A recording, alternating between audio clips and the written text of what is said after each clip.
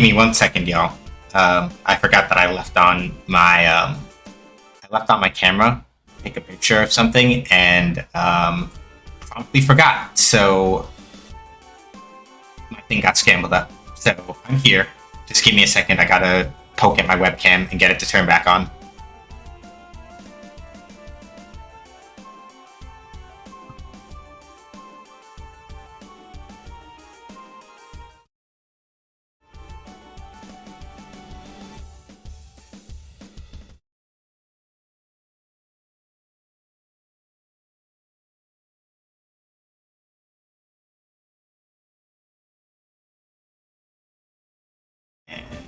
And there we go. Yeah, sorry about that, y'all. So, fun fact, when you have,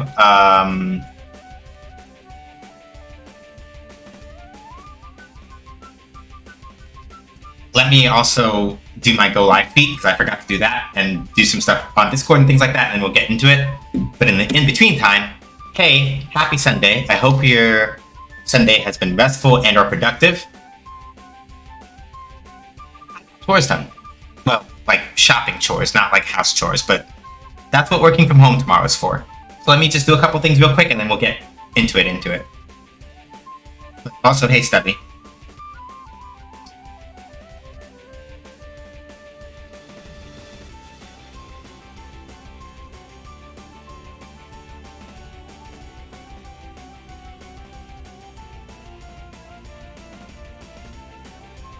Okay, so that's out. Streaming with the power of God and anime on your side. Hell yeah! I'm pumped. I know captions aren't working. I'm doing that right now. Chrome is what you need, yes. Alright. So chat. Hey Dai. Okay, so let's see here. We got this. I'm gonna try to just mix down the volume a little bit on iTunes, because I sort of can't hear myself think. Here we go. Okay, that's up, that's up, that's up. Let me just go. I made my go live. I just need to actually like drop it off in the usual spots.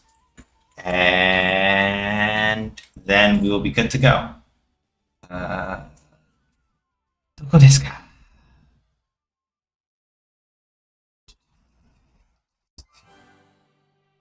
Live.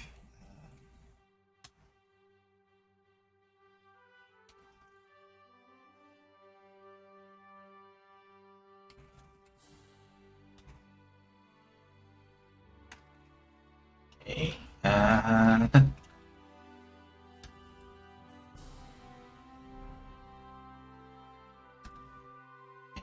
And go live. Grab this. Yeah, I just got to drop off my go live in a couple different spots, and then we will be good to properly go. My Discord.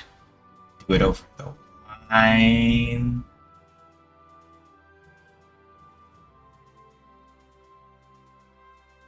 Seller.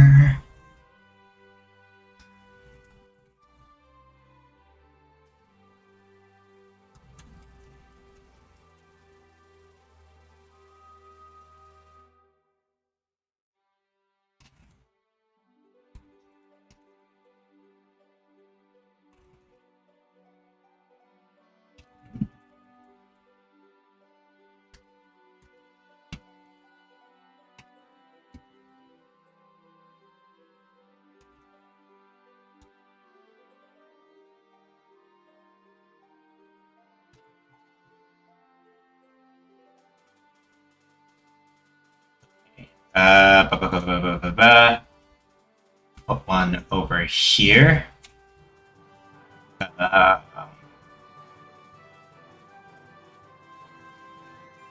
over here.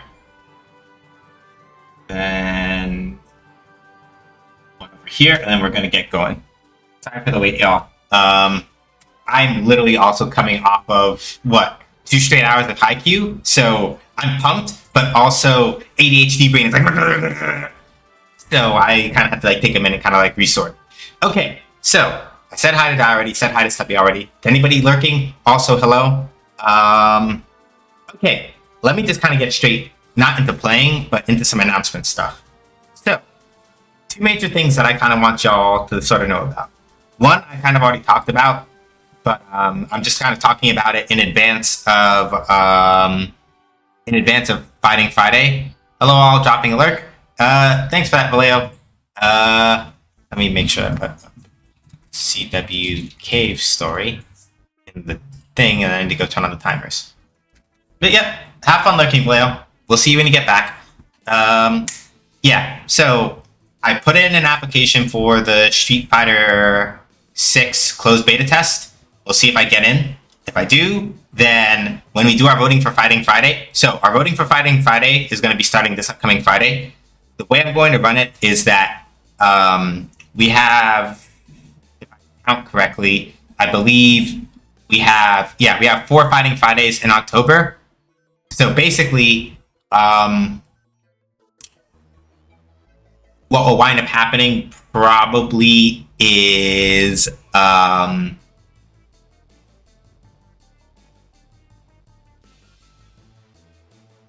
we have 5 Sundays. Okay, yeah. So what will wind up happening is that if I get into the Street Fighter 5 open beta, then yeah, basically top 3 games will each get 1 Friday apiece. If I don't, then we'll do the usual of like first place gets 2 Fridays, second place and third place each get 1. No big deal. Like no big deal on that. So the other announcement that I have, and this is a really, really big one. This is like a really big one, and this is the one that I was kind of like waiting for today to talk about. So, some of y'all, hello, the Omen ad was weird. Don't encourage people to put liquid on a laptop. That, they would, wouldn't they? Okay, so the other announcement that I kind of wanted to talk about, and this is really exciting for me because it's like, I think no, not the first time. I told a lie almost. Well, no, hang on. In terms of, okay, no, by technicality, yes. Okay, so those of you who have been around from like for a while, right? At least like before January of this year, for those of you that have been in the wine cellar from before that point, you may remember that in February, there was an event that I did with Games Done Quick called Unapologetically Black and Fast. It was a weekend during Black History Month, where it was all black speedrunners doing some things. And at that time, for that game, or for that event, I did a 4-character run of the demo for Freedom Planet 2. And I was able to get one of the devs from Galaxy Trail Studios who worked on it. It was Sabrina Diduro, who came on and like ran co-commentary with me and Pleasantly Twisted, and we had a good time, and all that was really good. Thanks to the generosity of Galaxy Trail and the team there, I received my first ever actual like from a developer key for a game for free for the first time. Basically right during a release week. And I was keeping it quiet for like a while because I really wanted to kind of like think about where I could like structure in a time to actually play it on stream, because we're playing it on stream. Not today, but next Sunday. Since it's going to be the last Sunday in, I think anyway. Yeah, it's going to be the last Sunday in September. We're not going to have time to start a new game if we finish Cave Story today. We're not going to have time to like really start a new game and dig in deep before October shows up with like charity fundraising month and everything. So what we're going to be doing instead is to close out our Sunday streams for September. We will be playing for however long we can. We're probably not going to try to get a clear in 4 hours. We're going to be playing some Freedom Planet 2. The full released game, thanks to the key that I got from Galaxy Trail Studios.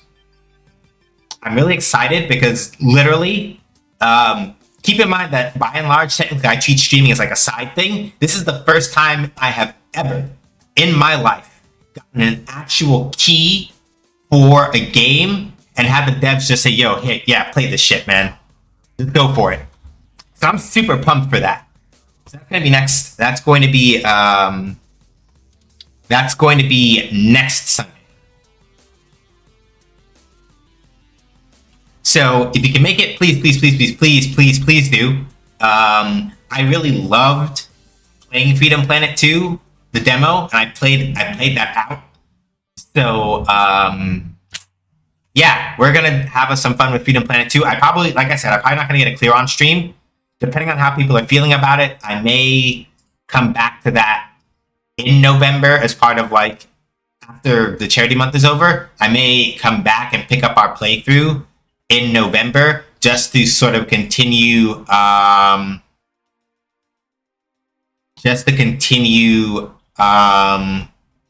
cleaning out, sort of like doing a refresher, because we did do a bunch of RPGs kind of like head to head and back to back before we started Cave Story, and I do want to kind of make sure that we're. And by the way, y'all have been great about this, and I appreciate it. Y'all have been sort of like great about.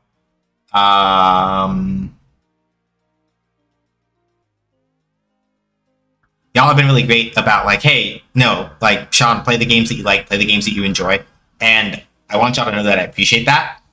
So yeah. But all the same, I'm also kind of like cognizant of the fact that like I tend to sort of like stack. Sometimes I forget to sort of like chop it up a little bit in terms of like playing different types of games on stream, and so I kind of want to make sure that we don't forget that. I like JRPGs a lot, but I don't want to just be like a JRPG streamer because that's not my thing. And yeah, we have Fighting Fridays to kind of counterbalance that, but I'm also talking about in terms of like playing the games that I like on Sunday, like for our kind of like long-term rotation slot for Sundays. I want to make sure that we're kind of like not always just like doing JRPGs a lot or just platformers a lot, that we make sure that we kind of like chop it up and keep things fresh. You know? So yeah, I'm really excited about being able to play Freedom Planet 2 for y'all next Sunday. I need to kind of sit down and like finalize the last little details of the charity fundraising stuff we're going to be doing. But I should have information for that for y'all, not this upcoming Friday, but the next Friday after, when we've decided on like our Fighting Friday streams and everything. I will make the announcement for at the same time that I make the announcement for at the same time that I make an announcement for what our Fighting Friday slate will be at the end of the month, the free birthday stream. That is at the same time that I'll talk about like our incentives and awards and rewards and stuff for charity fundraising month in October. All of that will kind of come together at around that time. So please look forward to it.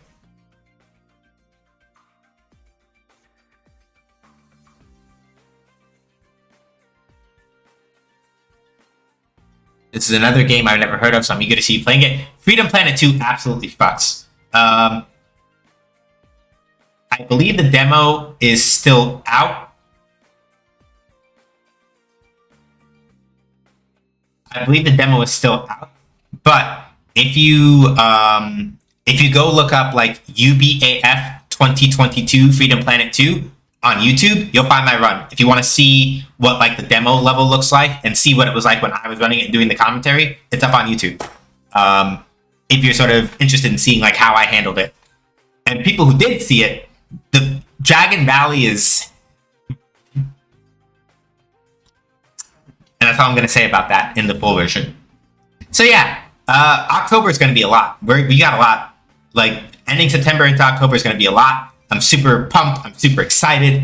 We're going to be basically letting shit, like, rip wild. And I am...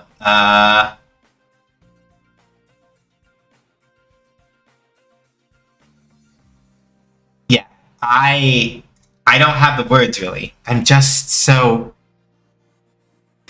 It's just really exciting.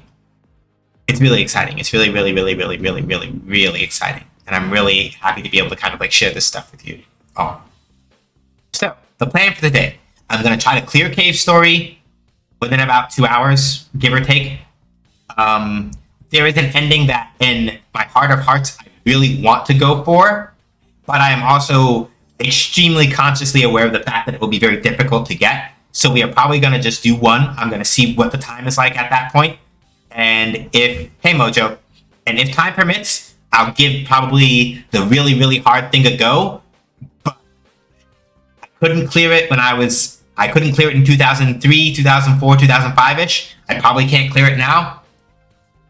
But I'll try. Oh no, that's not when I played this game, that's a lie. I couldn't clear it in like 2007, 2008-ish, or 2009-ish. But maybe we'll see if I can today, and if I can't, we're going to just spend the back 2 hours doing a game dev stream, because y'all indicated some interest in that, and y'all indicated some interest in that, and I would like to oblige.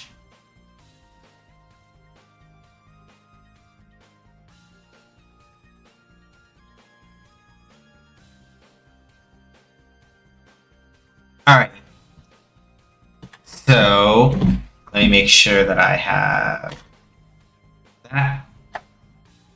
All right. So yeah, let's see how we do. I forgot to unplug this thing. Hold on.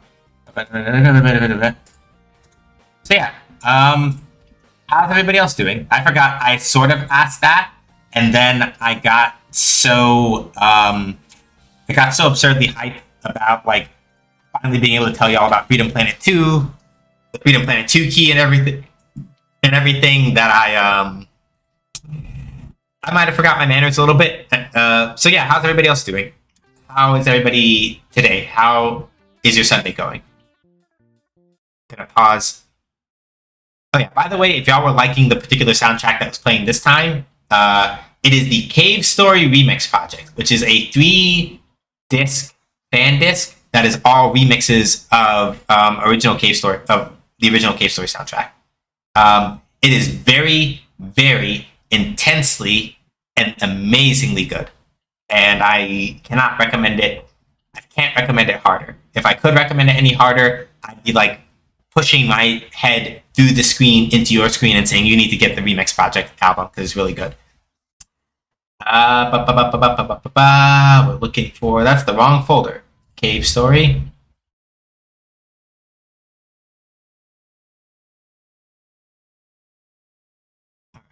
And we're gonna just get the properties on this real quick.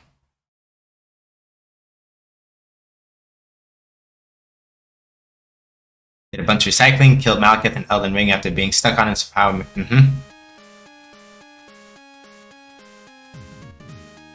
We love that. We love that. We love that. We love that. Turn this down just a little bit more. I can hear myself thinking a little bit. Doing okay today. I have my glasses and I'm drinking decaf chai. Basically, I've had a productive Sunday. Love to hear that. Excellent. So yeah, quick recap for those of you who did not see the previous stream and want to know what's up with Cave Story. So, Cave Story is a game that was something like 5 to 10 years in the making from Studio Pixel, which is basically just one guy, Daisuke Amaya. It is probably one of the most influential freeware indie games in sort of the platforming space of the early 2000s. It has had many re-releases over the years and all that other stuff. But, we're playing the freeware version because the non-freeware version, which is like Cave Story Plus and Cave Story 3D, is handled by a company called Nicalis, which is extremely unscrupulous in some of its business practices and can generally eat a bag of shit. So we're playing the freeware version with the fan translation because it's free. And I am not like a hard up purist about these kinds of things, but in my mind I'm like, hey, if you can play the original game for free very easily, then I see no reason not to do that. Like Cave Story Plus and Cave Story 3D have some extra features that this game doesn't, but we don't really need that. But the TLDR, our character is a soldier, a robot soldier, from the surface that is below this floating island. We woke up in a cave with 3 HP and no weapons and no memory of what the fuck was going on. So, over the course of the last couple hours of gameplay, we got us a gun, started wandering around these caves, met these cute little furry animal creatures called mimikas, particularly one named Sue, and discovered that there's an evil man named the Doctor who is trying to basically use the mimikas as biological weapons and do some generally like heinous and grody shit. Along the way, we met another robot soldier who is oddly humanoid like us, called Curly Brace. We went on an adventure with her to go try to stop the Doctor from like the evil and all that other stuff. And what wound up happening was we tried to take out the core of the island, albeit kind of by accident, and nearly crashed the whole thing. But it got whisked away somewhere. Curly gave up her oxygen tank to save my life when the core chamber flooded. We managed to get her out of there up till a point. She got washed away. And in search of a bunch of mimikas that got missing, we are now on this plantation where we have more or less found all the mimikas that went missing. So now we gotta fix that. Also, hey, base. So yeah, a lot happened. This game is not very long. This game is very short. Oh yeah, by the way, we eventually went to go return that gun that we stole. And the guy that made it was like, hey, so it's really cool that you managed to do so much with the gun despite it being incomplete. So here's the deal. Here's what I'm going to do. And we're like, what are you going to do? And he's like, what I'm going to do is I'm going to take this gun and I'm going to make it so that unlike every other weapon in the game where you have to collect experience in order to make the weapon stronger, I'm going to make it so that basically this gun that you have, the spur, you can charge it up and fire it like you're doing a goddamn Mega Man beam. And that's going to be a good fucking time. And we were like, bet? And he's like, bet. And so here we are. We are currently... Oh, right, before I forget. Laundry, cleaning, meeting done. Now I'm doing some warframe before Fire Emblem. Sounds like a day. Before I forget, before we go much further, Cave Story. This game is very cute and very cuddly. But I want y'all to understand. Scenes of abduction, enslavement, genocide, war, sibling loss, child endangerment, murder, body horror, and mind control. All of that is... Like, this game...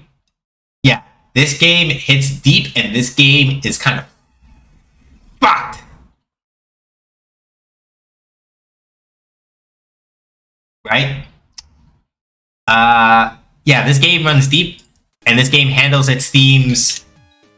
This game handles its themes very, very seriously, but it's also a lot. So I have another one to add to that. Hang on. Commands, edit, CW, Cave Story, sibling loss, child endangerment, torture, murder, body horror. Yeah, we got a lot. Game's still really good, and I recommend it, but, yeah. Nicholas effectively stole Cave Story, I'll never not be angry about it. Yeah. Luckily for us, Pixel is still making games. He made a game a couple years ago called Carol Blaster, and I strongly recommend everybody play it. I have not gotten a chance to yet, but Carol Blaster is also very good. He's still got it.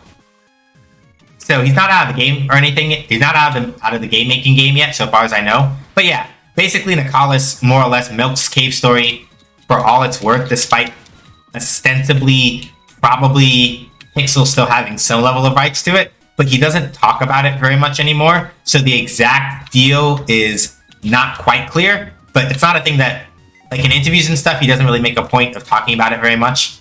So it's just one of those things that you just go like, it's just one of those things where it's like, you know, best not to bother him about it.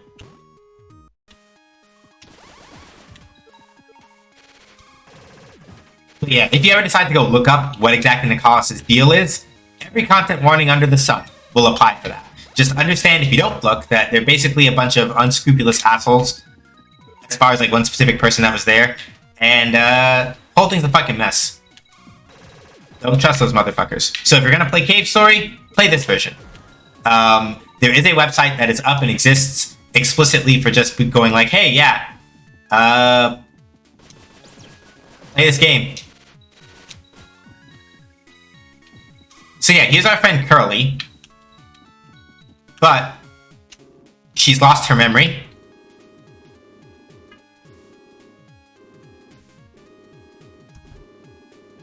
And there's a certain kind of mushroom that can bring back memories. So, it exists. We do need to find it. And we bring it back to her. And that's pretty much what we need. But yeah, Mojo's correct. Nicholas basically stole Cave Story, more or less. Or at least they shill it enough that it's functional like they stole it. And it's like, But like I said, Pixel does not talk about it a lot. And so it's one of those things that's very... The exact truth of it is kind of difficult to figure out, but it's not something that he likes to talk about very much.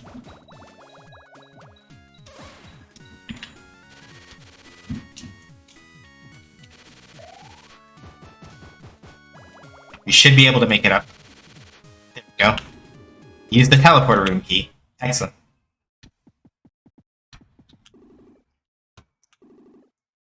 Cool. Let's teleport. I want to go to Arthur's house. Killer robot! Doof.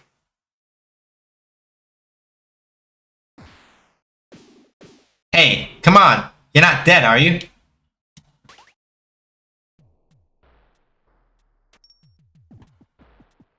Ah. Oh, look who's awake. Thought you might be dead. You didn't flinch no matter how many times Sue smacked you. This is the jail. Those who try to defy the doctor get thrown in here to be subjects for his experiments. That's what Sue said. You a friend of hers? You're a bit too late. She used to be in here with us. She was caring for you the whole time. Just a little while ago, they came and took her away. Well, you know what that means.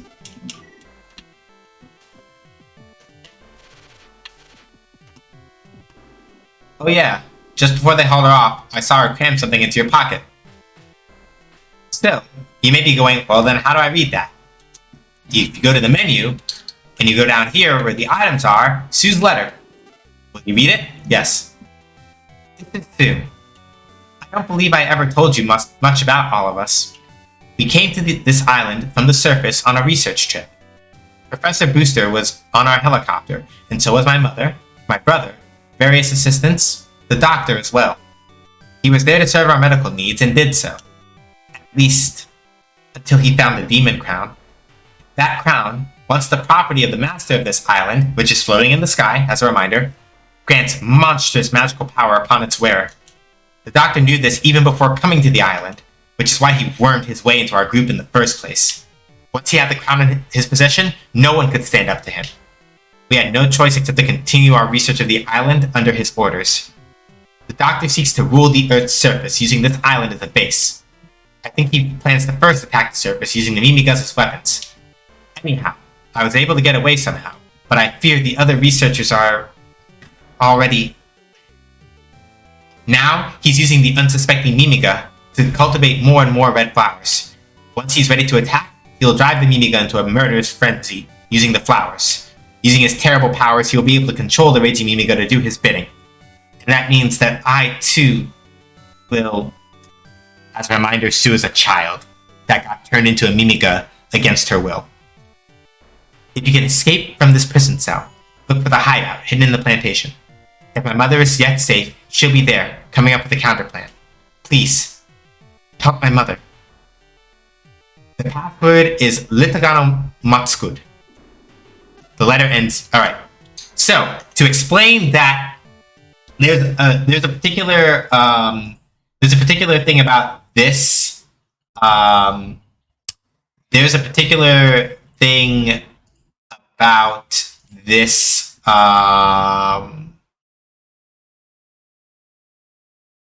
There's a particular thing about that particular password that I feel is important to bring up here.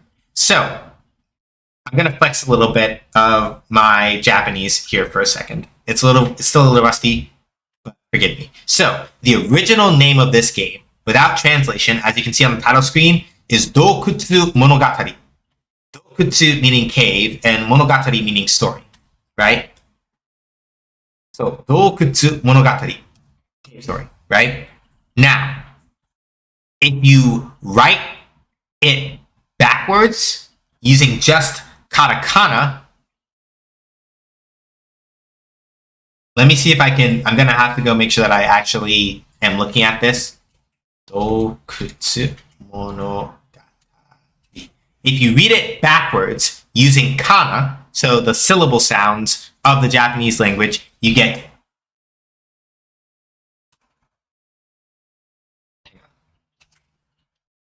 Dokutsu monogatari. You get Rita ga no. Rita ga no mo.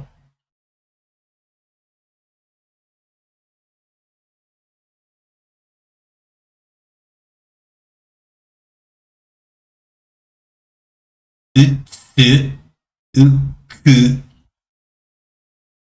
odo. Odo. I'm kind of getting it fucked up. Rita ga no. So yeah, Rita ga no mo tsu ku do. Rita ga no motsukudo. In other words, the translators, when they did the fan version, did not catch that the password is literally Dokutsu Monogatari written in reverse kana order.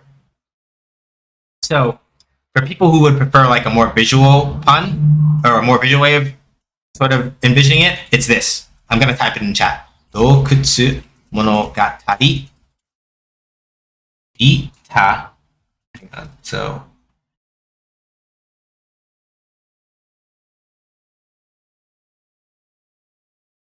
Rita ga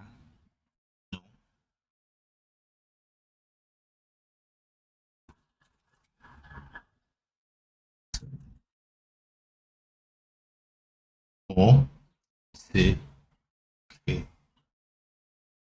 do. Do ku tsu mo. Basically, this is the pun.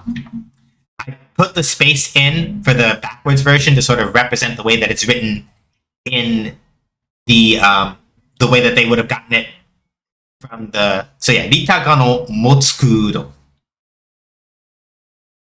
If you read each syllable pair in the second one backwards, you get do u kutsu monogatari. So the equivalent basically would have been the English equivalent, which gets used in one of the later translations from Nicholas, but it would have been the equivalent basically of doing this.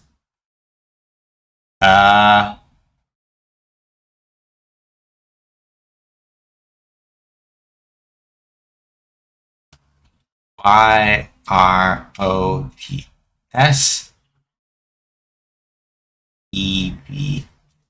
Basically, it would have been like doing this, functionally speaking. That's really the kind of password that it is. So, free fun fact for y'all.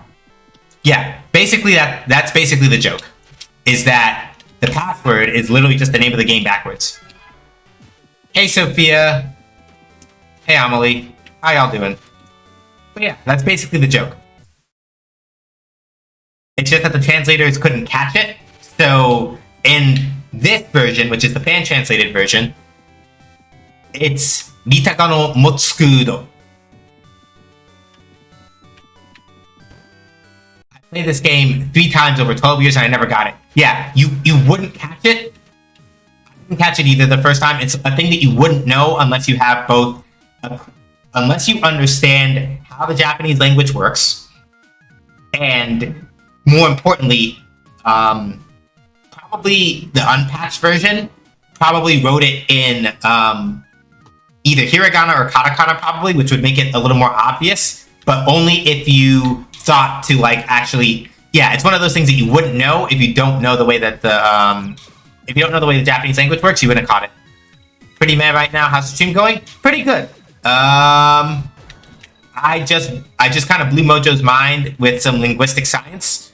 I announced that next week Sunday we will be playing the first game that I've actually ever gotten a key directly from the developer for, Freedom Planet 2. I did since I did a basically a speed run of the demo for GDQ back in February, they were like, "Hey, so do you want an actual key for?" It's like, "Hey, here's an actual key for Freedom Planet 2." So we're playing that next Sunday. To kind of like wrap up September before we get to charity fundraising. So I'm really excited about that. Charity fundraising itself is going to be great, and we're just going to have us a heckin' fucking good time, is what I'm getting at. But yeah, team is going great. Thank you for asking, and it is good. It's good to have both you and Sophia here.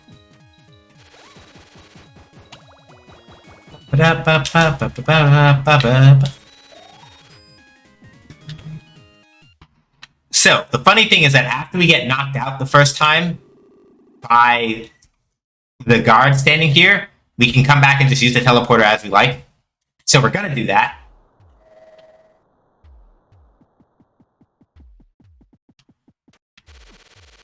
Because we're gonna do that because we have some things that we need to do over here. So, if you remember earlier, when we were talking to Cthulhu, that fellow in like the green hood down at the bottom of the plantation, he said, "Hey, so I've heard that there is a mushroom that can restore memories.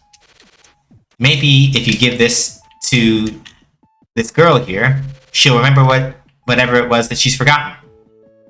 And there's only one place that we know of where mushrooms grow, which is here in the graveyard.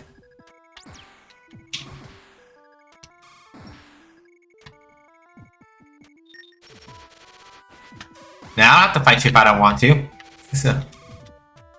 Alright. So. We gotta be kind of careful with this next part here. So. In this room, basically the only way that you reach this room is, Curly has to be, and this is like critically important, like Curly has to not have her memory. And Curly has to have showed up at the table, at the in the bed in the plantation, and all that. All that has to have happened. By proxy, you have to have the booster version 2.0, I think, in order to get in here. And there's a reason for that. So, the only way to restore Curly's memories is to basically have the booster 2.0. There's a couple of like other things that have to there's a couple of things that like kind of like relate to that I'll talk about when we get closer to where that is more relevant. So we got to talk to the Mapenon here. You got some business with me? Hold on a second, let me look this up real quick.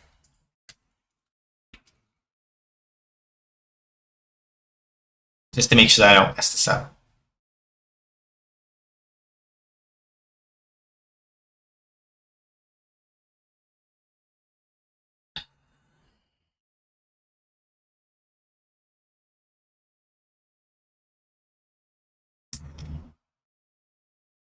Hold on. I gotta look up like a video guide because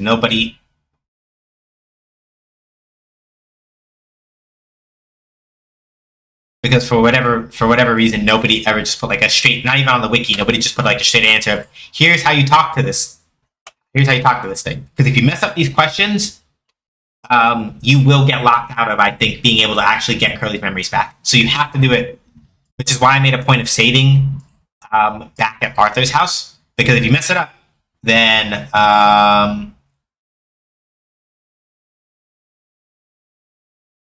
at least so far as I know, I think it's possible to mess up the sequence of questions such that you get locked out of it.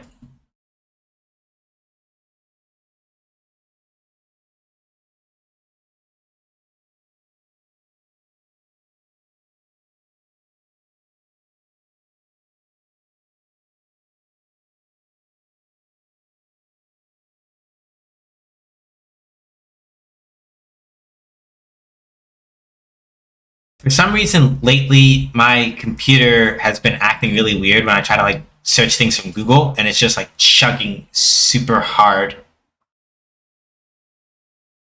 Okay, so here's how the sequence goes.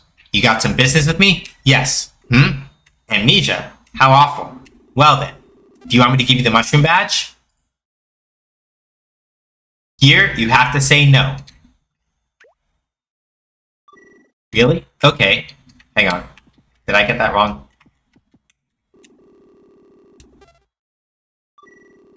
Okay. Sorry, that's backwards. So, he'll say, you have business with me? Yes. Do you want the mushroom badge? You have to say yes. I think. Hang on a second. Let me see if I actually have a proper thing for this, because not a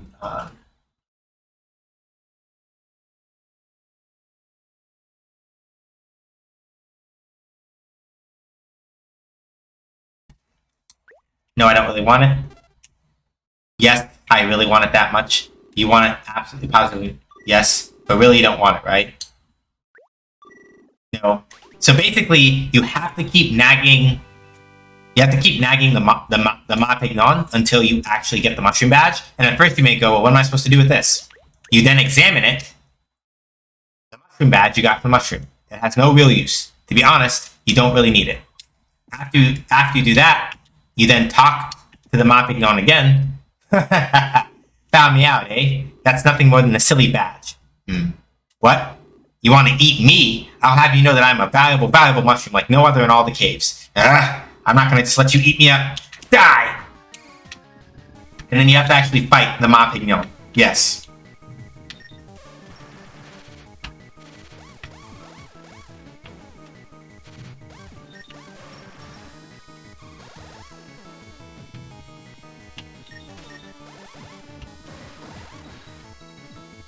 So, the nice thing about using the spur in this fight, unlike your other weapons, which will level down if you get hit by the rocks or other such things, the spur has no such weakness. And as y'all can see, its beam will persist.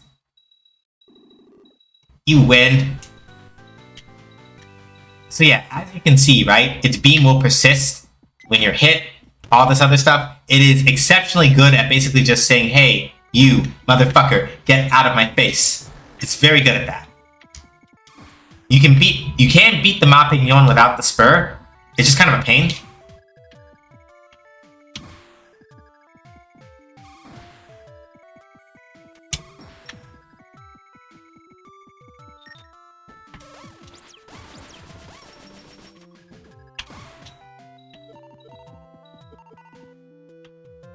Sorry, I was looking to see, because I might have missed it. There's normally a thing that I think happens here, but I might have waited too long for that. So yeah, basically speaking, you basically have to make the Mapignon give you the mushroom badge, and then you beat the shit out of it afterward. And once you've done that,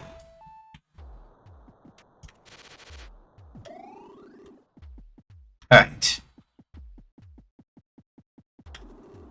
Now we're going to head over to the plantation.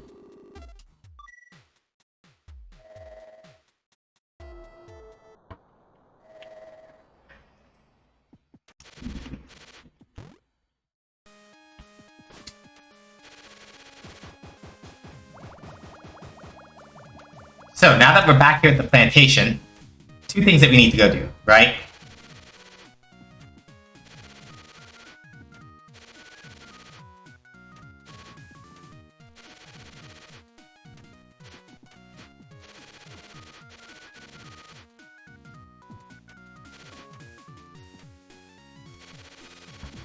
We're gonna come over here, right? Talking to Cthulhu just has him, like, just keep saying this thing, right? So, who are you? Do you want to use the Mapignon? Yes. Jammed it in the curly's mouth. Quote. And this is the only way you ever learn, right?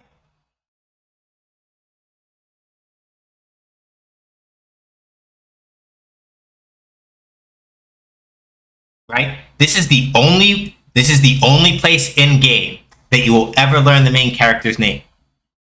This is the only place in the game that you ever learn the main character's name. They never refer to the main character by name at any other point. Well, not that I'm immediately aware of. As far as what I can remember, this is the only way to actually learn that your main character's name is quote.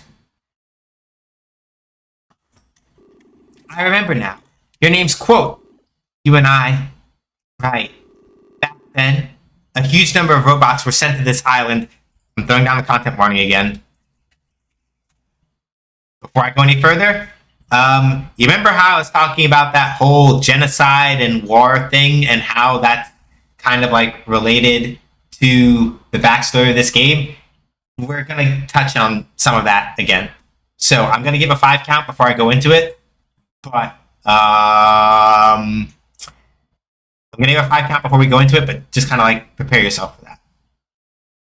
So 5, 4, 3, 2, 1. Let's go, shall we? So, right. Back then, a huge number of robots were sent to this island from countries on the Earth's surface. The target was the awesome power kept within this island, the Demon Crown. But you and I, we were different. The two of us were sent in order to destroy that power. When we got here, the island was in a shambles. The robots had torn it all to pieces, and countless Mimiga had been slaughtered. It was terrible. Finally, one man got the Demon Crown in his possession. The robot's work was done, and the island fell silent. But that was just the beginning of the tragedy. With the crown in hand, the man turned the Mimiga into killers, and began his assault on the Earth. I tried to stop him. You were there too. That's as far as I can remember. I'm pretty sure we were able to wound him, but we seemed far out of our league. Do you remember anything? I don't. I'm fine, thank you. Don't worry about me. Oh, here. Take this with you. Got the iron bond. I'm fine now. What's that? Her memories are back. Liked it better the old way. So, the iron bond. What is that? You're tied to Curly Brace, the only warrior you would trust your back to. Surely you will meet again someday. Very important note for those of you that may decide to play this later. If you want to be able to potentially get a different ending to the game, you absolutely, M-U-S-T must acquire the iron bond.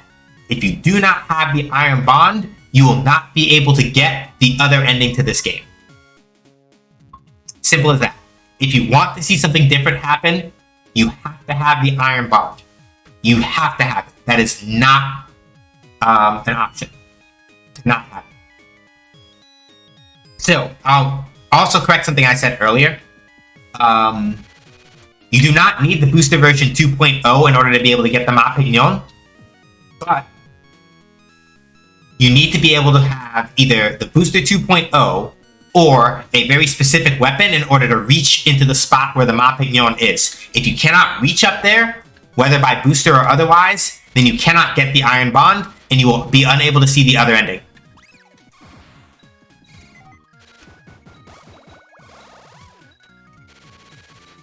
So, for those of you that are thinking about playing this, keep that in mind.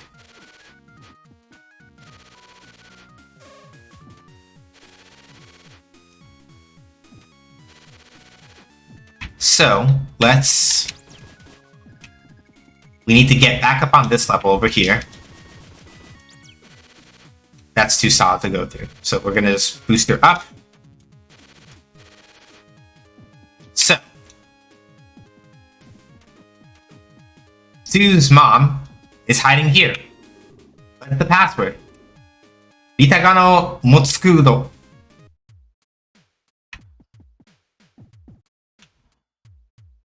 Oh. So, you're the savior Sue spoke of. Oh, thank goodness. I'm Momorin Sakamoto, Sue's mother. I used to take my chances working at the doctor's side. But once he found the seeds, he had no more use for me. So he had me tossed off the edge of the island. Chivalry is dead, let me tell you. But that's neither here nor there. Right now I'm working on building a rocket, one that will get you to the Doctor's throne. I don't quite have all the parts yet, though.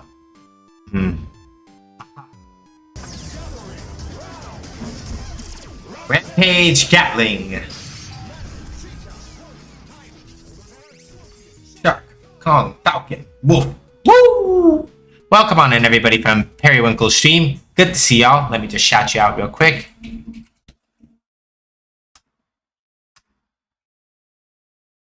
Welcome on in. My name is Sean, but you can call me either that or SJ. I make games, I play games, games make me basically, and much like you were, we are currently playing our way through Cave Story. I'm specifically playing like the original freeware version because Nicholas can eat a bag of diapers. How did your stream go? What were you working on specifically in Cave Story? Just playing it through? Checking out some other stuff? Let me know. Aha. I just need to borrow this.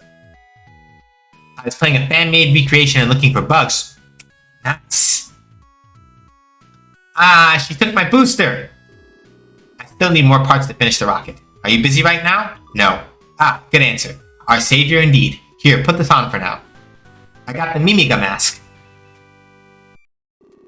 Charming, quite charming. Perhaps it's a bit big, but the Mimiga working the fields aren't allowed to speak with humans. But with that mask on, you should be able to talk to them. Are you with me so far? To complete the rocket, I'll need plenty of electrical power. If you get a hold of one of those sprinklers they use out there, I think I might be able to work with that. Please bring me back a sprinkler. So, because Momorin took the booster from us, we currently can't booster around. Which means that we, basically all we need to do is on more or less the ground floor, because we can't go any higher up. The surface dwellers are planning an attack on us, so we're raising red flowers to prepare. If what the doctor says is true, these flowers better bloom fast or else. So,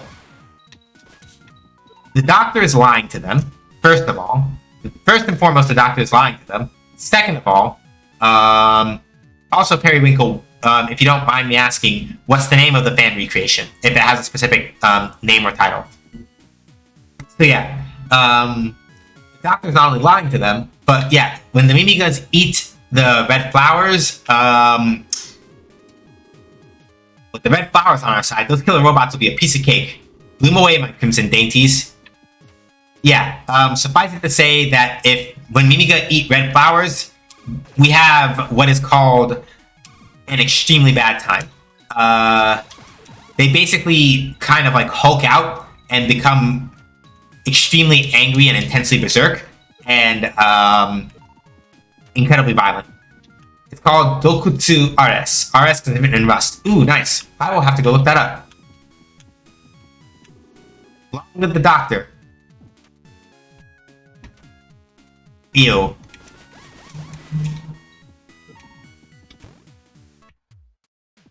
So here we are in the rest area. So they have something similar to rabies? Kinda. Kettle, if you remember, do you remember how, Taroko became a boss fight and, like, kinda, like, hulked out? Or that one big dude with the tie in the egg corridor the first time from last stream? It's like that, basically. I don't believe a word that doctor says. Robots? Yeah, like that's supposed to scare me. It's true that robots from the surface have attacked this island in the past, and I know many of us were killed. But some among those robots understood speech. I believe they too had souls. I'm so exhausted. These are sprinklers. They break all the time, you see, so we've always got to have lots of new ones ready. So, you can't take any of the sprinklers from here. But... oh yeah, a fun fact that I did learn that might just be hearsay, but would track. So, one of the Mimiga who is unfortunately no longer with us, by the name of King. You see this little ghosty that comes out here? That's King's spirit, because we're using his sword. So, King, who used to own this sword, one of the wikis actually said, from what I went to go look up, this might be I think this is based on a comment that Pixel made on his blog at some point. But something that he brought up was the idea that King, who used to own the sword that we're using right now, King actually at one point boiled. He didn't eat it whole, but he boiled one of the red flowers and then ate that. And it caused his eyes. So when Taroko was forced to eat one, her eyes went bloodshot and then she went kind of like berserk. But if you look at King, right? If you look at his in-game portrait, his eyes are a kind of reddish color, but they are not fully red. And that's because, according to a blog post that I think Pixel made on his blog at some point, I'm not sure where to find it, but because King boiled the red flowers and then ate them, he became stronger and a bit aggressive, but did not lose his ability to, like, reason and talk, right?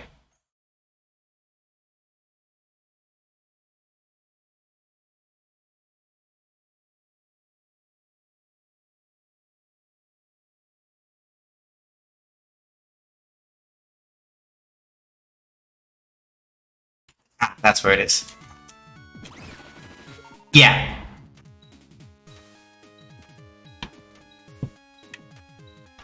Also, some level design I want to shout out here. So note that because this is a part of, because there is a portion of this flower is native. Yeah, this flower is native to this place. Maybe they used to know how to use it. Yeah, the red flowers grow. The red flowers do grow natively on the island. The red flowers do in fact grow natively on the island. Yes. So, a bit of level design that I kind of want to shout out here. Because there are sections of the plantation where it is entirely possible that you will not have the booster, like the situation I'm in right now, right? I don't have the booster right now, right? Notice how we have all these little floating blocks here that are arranged in such a way that even without the booster, if you happen to fall down here on this side and you're like, well, how am I supposed to get back up? I don't have the booster. If you're careful, and unlike me, not so damn clumsy, you can actually use these chained and floating blocks to actually make your way back up.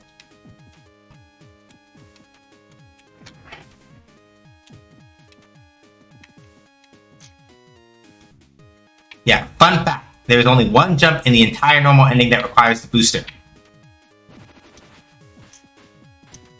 Yeah. Oh yeah. So for those of you that came in with the raid, the only thing I will ask is that you do not give away any details at the moment. Do not give away any details of any of that other stuff yet, because I know what the endings are, and I've alluded to the fact that there's more than one, but I have not told anybody in my chat what I've not told anybody in my chat yet what those entail. So we're going to keep it kind of secret for a second.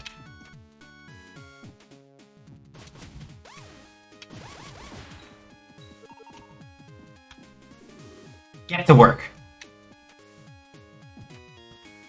So, let's see here. Oh, you're new here, aren't you? I bet you're still confused being picked up and dropped off here all of a sudden. Well, just remember, don't try anything funny. If you run away and get caught, they'll throw you in prison. As long as you just tend to the flowers, you'll be safe and you'll get to eat. It busted again. Hey, you're the new guy, right? Go take that busted sprinkler and exchange it for a new one. It stopped. So we take the broken sprinkler. We're now going to go back over to Momorin. Or, I guess, Dr. Sakamoto. We're going to go over to Dr. Sakamoto and give her the, give her this sprinkler. And then we should be good, and we should be good to go. But yeah, Breakon, if at any point I pass by where... Okay, let me rephrase that. So Breakon, if I've already passed the point where that jump is required, feel free to point it out. If I haven't come across it yet, then by all means feel free to point it out to chat once we get there. Welcome back. Gave her the sprinkler. The sprinkler's batteries have run out. I can't do anything with this. Okay. And if you're like, well, then what am I supposed to do? Well, if you remember, if you go over this side, this off. So, when it comes to this actual part, right, what you'll want to do here is come down this way. In the rest area, if you talk to the person who tends to the broken sprinklers, another one, you give over the broken one, be nice to this one, and then you get one that works. Now, instead of bringing this working sprinkler over to the Mimiga that gave it to you, we're gonna say fuck all that and go give it to Momorin. Oh yeah, you already passed it. It's to get past Cosmo and the Sky Dragon. Ah. Oh, when you start climbing the outer wall.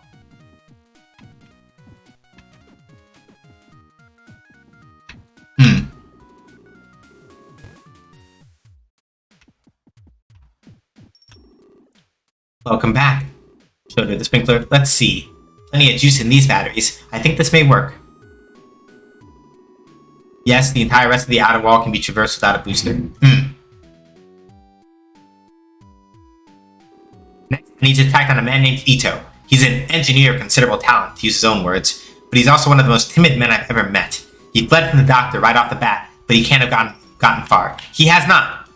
For those of you that remember from last stream, or if you remember where we started this stream, even, once I actually booted the game up, Ito is the Mimiga that is standing right over here. Ito? Yes, that's me. What's that? What? Sakamoto's working on a rocket? So she's still alive. A fierce one she is. Nothing like me, that's for sure. Alright then, take this. Got the controller. I think that's what she's after. Give Miss Sakamoto my regards. So, just gotta make sure I don't totally beef it here.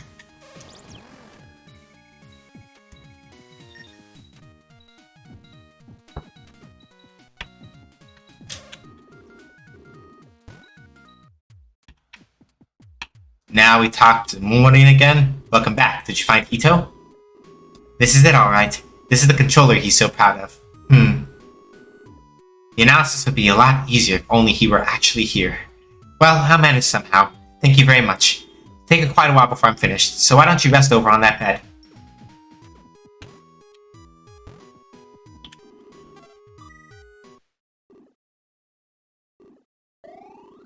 You awaken after a long sleep. We're gonna save again. Can't do anything with that.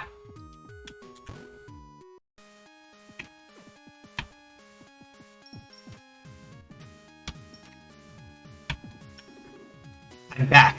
No use in hiding anymore, you know? But anyway, the rocket couldn't be finished without me here. By the way, if you defeat the doctor, do you think I'll be able to become a human again? I hope so. Because if you can, Sue can. Did you have a good rest? The rocket's all done. You'll be able to take down the doctor, right? I believe in you. Take this with you. You get the booster back. You won't be needing this anymore. Mimiga mask taken. Directly above us is a path to the throne room. You should be able to get there using the rocket. The Mimiga are gone from the plantation. In other words, he may already be using the red flowers. Go on. Ride the rocket up to the doctor's throne room. Hurry. So, technically speaking, you can actually you can actually get on the rocket and ride it while still wearing the Mimiga mask and not get the booster back that way and have to come back to get it. But there's reasons why you don't want to do that, and I'm going to leave it at that. So we're going to ride the rocket like this. Well, shit. Did I remember to save? Please tell me you remember to save. Okay, cool. So I know that y'all were probably like, why did you jump off? Because Doggo. And Doggo means Jenga. So let me try this again.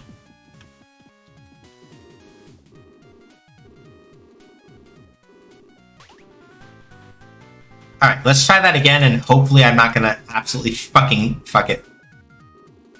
Another fun fact. If you bonk your head at any point while the rocket is running, it'll stop. Okay, cool. Oh, right. That's part of why. Because when she gives you back the booster, it's not equipped. Which means you have to, like, manually equip it.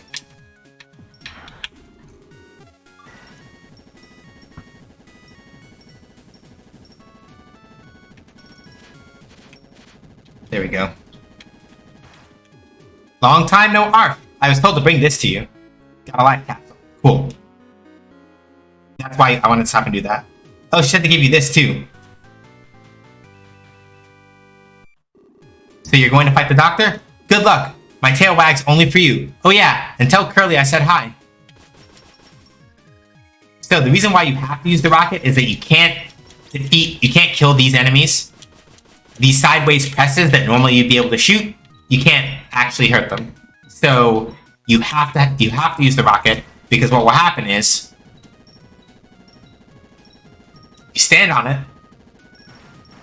it will go up fast enough that you can surpass all those presses without getting hurt. Now, something very critical here. The next words that y'all are about to read, I'm gonna look through my weapons here. You see how they have level 1, level 2, or level 3, right? You can collect experience from defeated enemies in order to level up your weapons so that they have more power, different behavior, all that other stuff, right?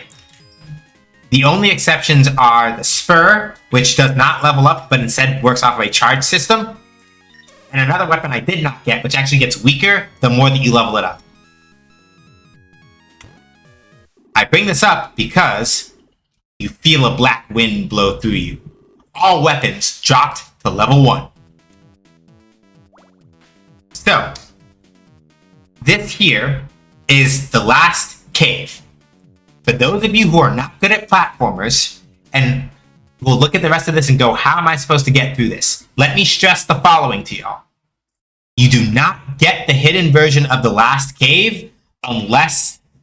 Okay, and if somebody else in chat is like, that's not right, then by all means correct me. But to my memory, unless you have explicitly acquired, unless you are on potentially the path to the other ending of the game, or you have the Booster 2.0, it's one of those with the trigger, that is the only way that you get to see the last cave hidden. If you are playing the game and you are like, and you skipped over some other stuff, the version of the last cave that you get is very, very different from this one. This one is a lot harder on purpose, but it is not the version that you are guaranteed to get if you are playing this game casually. So if you're looking at some of this and going, how is anybody supposed to clear this? This is not the version of the last cave that you are guaranteed to get unless you are going for a very specific set of circumstances.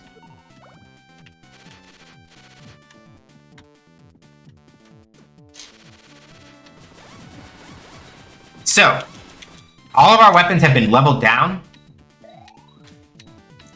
except for one. That one weapon is the Spur. So, what makes the Spur especially valuable for the last cave hidden is that because it cannot be leveled down, you're pretty much good to use it kind of like you would use anything else. Another very clean bit of level design here. If you notice, right? Yeah, like a lot of these challenges are specifically meant for the Booster 2.0, by and large, right? Oops. But if you have the Spur, you basically don't have to worry about having to level up your weapons or anything like that. You can kind of just like spend... I'll soak the hit there, because better than the alternative. But with the Spur, you don't have to worry about not having weapon energy, because you can kind of just relax and chill and keep it cool. So, the main thing as far as the last cave hidden goes is that it is a lot of like precision platforming. But with the Booster 2.0, you have a lot more maneuverability than you think. especially if you use it in very short bursts. So something that you're going to see me do a lot is, ouch.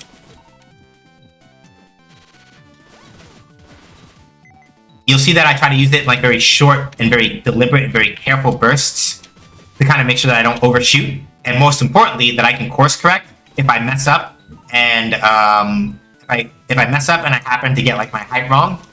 You'll see that I use very short bursts so I'm not burning through all of it. So we do a short hop here, boost, shit. I'll just take the damage boost and go up here. Okay, this could be kind of bad. This could actually be really bad. I'm probably going to have to use up that life pot. Which I didn't really want to, but I forgot how hard the last cave hidden actually is. So you know what? I'm just going to burn it.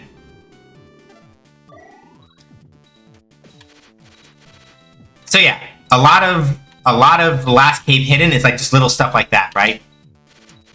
Where you have to do a lot of like very careful and very deliberate boosting and things like that in order to try to not get hit.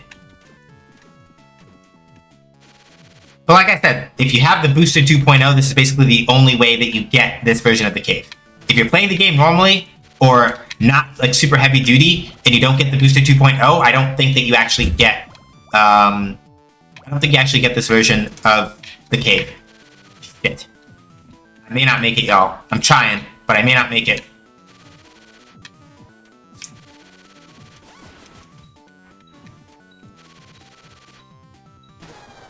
Yeah. It's gonna be rough. I'm gonna do my best to at least get through all of this so that we can actually, so I can keep my promise and do the dev stream, because I would like to do that.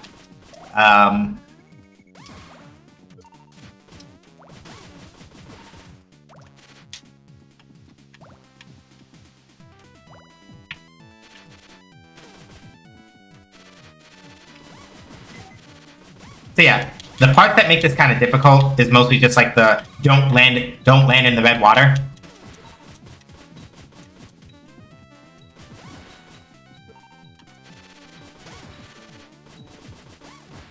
I'm doing my best to kind of like slow down because I can already hear. There is someone who I respect very deeply, and I can already hear their voice saying SJ. SJ, slow down. I can hear them saying it to me right now. It's like neutral, motherfucker. I can hear it. And I'm doing my best. If by some chance that person happens to be watching the stream, I promise you, I am doing my best to try to keep my cool. I'm trying. But some of these jumps are real fucking tight.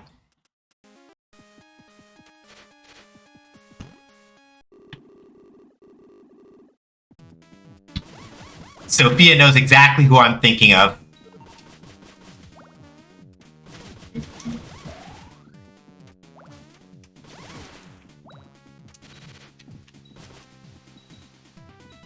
See here. Ah, shit. So this game does have variable jump height, by which I mean if you tap versus hold the button, you get different heights. So yeah, knowing just what height to kind of like tap at for a lot of these jumps is like very important. Shit, too high, too high, too high. Fuck me. So yeah. One thing I like about that little cross section right there is that they do make a point of using the like little cross of the bars to help you better sort of like aim your jump. Whew. Clean. Okay. Shit.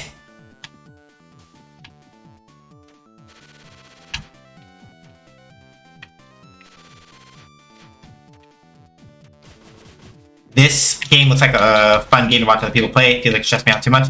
I'm good. So yeah, minus a couple other things that are going to happen. I'll reiterate again, right? This specific version of the last cave is not mandatory unless you do certain requirements. If you're playing this game and you don't meet the requirements to unlock the last cave hidden, which if you're playing it casually and you don't, and you miss some of the stuff I do, the other version of the last cave is not nearly this punishing. It's not. So that is the thing to keep in mind.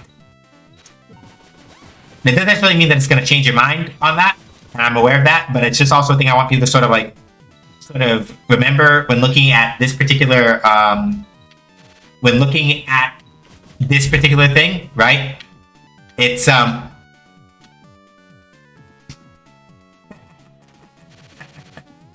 enjoy your lurk, Nessa. See you when you get back. Shit.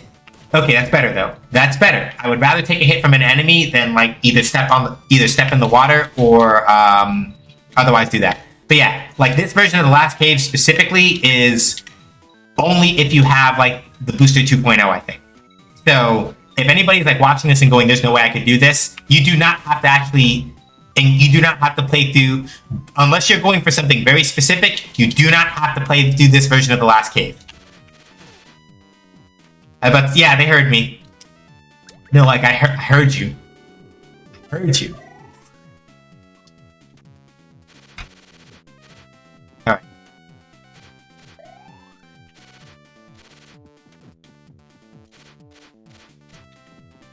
So yeah, it's a lot of like little precision stuff like this with the booster 2.0. That's what this particular what the last cave hidden is about primarily. You don't just like kind of burn all your juice. You sort of just like the platformers in general are games that depend on my mood play, so my reflex is not that great, right?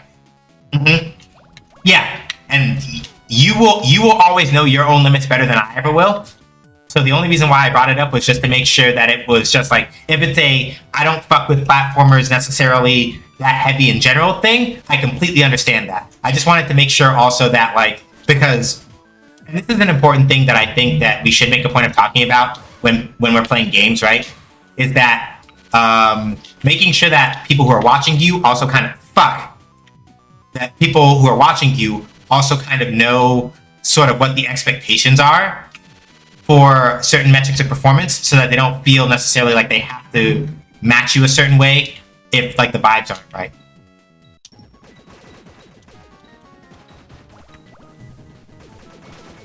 Nah, fuck you. Get the fuck out of my face. Open the treasure chest. Got the clay figure medal. Cool. So yeah, that boss is the red ogre and only shows up in this version of the last cave. But as you can see, I basically said, "King, let your spirit guide me," and kind of just like threw the sword at him repeatedly until he died. So the sword is a very, very short range weapon, but it does absurd amounts of damage. It is very good.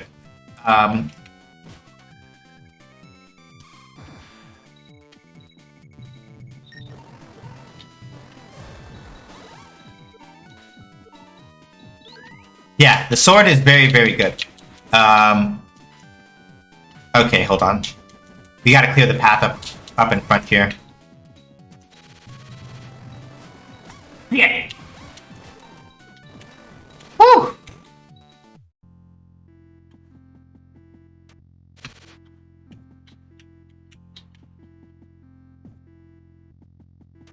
So like the Z-Saber? Kinda. Yeah, like this is the range. The level 1 goes a little farther than that, level 2 goes like this, and the level 3 is like a little bit farther than that. But it's very strong and travels it's very strong despite its short range. So it's interesting because it functions very similarly to like what a melee weapon would function like without actually functioning like a melee weapon. Helicopter. Prefab building. We're gonna rest here. Health restored. And I do want to save. You find a note written by Booster. Would you like to read it? Exploration of the island's interior would be more effectively accomplished, I suspect, had the equipment to facilitate aerial movement. Thus, I have duly begun development upon the booster. Development of this flying apparatus will take place in 2 stages, versions 0.8 and 2.0. My plans call for 0.8 to be equipable and to allow for a certain amount of hovering. I'm sure I can complete 2.0, provided I only live long enough. It promises to be an even more useful item. I believe, if I remember correctly, this is your only hint. If you get the booster 0.8, you cannot get the booster 2.0. If I remember correctly, if this note exists when you get the booster 0.8, it is your only hint that there is potentially a way to get the booster 2.0. The way that you get the booster 2.0 is, and I will be straight up about this as much as I love this game, the way that you get the booster 2.0 is incredibly counterintuitive on first glance, and it is not a thing that most players will think of. How?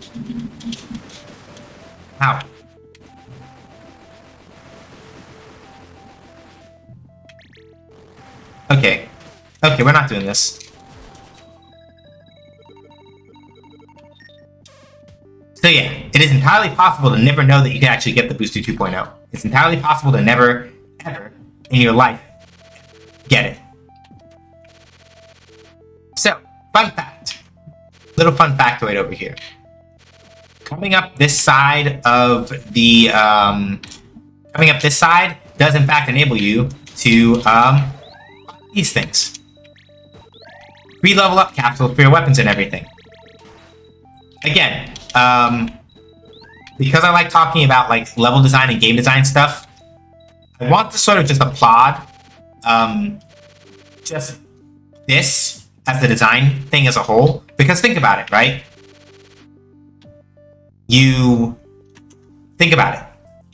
You come out of the last cave final, you go into the prefabricated building, you rest and all that other stuff, but you're like, all my weapons are still level 1. What am I supposed to do? If by some chance you wind up climbing up here, you find these weapon crystals, and you're good to go, right? And you can sort of like restore everything. We really like it when game designers think about these kinds of things.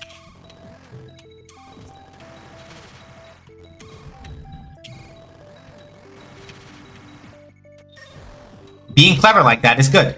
We live for that. We like that. Being that clever is very good. Because now, the other thing that we can do, so when you go into those clouds up at the top, right, you basically get kicked back down to where the prefabricated building is, right? And if you do, these restock.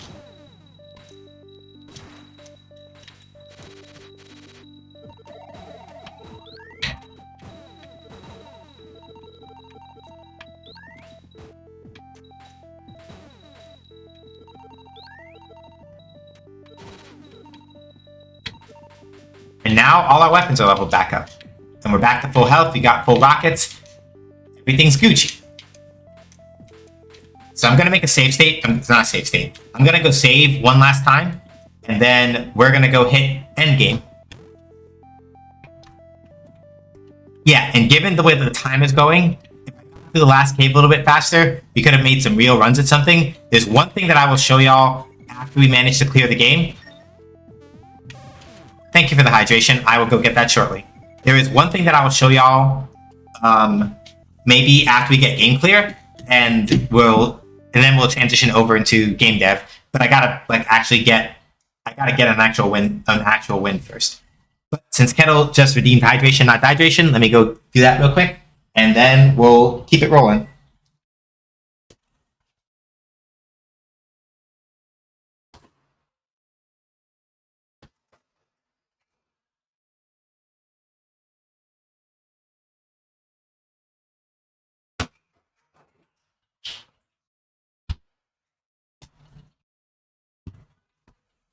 Water's here.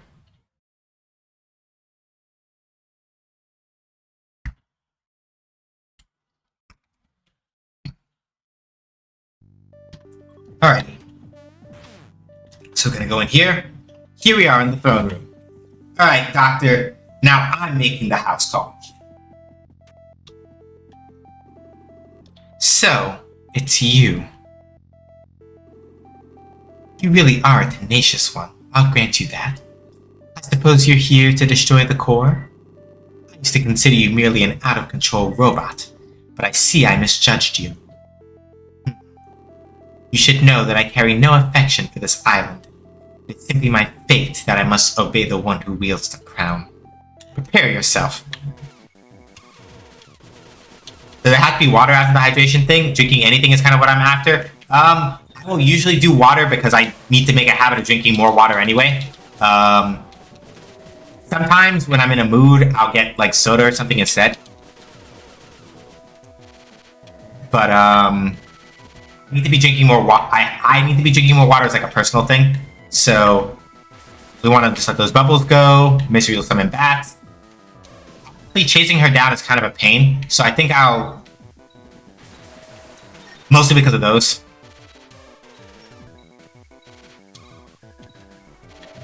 So I'm gonna try to... I will try, anyway, to just be a little more patient and let her come to me, as opposed to, like, trying to go over to her.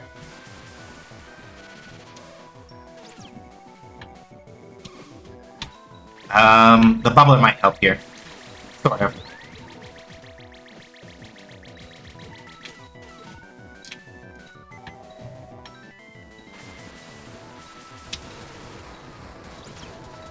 Damn, missed. How many? I got a good couple of rockets left. Yeah. I don't know if I said this already, but the monster design is really interesting as of the attack's very clever. Yeah. So basically, yeah, Misery's whole thing is that as she takes more damage, she summons more of those little rings around to like deliberately kind of like block off your shots and make it harder.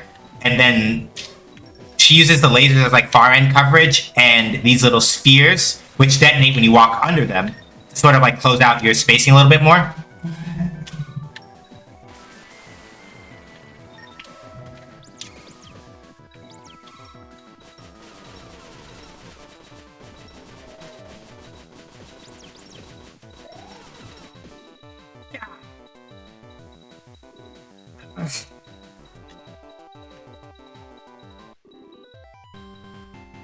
Defeated Misery. Yeah.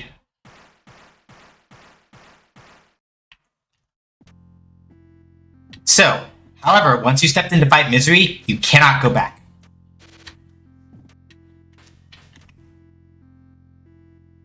So, here's where the king's table is. Hey, there's Chaco and a couple other of the Mimigas that we've met along the way and everything. The doctor's afraid of us. That's why he put us in jail. I'm sure of it. Oh, it's Mr. Traveler. Did you come to rescue me? You and everybody else. Oh yeah, so, fair warning at some point, in case I don't get to, Pixel has definitely played some Toho, yeah.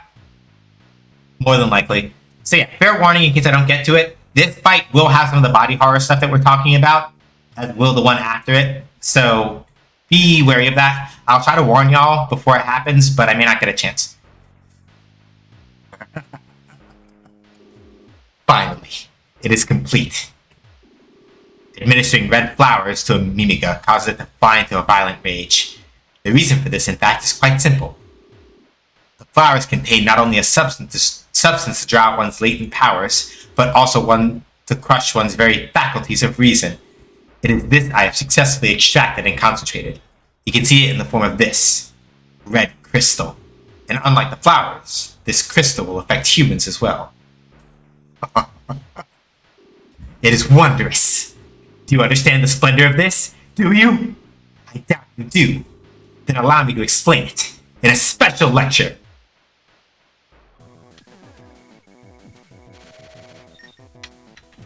So yeah, the trick here is mostly to watch the red crystal, because where it goes is where the doctor will appear.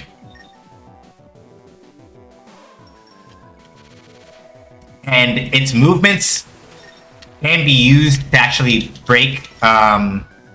Its movements can be used to sort of like stop and break your laser shots. So you have to kind of like pay attention to where it is and how to kind of deal with it.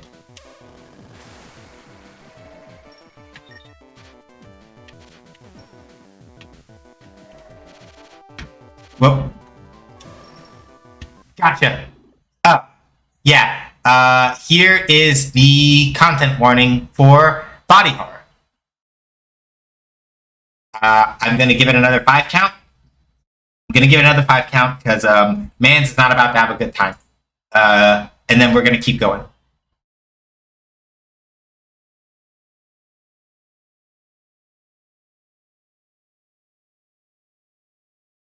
So, 5,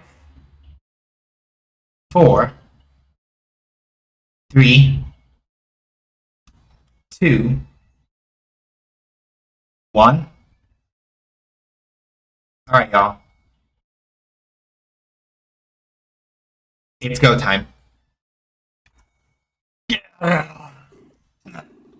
power. I can't control it.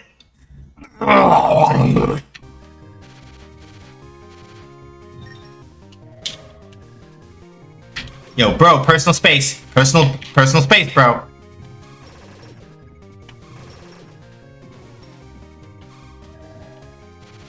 So yeah, you still gotta keep watching the crystal whenever he disappears. Ah, these stingy motherfuckers. Oh no, now he has shoulder pads. Yeah.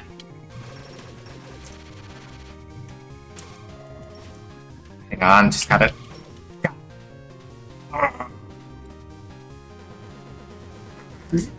Oh. I have to drink water after that one. Defeated the doctor.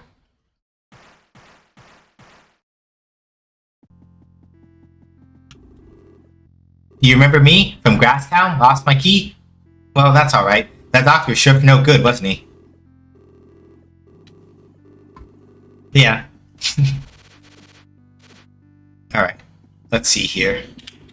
You did it! I feel like a princess. Sue? Ooh, I know her. That girl likes a Mimiga, but she's really a human, isn't she? My eyes can't be fooled. Anyway, she's not here. You're so strong. Almost like the great hero, Arthur.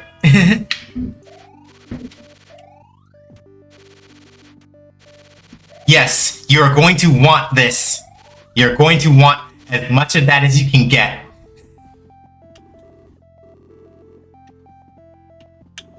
Now that was something. Because we can't go down, so the only thing we can do is go up. So here we are in black space. Yeah, hang on a second, let me see something. I think you can only do this trick once. Let me see. Yeah, if you talk to Chaco... Yeah, if you talk to Chaco... Hearts. Tell them what happened to Arthur. Most of them know, but basically... The great hero Arthur was the older sister of Taroko, one of the characters I meant, older brother of Taroko, one of the characters I mentioned earlier, and he fought off that same red ogre that I basically chopped up like minced meat. He fought that, and kind of died. And he fought that, and then later fought against the doctor and died. Unfortunately. That's far enough. Sorry, that's far enough. Sorry. If you value her life, step away from the core. More body horror coming up. Another quick 5 count. So 5, 4, 3, 2, 1. We're going. So even a robot can care for the life of another. You really are different from the others who came here so many years ago. I never dreamed you would defeat the new king. Well, so be it. Let me offer you a deal. You can die together with the island, or you can leave and forget you ever came. This person, Misery, is definitely... Yeah, Misery has those big Queen Bee vibes in both the metaphorical and literal senses of bee in both senses. If you promise to leave at once, I can guarantee this girl's life. Otherwise, you shall not escape. Who goes there? Have you really forgotten the voice of your master? The power of the red crystal is wondrous indeed. Oh, by the way though, y'all, I'm gonna tell you this right now. You are about to hear probably the best song that I have ever played on my fucking stream coming up soon. I'm just gonna put that out there for y'all. It fills me, even now. My body may be wrecked, but my consciousness has never been more distinct. It feels as if I have become a Superman. You. What's wrong, Misery? Does my form frighten you? Are you not dead? Be gone! I guess that boss fight was too, yeah. A fool who would forget her own master does not deserve free will. Misery, you will be my puppet until the day you die.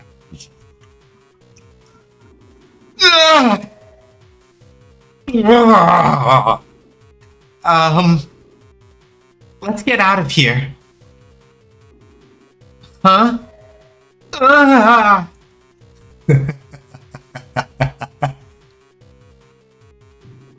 You're not leaving this place alive!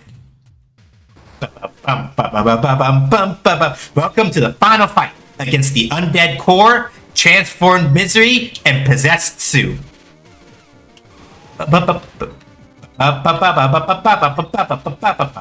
So, you can see Sue is going to be running interference against us, and so is Misery. While the core is also doing the core things. Fuck this. Yo, King!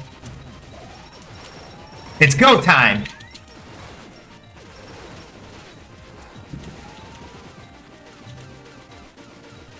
Sue, please sit down.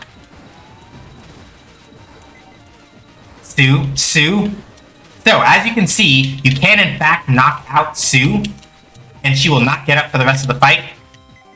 I'm gonna use the bubbler here to try to give me a little bit of extra cover.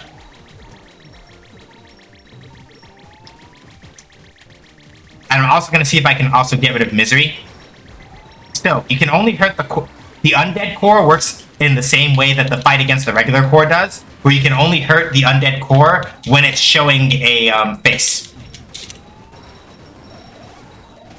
But before we get to that, though, the nice thing is that I can kind of bully rush my way through it by just kind of like mashing my strongest weapons in Misery's face.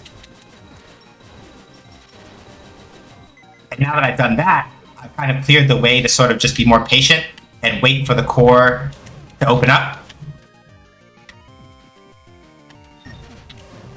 And as you can see, basically, the spur kind of makes it a joke because the spur, especially with a full charge, will basically immediately shut off the face when it's visible.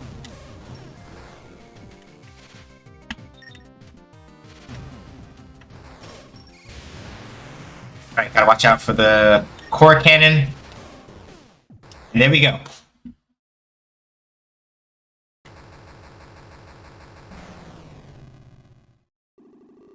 Destroyed the undead core. Hey, Cosmic. Thank you for the GGs. It's running! We've got enough fuel. We're ready to go at any time. I never dreamed I'd actually make it back to the surface. I wonder if they're alright. An earthquake? Or it couldn't be.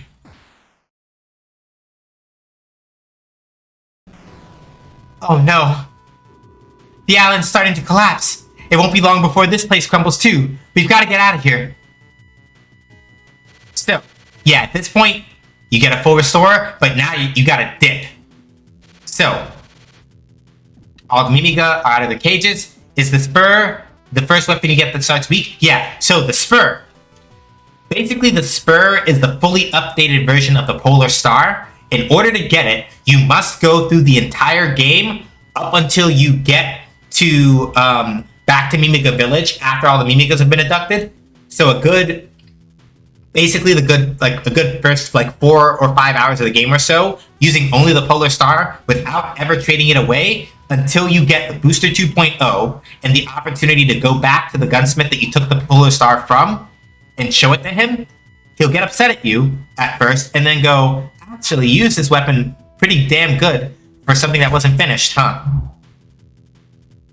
I'm happy. So guess what? You get to keep it after I finish it, and then he gives it back to you as the spur.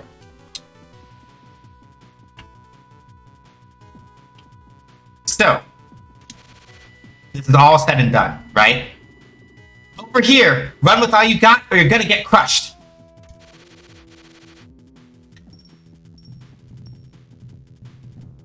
So, what? Something important to note here. Whoops. I fucked up. I'm gonna have to go do those fights all over again because I forgot that you can't step out.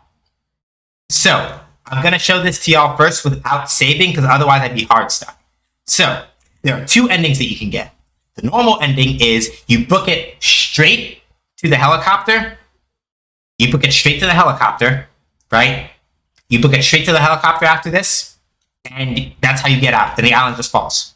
However, if and only if you have obtained the iron bond and done, which means you've done everything that you need to do to save Curly, this is the only way that once you enter the prefab building, if you'd like to give up, I can give you back a little. Okay, cool. Rampage Gatling. Cheetah. Cool. Cool. Hey, Moon. A Gage Gang favorite. A baddie to the core. Yeah, shout out command is only for the mods, so I gotta do it. Hey everybody from Moonstream. My name is Sean. You can call me that or SJ. I make games, I play games, games make do basically. And today we are playing us some Cave Story. I will take the give up action in a second. But I'm going to show you all this other thing first. Playing more Disney Dreamlight Valley. Is Maui still being Maui? I do not want to give up right now. So, I'll save here because I can use the give up action. But, basically speaking, right? I've been moving like Maui don't exist. There you go. So yes, if and only if you have the iron bond, will you be able to access this if you come back into the prefab building? If you fall in the hole, two things. If you have the Nikumaru counter, it activates. You feel a black wind blow through you. All weapons drop to level 1. Welcome to the sacred fucking ground. Welcome to hell. This is the only way to get the best ending of Cave Story. You get a full restore when you first come in, but you must clear the entirety of this dungeon. Did you know that the witch woman Jenka once had a brother? His name was Balos. Like his sister, he wielded powers far beyond those of mortals. So yeah, if you want the true ending for Cave Story, you're running hell, baby.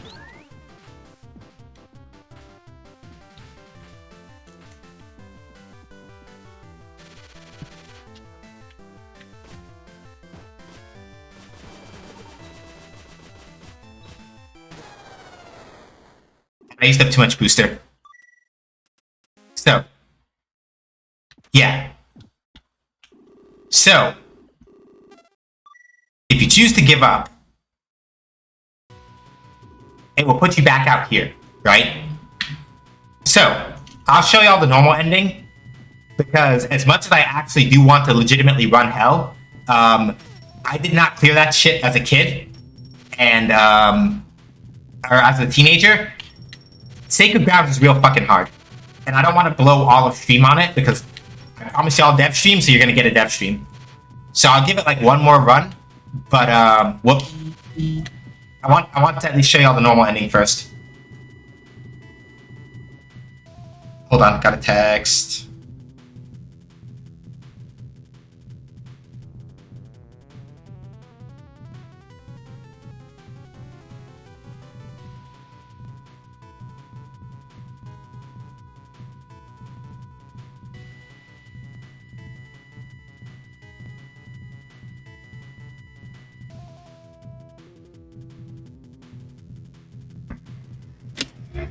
There's nowhere else to run. We'll have to jump for it. It's either that or sit here and let those rocks crush us. You ready? Jump as far as you can. Yay!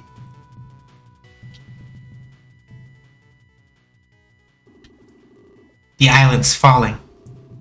It's too dangerous. We've got to pull out.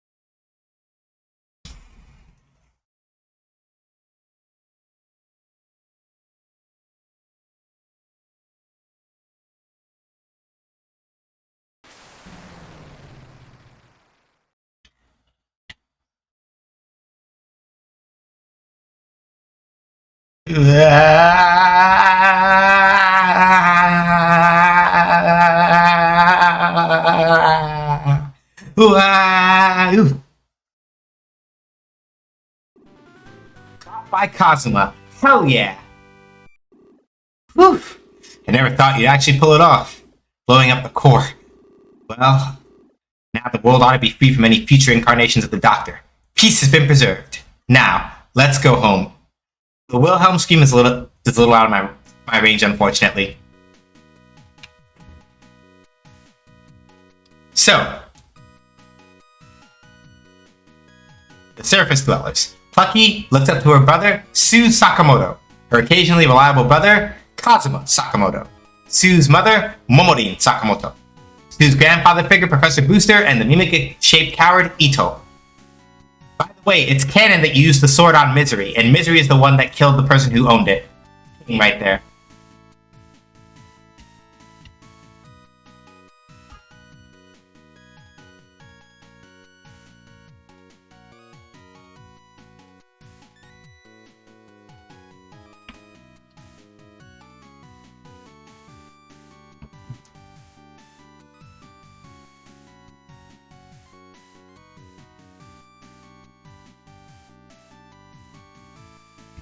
Thing.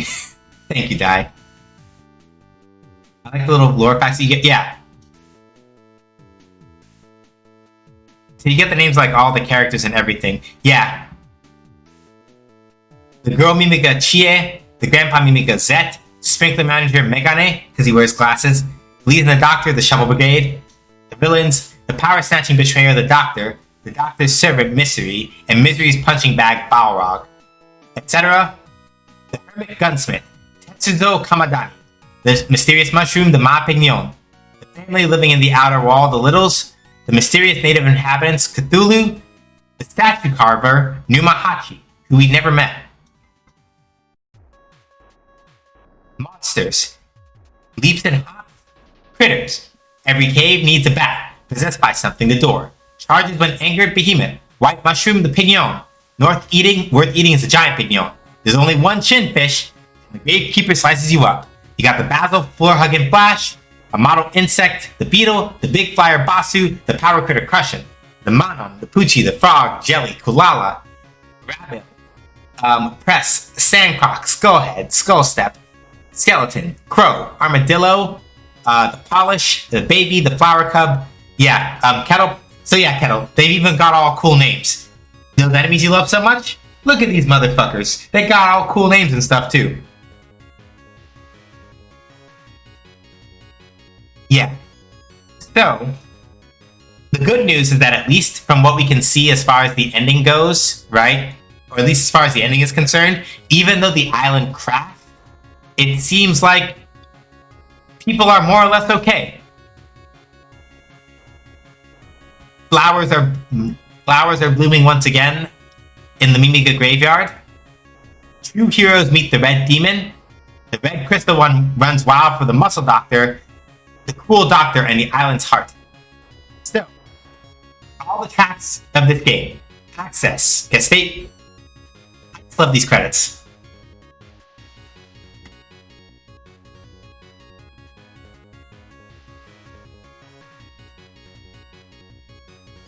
Scorching Back, Moonsong, Hero's End, Cave Story, Last Cave, Balcony, Charge, Zombie. Yeah. So, there are 2 themes, Seal Chamber and The Way Back Home, that we've not heard yet.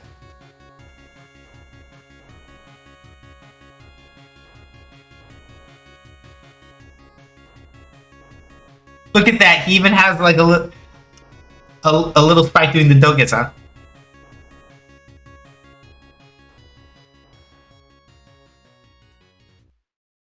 And that is the normal ending of Cave Story.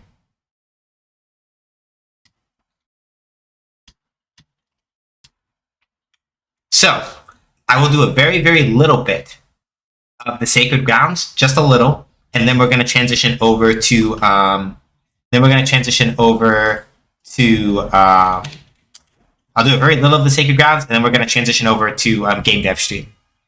Because the main thing is that if I really like put my back into it, then we will literally be here for the rest of the 2 hours of the stream trying to do the Sacred Grounds. Shit's hard. And I promised y'all a dev stream, so I want to try to keep to that promise.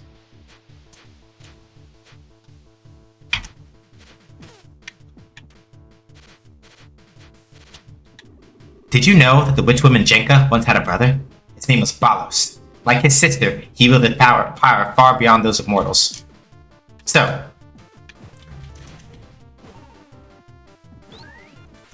the main thing about the Sacred Grounds to kind of keep in mind, right, is that you're going to have to do the timer. So let me be specific here. You are not being timed in terms of like a level limit. You're being timed for your best time. So do not feel like you absolutely have to. Do not feel like you have to rush in the Sacred Grounds. Take your time.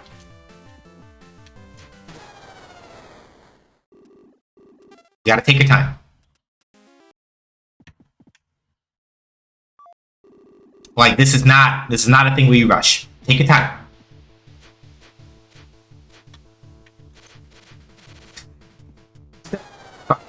So, as you can see, that took me a lot less longer to remember how to do. If you are very judicious with your use of the booster, right? If you're very careful about it, you can in fact navigate this first opening section without ever eating a hit. But you just have to be very, very deliberate about your inputs and how you do them.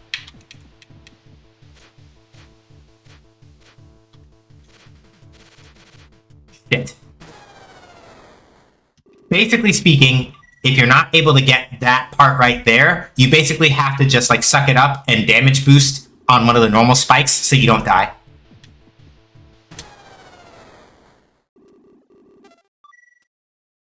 So yeah, basically speaking, and this is something that I think is very interesting but also very helpful, the last cave, the hidden version, is specifically more or less training for this so that you can be ready for this.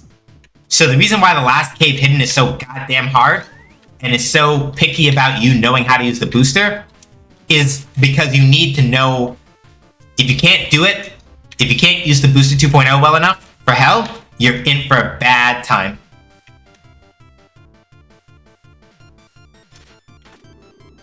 You need to keep just enough booster to get the life capsule here. Then you want to maneuver over and booster as far as you can. He used his magical powers to help and guide people, and the people loved and trusted him in return, even more than they did their own king. That content warning for torture, by the way, is going to be relevant at a certain point. Hey, it's Curly.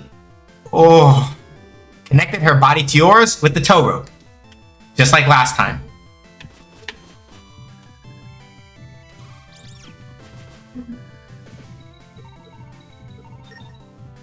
So yeah, like I said, the timer is only running as a measure of your own speed. Do not feel like you have to rush through this section.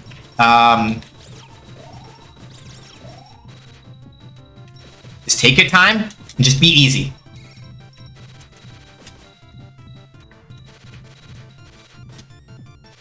Make sure you're using your booster liberally.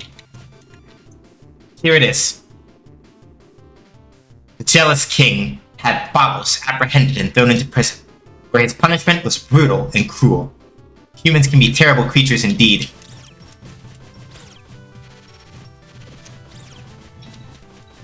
So, yeah, just be very deliberate, and if you get hit, just use the booster to try to damage boost forward.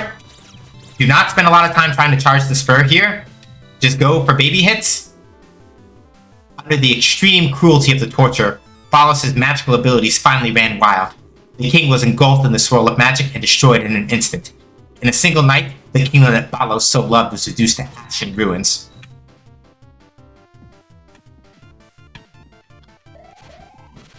Once you've made it to this part, Curly's awake.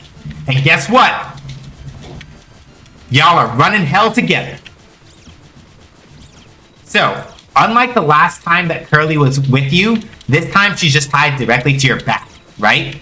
And the weapon that she's using here is not her old machine gun, but instead a weapon known as the Nemesis. The Nemesis is unique in that it is the only weapon in this game that you actually actively do not want to level up. Curly is not limited by this restriction, but the more that you level the Nemesis up, the weaker it actually gets. So, luckily, it has a very low experience threshold, which means that while it's very easy to accidentally level it up if you don't want to, it's also as easy to unlevel it. Like, getting hit even once will level it back down.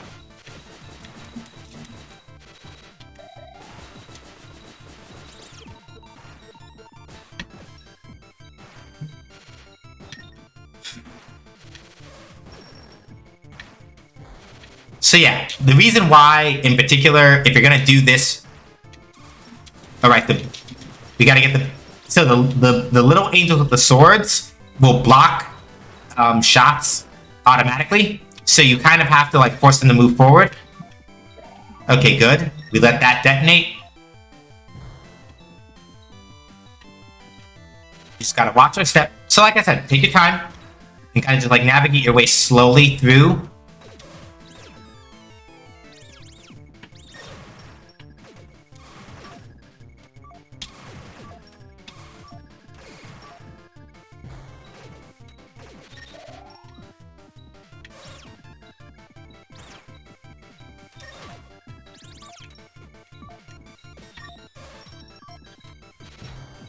Take your time, right? Janica, seeing her brother's pain, confined him to this floating island. That was the most she could do. Even as she could not bring herself to kill her own brother. Yeah, so Balos did not have a good time. However, so yeah, the nice thing about having Curly at your back, literally, and not just metaphorically, is that while she will fire in concert with you, but she will hit the spots behind you that you can't hit. Or that you cannot hit. So, it's very helpful to have her along for that.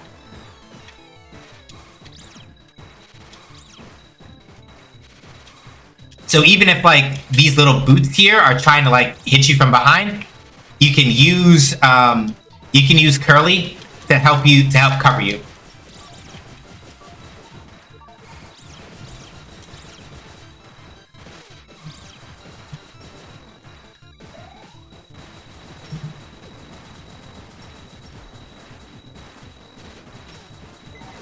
Fuck off.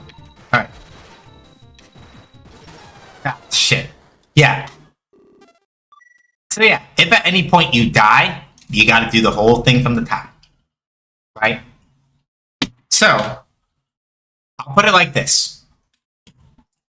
I will give y'all basically one kind of like, I'll give y'all basically sort of one little hint as to what I have planned out here for October.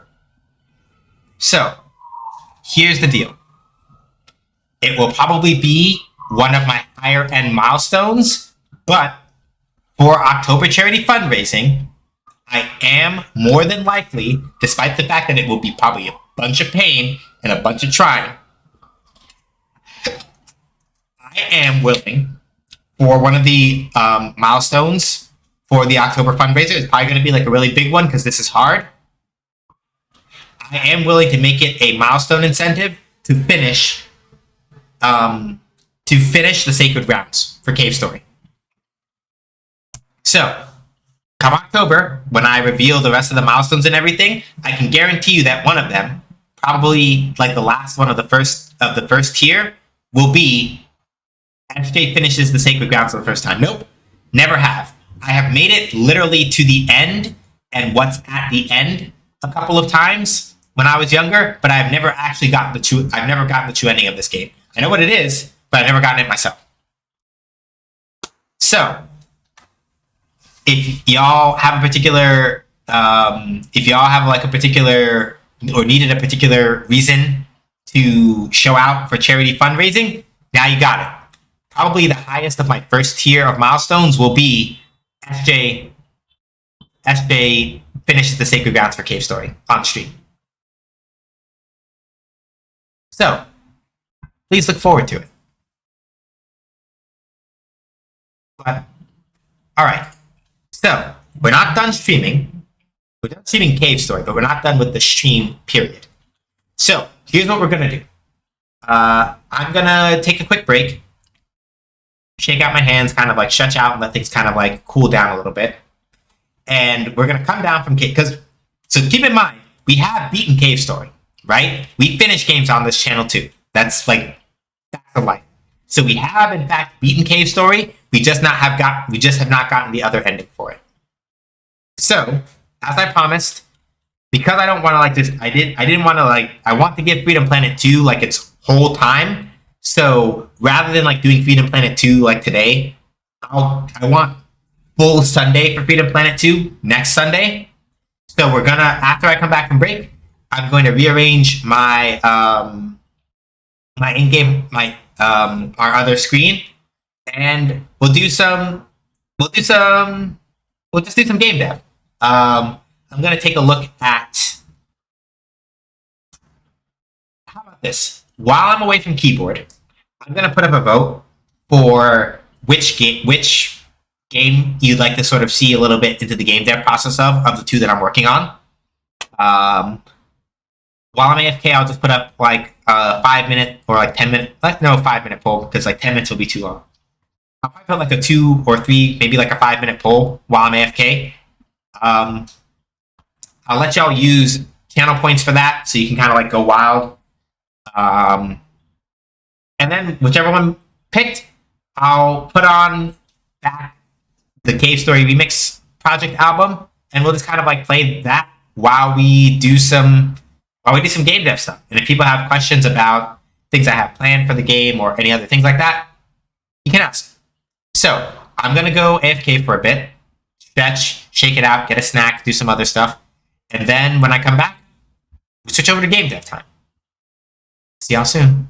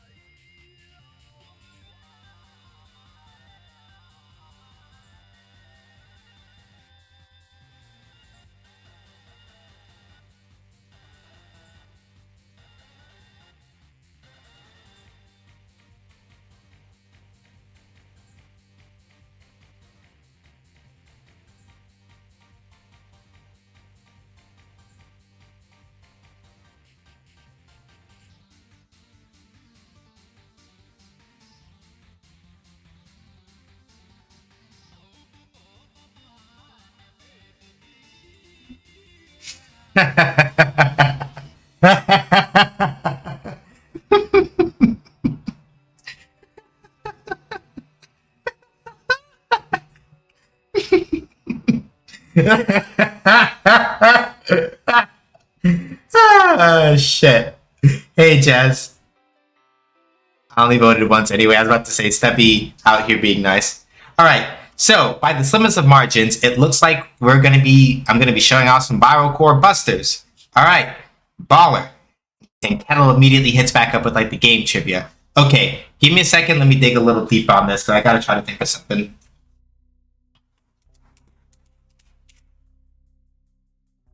It's not Fighting Friday, so I'm going to save the one I just thought of for Fighting Friday. But I will come up with another. I'll use another one instead. So, did you know? Game dev, game trivia, it makes sense to me. Fair.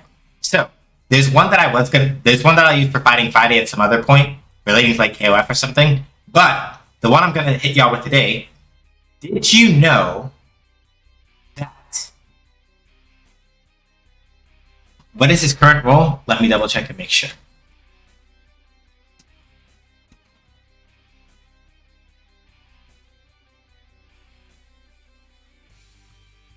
Yes, okay, cool. So, did you know that current director of and creator of the Guilty Gear series, Daisuke Ishiwatari, did you know that ever since the original game, he has been involved in the creation of the soundtrack for pretty much every Japanese and international release of Guilty Gear, starting from the very first game, Guilty Gear The Missing Link, through to Guilty Gear Strive. The only exceptions being, I believe, the Korean version of Guilty Gear X2, which has a completely different soundtrack that he was not at all responsible for. But every non-Korean mainline release of Guilty Gear, he's done the music. He's been involved in the music in some way, shape, or form. Not necessarily solo per se, but he's been involved in pretty much all of it. Bonus is that up until Guilty Gear XR, the 3D Guilty Gear that came out about, at this point, close to like 8 years ago, and the main progenitor of the art style that Arc System Works. You remember how I said that, like, oh yeah, Arc System Works has been very heavy on this like 3D, on this sort of like 3D that looks like 2D thing? They started that with Guilty Gear XR. So basically, if I remember correctly anyway, from about the original Guilty Gear up until maybe like Guilty Gear Slash, I think, there is in each of the Guilty Gear games before like Guilty Gear Slash or Accent Core. Well, no, I'm lying actually. Up until Guilty Gear Accent Core, there exists in the game's files for Guilty Gear a voice pack where Soul Bad Guy, the main character of Guilty Gear, is in fact voiced by Daisuke Ishiwatari himself. So, if I remember correctly, I believe that the way that they handled it was, and yes, Jez, basically the backbone of Guilty Gear, as well as, yes, BlazBlue Calamity Trigger, Continuum Shift, the new tracks for BlazBlue Chrono Phantasma, and Central Fiction as well. He was responsible for doing those. But yeah. The remixed tracks that were in BlazBlue Chrono Phantasma were handled by, I believe, Galinaris, which is like a speed metal band. But the new characters that debuted in the new characters that debuted in BlazBlue Chrono Phantasma, the third game, he came back and wrote new tracks for them also. But yeah, from the original Guilty Gear up until Guilty Gear Accent Core Plus R, that was the last game that he did a Soul Bad Guy voice for. There is a way to play Guilty Gear as Soul Bad Guy with Daisuke Ishiwatari voicing him. once we got the Guilty Gear XR, that was the point at which Ishiwatari was like, nah, I'm done. And basically, Joji Nakata, who had already been playing Soul's voice as the primary voice selection in Guilty Gear Accent Core Plus R, Joji Nakata has taken over for Ishiwatari as Soul Bad Guy's primary voice since Guilty Gear XR.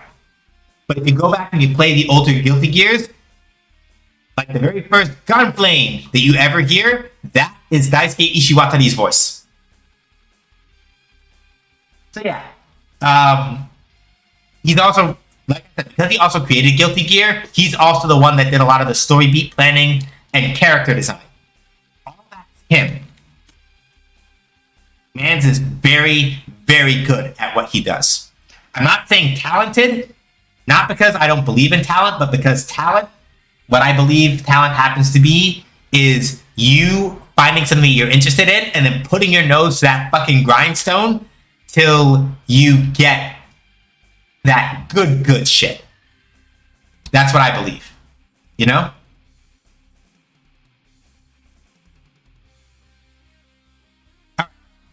So, that was a lot.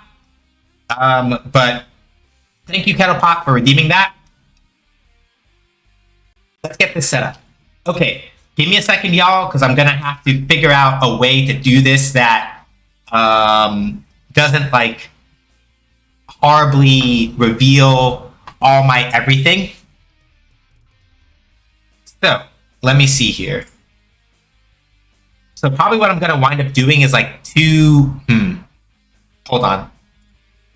I think if I clear off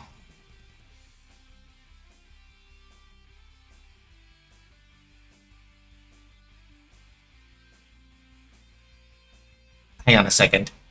Yeah, I think I'm going to do it on my secondary monitor and just try to make sure my secondary monitor stays clear, and then I can just move my code window in and out as I need to. All right, we'll do that. Because I want to be able, because part of this is also going to be like doing like code stuff. So I want y'all to be able to see that.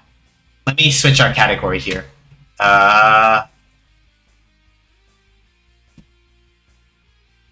Cool. I'm going to switch over to software and game development. And let's see. All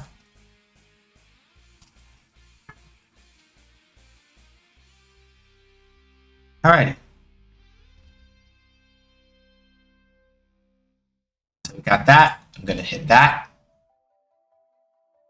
Let me just add a display capture. Secondary monitor. Don't make the source visible just yet. Display 2.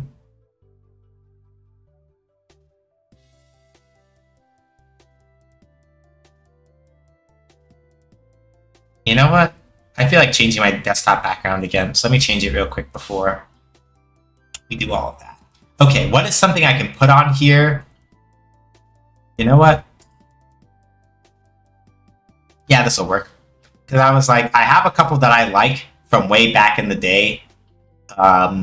But then I was also like, some of these look way thirstier than what I'm trying to just kind of like imply for like a dev stream. Not like bad thirsty, but just like lol. Okay, hold on. Okay, so Battle Core Busters wanted out, so let's click on that. All right, so to sort of talk over how we're going to handle this, right? That's the desktop shape when I was in high school, my pictures. Yeah, I make most of my desktop backgrounds myself. Like I'll go get renders and things like that, and then make most of it myself. So you remember, if y'all remember my the BRB screen that y'all saw when I went AFK, right? I made that. This one is a lot older, but I made this probably when I was in high school.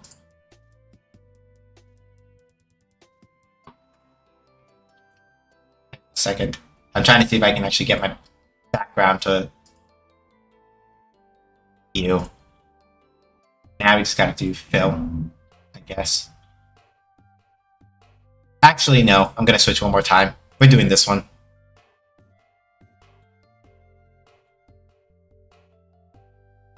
Gotta love the Samus background. Yeah, the only thing is that I made the Samus background for a different screen resolution, so it doesn't fit. It doesn't fit nicely every now and again. So I like it, but it doesn't fit super well. However, when I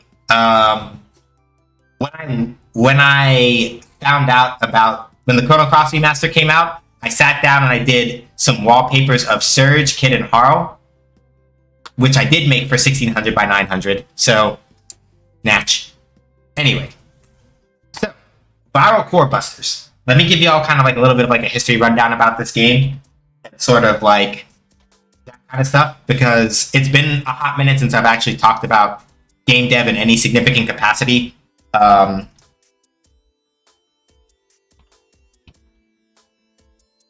On my stream. So,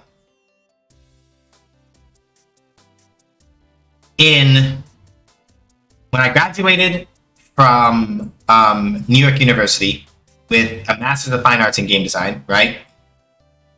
This is going somewhere, I promise. There were 2 games that I showed on the night of our thesis showcase. One was my actual thesis game, which was a platformer where a character used these magic arms on their back to kind of like reach up and grab things and sling around themselves in the environment. And for various reasons, ultimately I wanted to kind of like make that into a full game, but didn't really pan out for various reasons, mostly dealing with like personality conflicts with the team and everything like that. And I wasn't really in a position in terms of like being mature enough to put my foot down on certain things and sort of like negotiate that. And then there's another game called Final Spike, which I made as a prototype for like Prototype Studio, which is like a class I was taking in my last semester where we had to make a new game prototype basically every week. And while both games are pretty popular and like they were responsible for me getting the job that I have now, Final Spike in particular was, or eventually became, my first commercial release, right? But while I was trying to brainstorm certain things for my thesis project, one of the ideas that I came up with was the idea of a platformer where you could kind of like choose your level of challenge, so to speak. It's like, okay, hey, you're doing the level, you put these restrictions on yourself, and then if you can complete certain tasks, bam, you get power-ups, right? A whole thing where it's like, the main sort of like characteristic I was thinking of was that I wanted to make a platformer where it's like any kind of achievement is enough achievement, is sort of the idea, right? That any little step that you could take, right? That any little step or any little thing that you could do would be some kind of way that you make progress, right?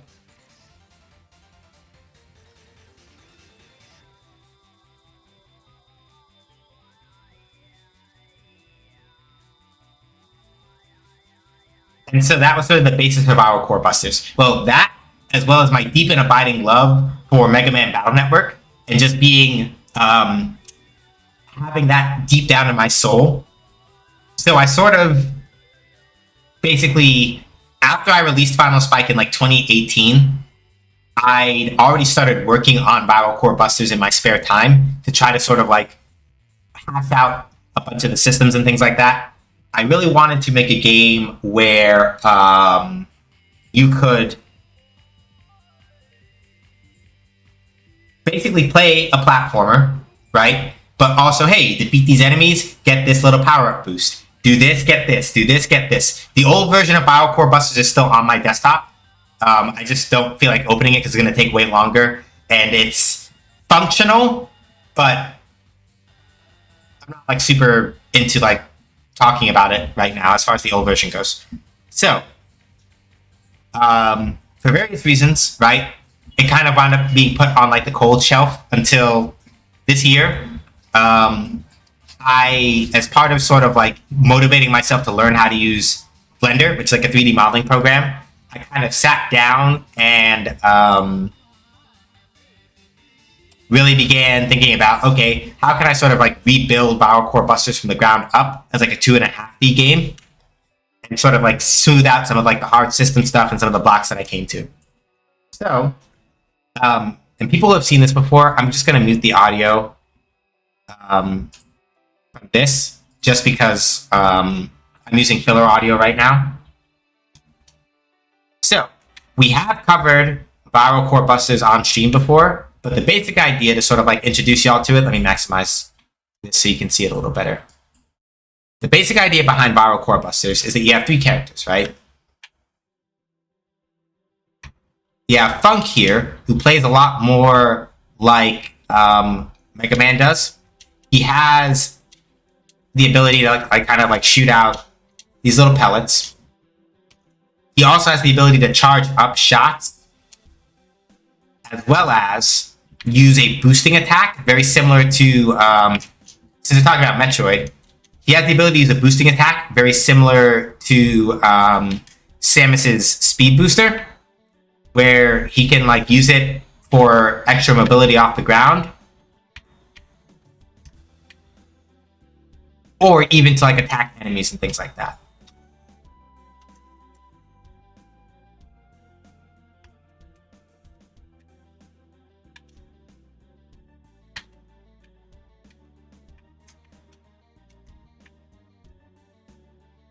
And it's relatively straightforward, right? We also have 2 other characters. So we also have Koro, who basically, going back to those Mega Man Zero comparisons, if Funk is like, or those Mega Man comparisons, if Funk is kind of like, a Mega Man or an X, Koro is closer to Zero.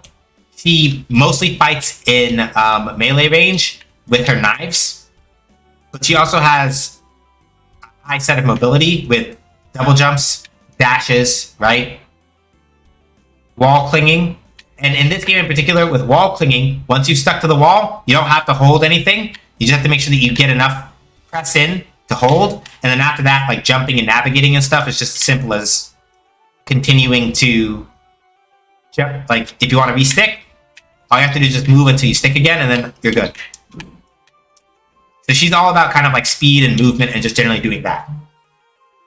And then you also have Folk, who doesn't really have like a direct analog from like Mega Man. Being the resident witch, she can kind of float on this, on her broomstick, and kind of just like fly around and stuff. And her shots, she doesn't fight in close range. She also fights from long range, but her main thing is that her shots, and I'm going to restart it and then switch so that y'all can see. The main thing about her shots is that whenever an enemy is in range, even if she is not turned to actually attack them, her shots will track toward their position and hurt them. And she can do it naturally while hovering also. So the basic idea behind Viral Core Busters is that you pick one of these characters and you'll kind of like venture through the level and just kind of like do stuff. The system that I have not reintegrated yet, that I'm not really even going to try to like reintegrate right now, even because it's a lot of work, is something called the Task Boost system. The idea behind that system is pretty straightforward.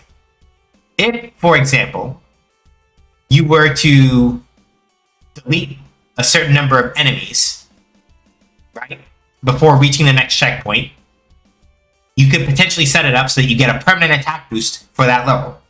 Or if you reach a certain checkpoint, right, before you hit that point, then same thing. Let me see if I can find. I have a thingamadoozit that explains this particularly well. Let me see if I can find it real quick. Game projects documentation. Oh, nope, that's Ulks. Viral Core Busters. Here we go.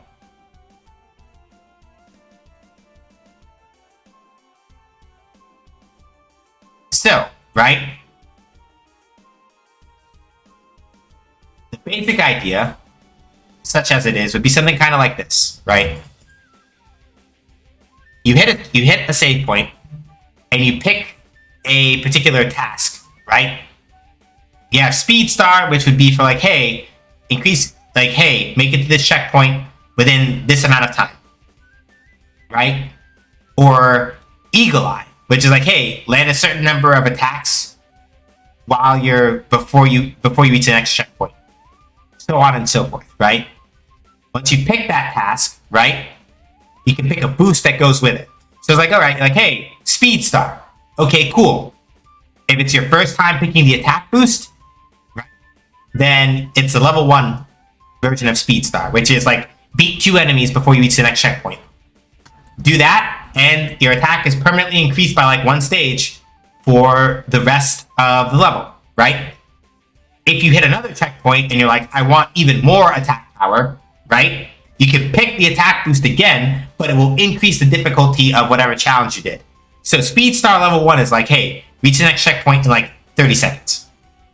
Speed Star 2, Speed Star 2, which would be, hey, I already did the level 1 attack boost, let me get the level 2 attack boost. That means you have to do Speed Star 2, which is reach the next checkpoint within 20 seconds, right? You confirm all that stuff and then get back to playing, and that's more or less kind of like the flow of how it would work. Let me see if I have one other thing from like my Twitter that will help sort of demonstrate this.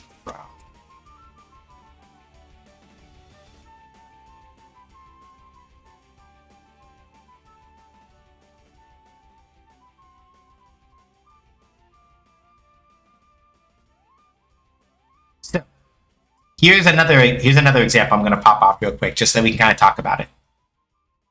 So, right? The basic idea, so to sort of further this point, right? You have deletion drive 1. You delete 2 enemies and you get the boost for attack up. Cool. If you finish the task, your attack is increased by 1 stage for the rest of the level. Nuts. So you can then, right, if you choose to, you can either keep stacking that boost, right? So like, okay, you finished deletion drive number 1, you hit another checkpoint, you pick deletion drive again, you choose the attack boost again, your original boost is saved and you keep that, but now if you're going to go even farther, you have to delete 4 enemies, right? And then you get more increased attack power. So remember, the actual challenge, right, and the boost that you get are separate from each other. So, right, if you want to keep your risk rating low so you don't have to do hard stuff, you could do deletion drive. You finish deletion drive, right? You pick it again when your task menu comes up, but this time you pick the speed boost instead. And because you don't have a speed boost yet, deletion drive still stays at level 1, right?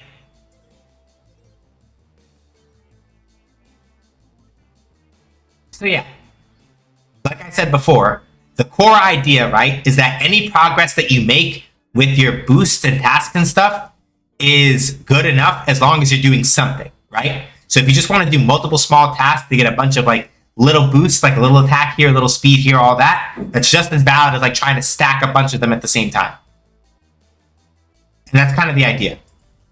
I have a quick question. Do you make instructions as you go while designing the game or when you're finished? Do you mean in the sense of like what I was just showing? Or do you mean in terms of like the stuff I was just showing, or in terms of like the other sort of like how did I come up with even the idea of what a task is and what the boosts are and all that other kind of stuff? Just need like a little bit of a clarifier, and I'll be happy to answer. So if you mean it in terms of like the graphics and stuff that I came up with, do you mean it in terms of like the graphics and stuff that I was just showing off and how I explained the way those rules work, or something else? Let me also just open up these packets while I'm at it. So yeah, insofar as what we're going to be doing for dev stuff though, while Kettle kind of clarifies that. As far as game development stuff goes, I think today, let me think here.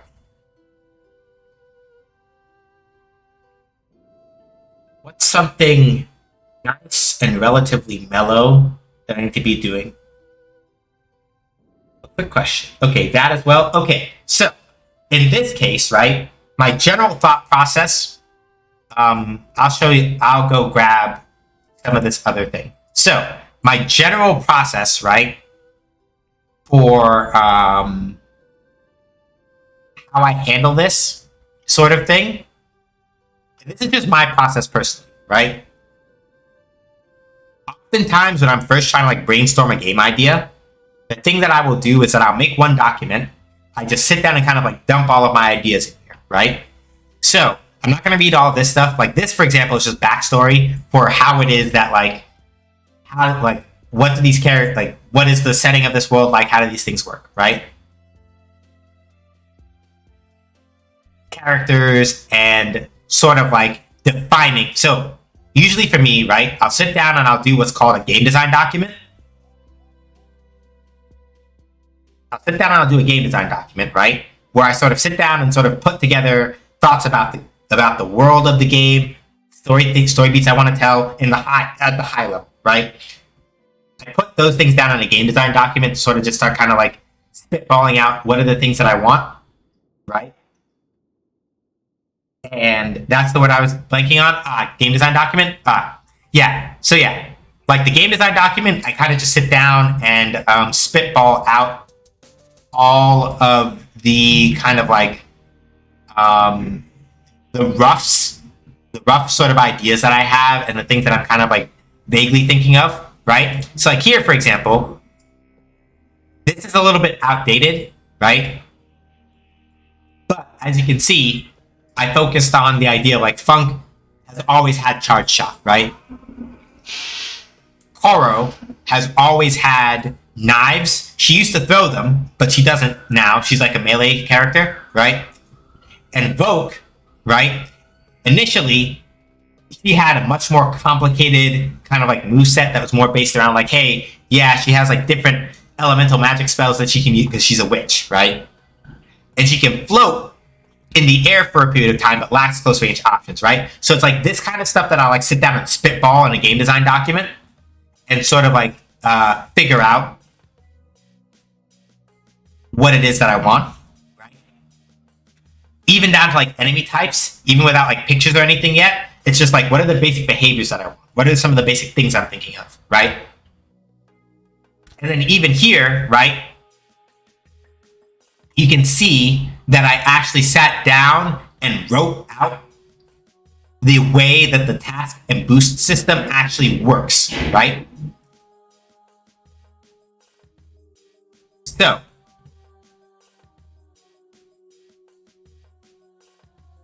it used to be also that Viral Core Busters had a mechanic called Corruption, where you would basically have to hit a checkpoint in order to make sure that this timer that was ticking down for your character would refresh, but I removed that.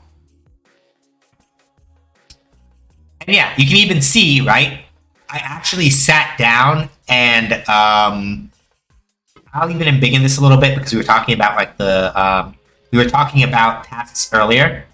So the way that this works, right, is that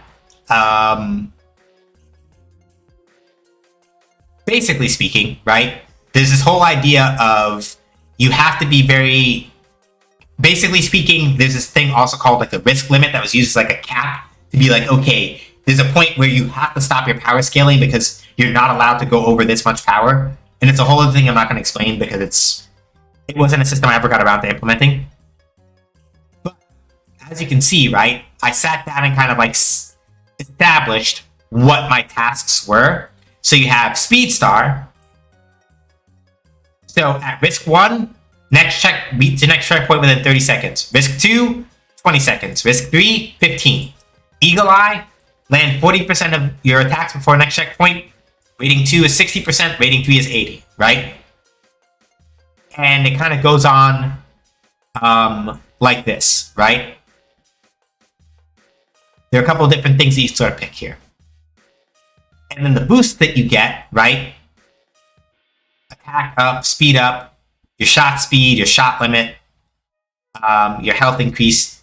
And then there are even some like for funk, right? There's some funk specific charges where it's like you can reduce the charge time for your shots. You can increase how much you can charge your shots by. You can increase how high your jump goes. You can make your bullets explode and things like that for Evoke.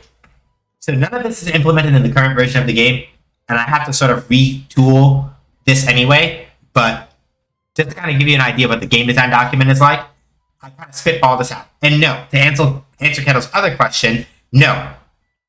The process doesn't really change that much insofar as the first steps.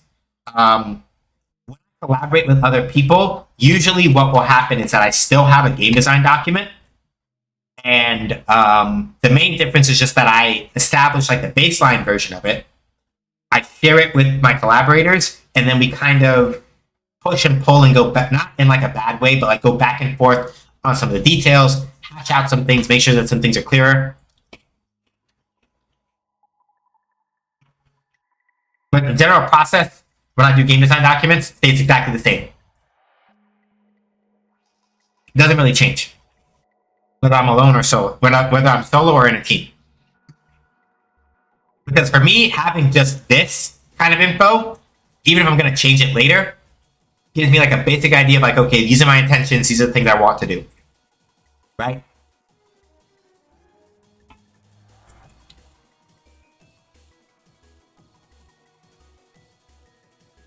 So, I think what we'll do to kind of keep things sort of casual today, I think we're just going to work on some basic menuing stuff. Because we got about like maybe an hour and a little bit left in stream. So, what we're going to work on today is mostly just like setting up some of the menu stuff.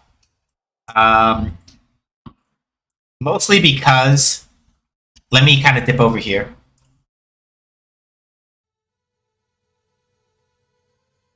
Go over to resources, prefabs, playable characters. So, the main reason why I want to start doing some menuing stuff is because, let's talk about it and why I want to do some menuing stuff today. Interesting, your design document is much more detailed than what I did in college.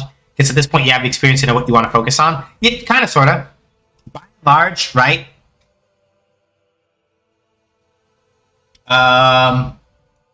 Honestly, that's probably even one like the less detailed ones. I have another game that I'm not actively working on right now, where I have hold on.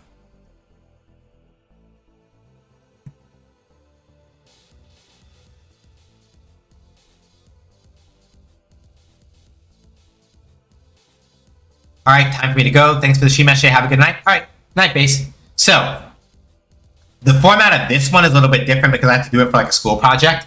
But basically, this one is probably the most detailed I have ever actually done a game design document. I split down into like the modes, the aesthetics, a gameplay sample, some design details, and some other stuff. An actual like rough out of what the main interface looks like, right?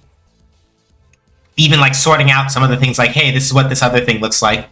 This is for a game that basically would have been like, I still want to make it, but I'm going to have to spend a lot more time playing, of all things, like Mario Kart to really make this game. But it was a thing that I did for a project where I was like, I want to do a racing game. Except that it's like rollerblading racing. So if you think of Jet Set Radio Future, mixed with like a little bit of like Mario Kart in terms of like going around an actual track. Plus, this, if anybody has heard of this anime, I'm dating myself a little bit, but has anybody here either heard of or watched IGPX?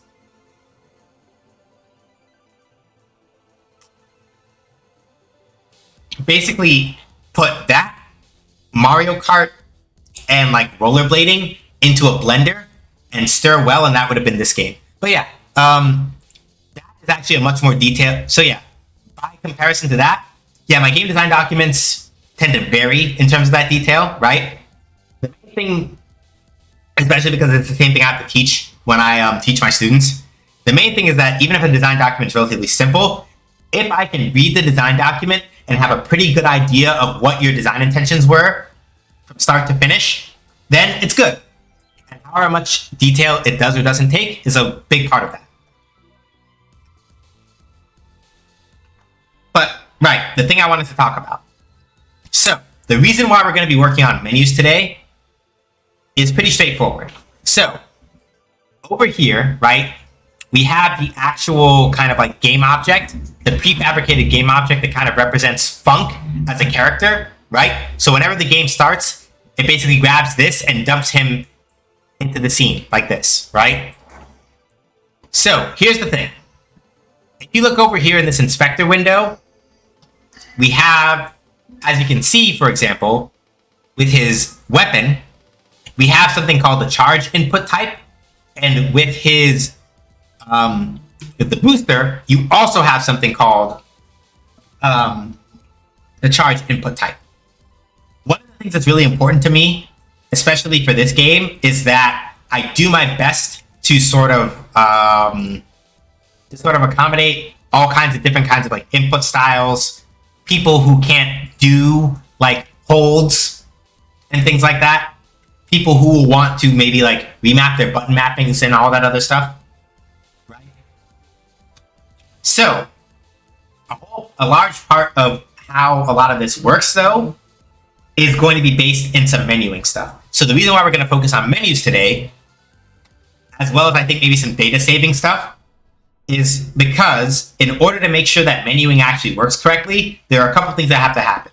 First, I need to be able to be sure that I can actually save onto the computer what the current settings are for whatever options there are, and then I need to be able to have menus to be able to see them in a player-friendly way, right? So,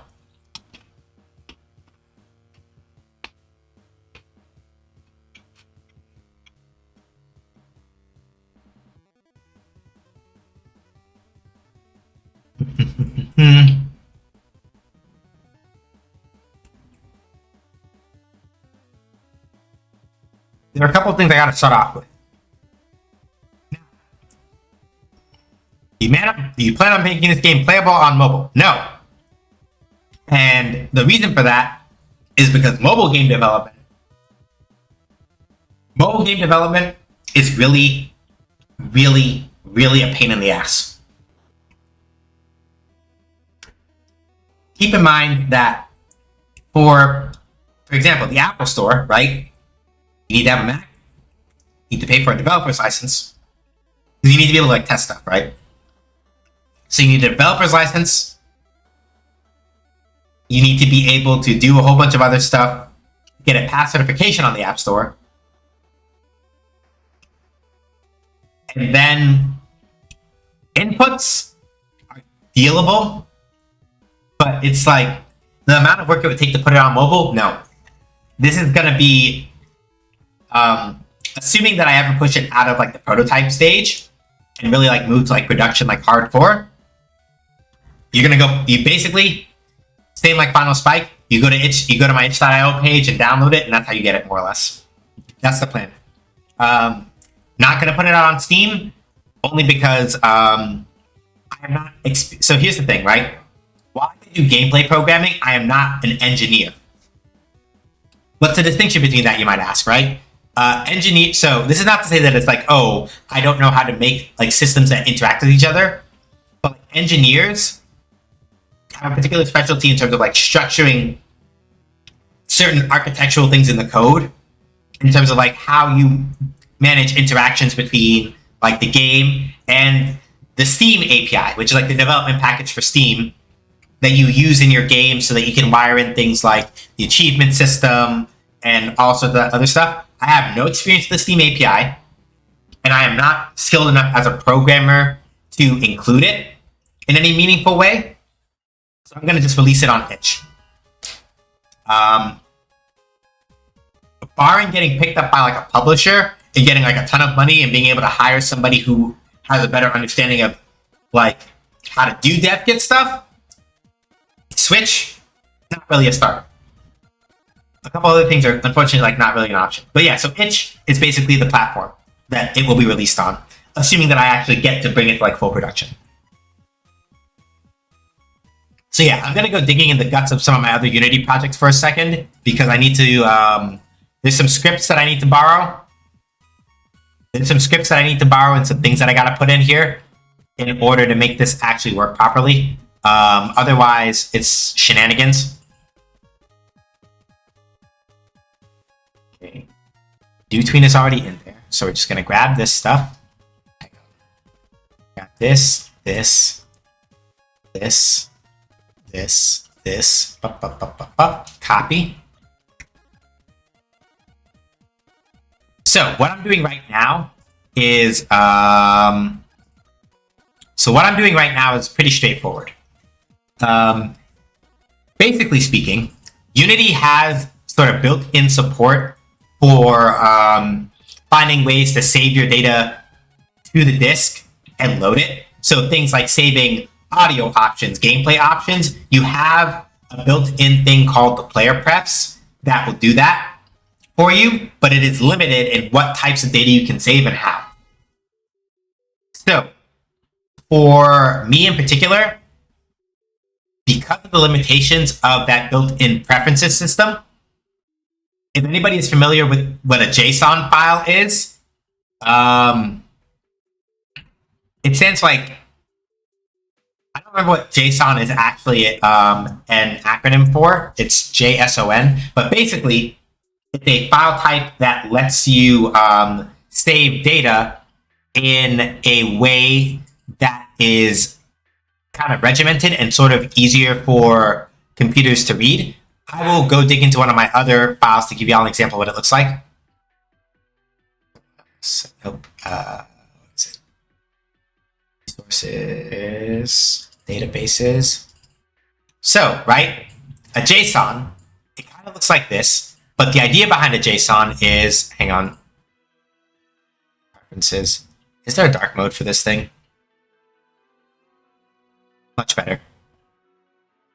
So with JSON, right, the idea is that you can serialize or save data in a way that is a lot more human readable to a point, right? So this is for, yeah, if you do any API work, you know what a JSON is. Yeah. So this is for Oaks, which is the other game that was in the poll. But with Oaks, for example, I use a JSON to sort of structure the card database. So the image for the card that you use in Oaks, or cards that you use in Oaks, the name, the flavor, the effect, what card ID it is, the element that it uses, what type of card it is, all that. I serialize all of that inside of like a JSON file, right? And then I have things that I can like use to sort of like save and load from there. Or you can also use it for, I'm going to show you the preferences part now. Settings over here should be good, right? So, as an example with the settings, right? Preferences.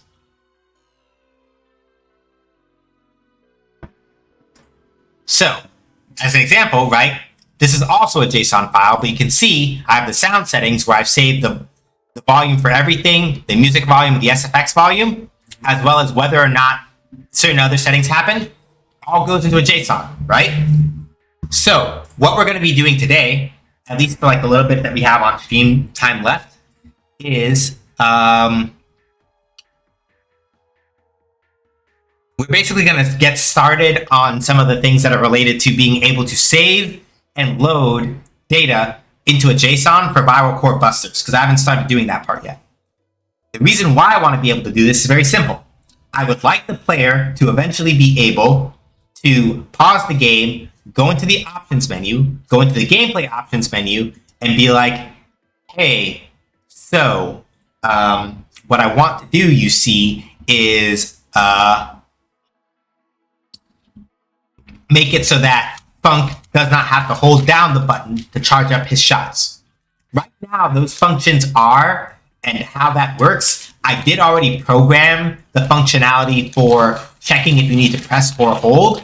That's already in the game. It already works. I just do not have a menu system to wire it up to yet. So now we're going to kind of like sit down and sort of sort that out.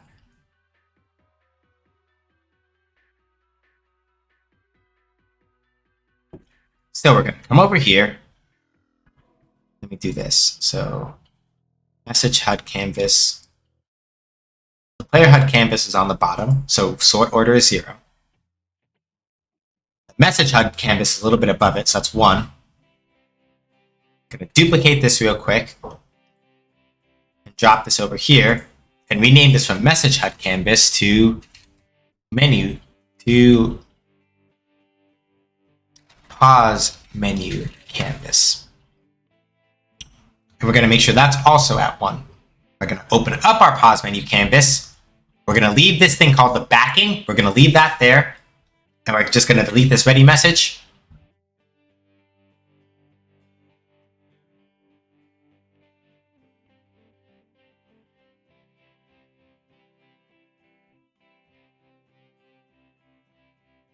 For now on the backing, I'm just going to turn, oh no. For now, I think I'm just going to hide the backing like straight up. So for the pause menu, here's how this is going to work first. I'm going to kind of lay out my elements first before I worry about doing any programming stuff. To kind of make my life easy. So here's how this is going to work, right? I'm just going to come over here, add a button, right? I'm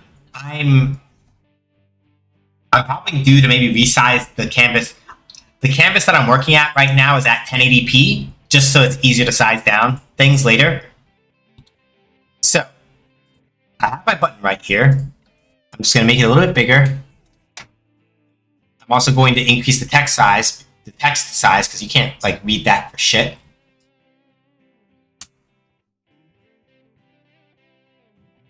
I'm also just going to customize up my button a little bit. So let's see here. So I did keep a couple of things from the original version of Viral Core Busters. So I can kind of just like sit and tweak a couple things. Let me make sure that this sprite is set up correctly. Okay, it is. So then why is the slicing not, why is that part not working correctly? Close that. Still, should still be single, right? I just gotta figure out why this dang thing hasn't structured out right. It's been a minute since I've done this, so you'll have to forgive me. I'm also a little bit rusty in terms of like actually remembering what I need to be doing. So backing is there, button is this.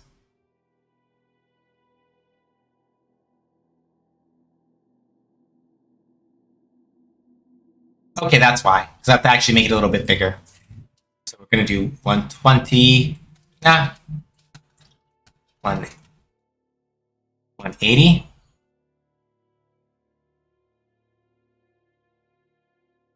And then we want to just long it out a little bit.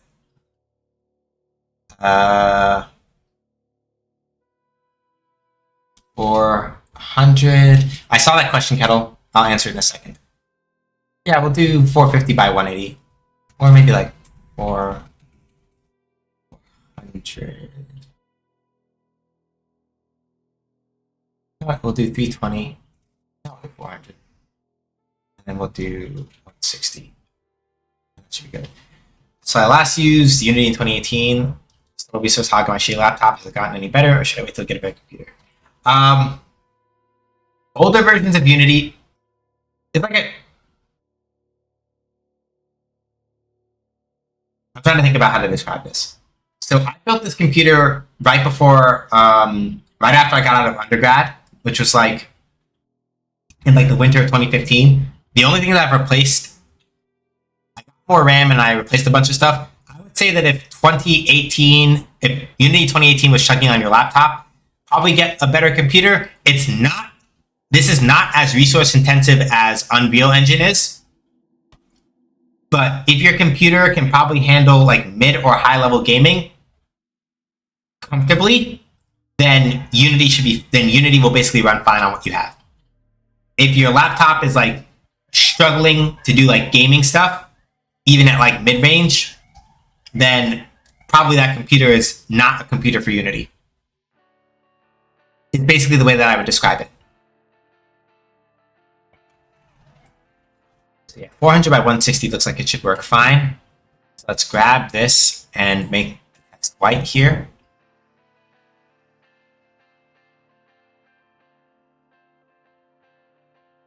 I'm gonna customize the button colors a little bit just because I want to. We're gonna try to just keep it simple as far as like we're gonna try to keep it simple as far as interactivity stuff goes, and we'll go from there. I figured sticking to Twine and Rempe for the time being. And honestly, if visual novels are your interest and your forte, those two will work better for you anyway. I'll be straight up with you. Unity, so here's the main thing about Unity, right? And this is also just kind of like a general thing to sort of like keep in mind about game engines. And this is like a general advice thing and not necessarily targeted explicitly to Kettle, but just a thing for people who are thinking about like game development. The more generalized an engine is, the more things that it can kind of do, and the more of like whatever type of game it lets you do, right? The more you have to kind of like grapple with its foibles. Because basically, can you make a visual novel in Unity? Yes. But because Unity is not spec'd only for visual novels, right? It means that you have to do a lot more of the system building for the things that are required for that. But like RenP, on the other hand, it's more or less like, yo, yeah, we're like the visual novel machine. We're here for that shit. Inject it straight into your veins if you want, right? So if you're like, I want to make a visual novel, nothing at all wrong with like just grabbing up RenP and just going, let's hit this shit, right? Because it's made for that, which means it'll focus on the things that you need for that. Another example, RPG Maker, right?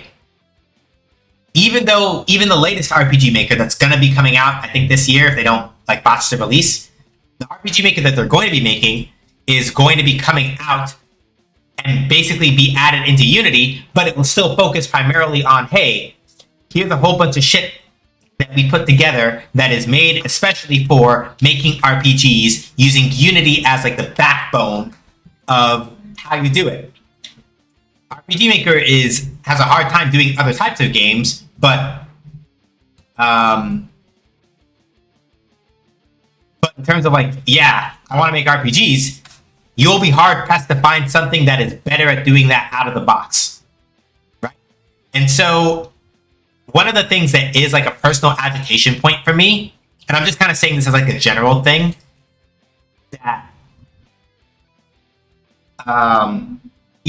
a general thing that, at least for me personally, kind of pisses me off about gamers.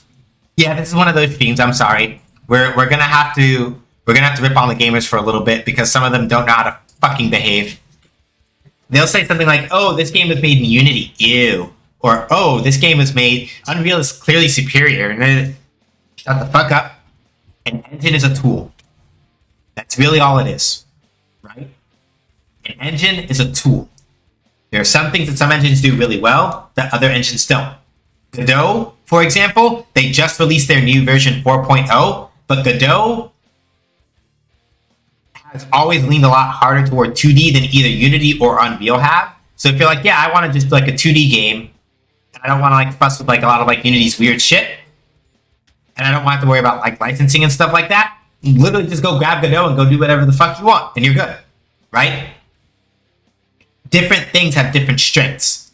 And so you can't just boil down like a game being good or not good to what engine it is. It's all about the dev team and what backbone they put into it. Case in point, everybody fucking loves Cuphead, right? Cuphead's a Unity game. So if you want to talk all that shit about Unity, feel free, but Cuphead is a Unity game. Did they have to like beat the holy hell out of the engine in order to get it to do some of the stuff that they did? Absolutely, I don't doubt it. But trust me, like an engine is just a tool.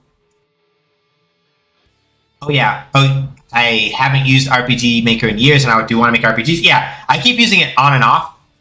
I have a very short RPG that I did finish, but I never got around to actually, I never got around to properly,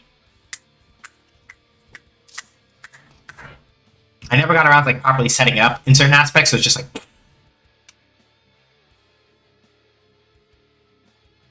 I never got around to like setting up certain things with the RPG that I made, so I'm probably almost never going to release it. Or if I do, it'll just be like a one-off. Just be like, hey, here's this. I didn't really play test it or anything, but y'all can play it if you want. So, what I did here, just to explain the thing I did real quick, I made this button into a prefab so that I can reuse it relatively easily without having to like worry about a bunch of other stuff. I'm also just going to make sure that I sit down and actually make the menu proper for my buttons to be in. So I'm going to just drop this off in here. So they're together. I'm going to rename this to pause menu. And on the pause menu, I'm going to put in what's called a vertical layout group. And the reason why I have a vertical layout group on is so that, basically speaking, every other object I add automatically stays in like a straight line, right? So for now, I'm just going to have two buttons. One is the resume button, and one is going to be the options button. I was using RPG Maker MV for the game for my bachelor's thesis, but I didn't finish it. Yeah. I'll also be straight up with y'all about it.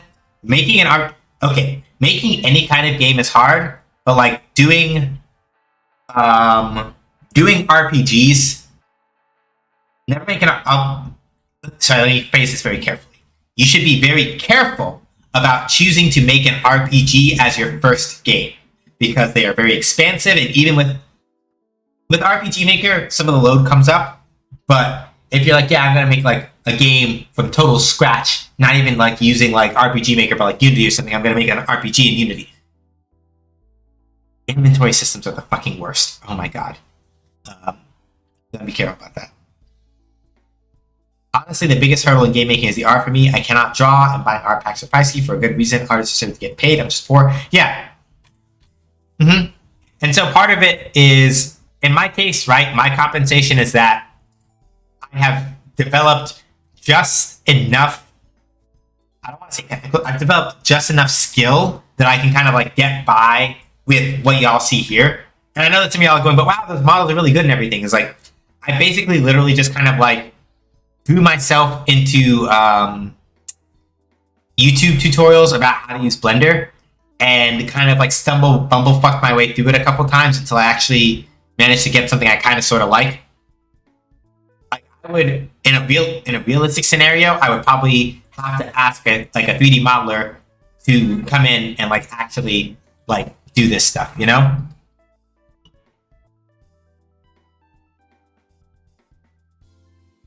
So for now, we have those two, zoom and options. Cool.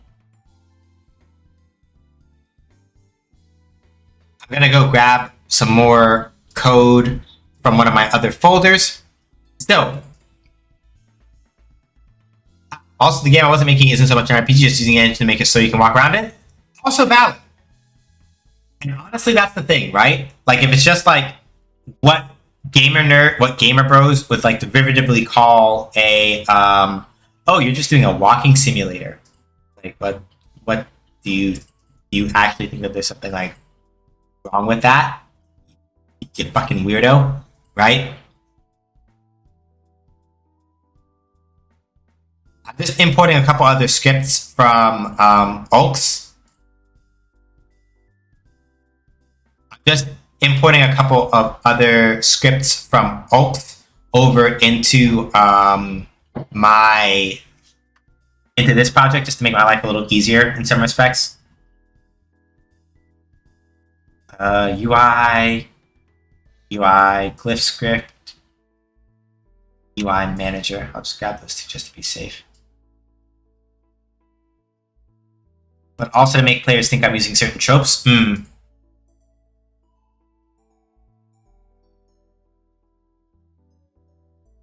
Okay, UI button icon types. Yeah, I'm basically just doing a bit of other like I'm doing a bunch of other oh, it's because I forgot to make a certain enum.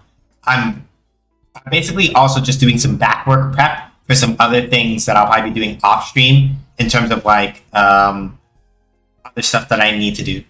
System. Need to go into the enum collection real quick.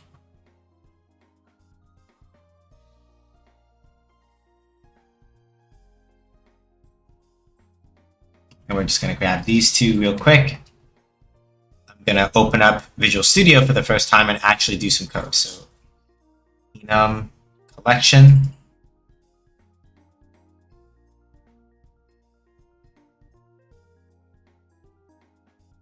Okay, so y'all are probably about to see like a shit ton of code, and it might freak some of y'all out.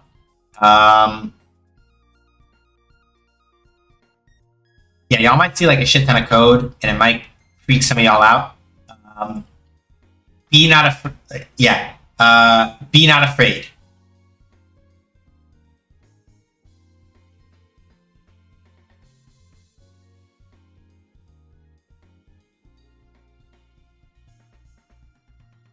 So, this enum collection, right? I basically use it to keep track of like certain, C#. Basically, and this is the thing that I wish I was a little more flexible about, but this is also why I'm like, you notice how I said before that like I can do gameplay programming, but I am not like an engineer. Basically speaking, C# is probably about the only programming language that I have used that has stuck and that I can work with comfortably. Part of it is just familiarity because I've been using Unity now for like 5 years, basically nonstop. But C# also has the right balance of like all the stuff I need and all the stuff I want to do the things that I like.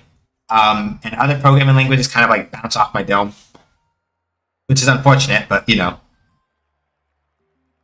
So yeah, basically I use these enums kind of as like, you can sort of think of them in a way as like ways of making certain custom lists to keep track of certain things in certain ways. Like I can keep track of, for example, who are my playable characters, and I can use this then as a check for certain things. Like, hey, if my playable character is this character, do this. If it's this, do that. Input type is relevant to the stuff that we're going to be trying to work on now. So we'll come back to it a little bit later. I just have to drop off a couple things in there to make sure that we could handle some other stuff later. So that should fix that.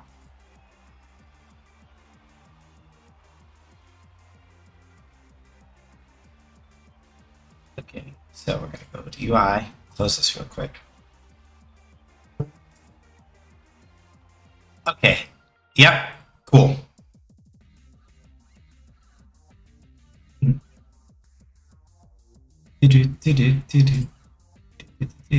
So that's not right. These should be game states. Hang on, I gotta move some code real quick. Sorry. Scripts. This is still system, but it's not UI.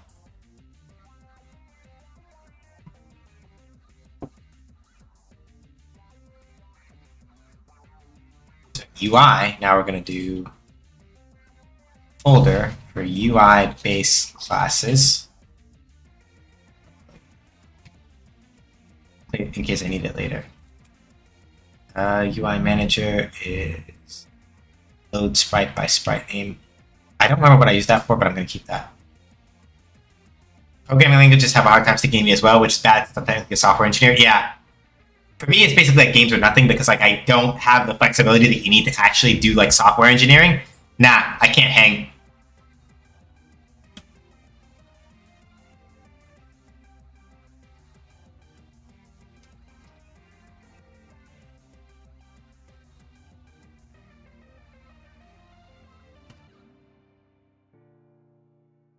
All right. So, I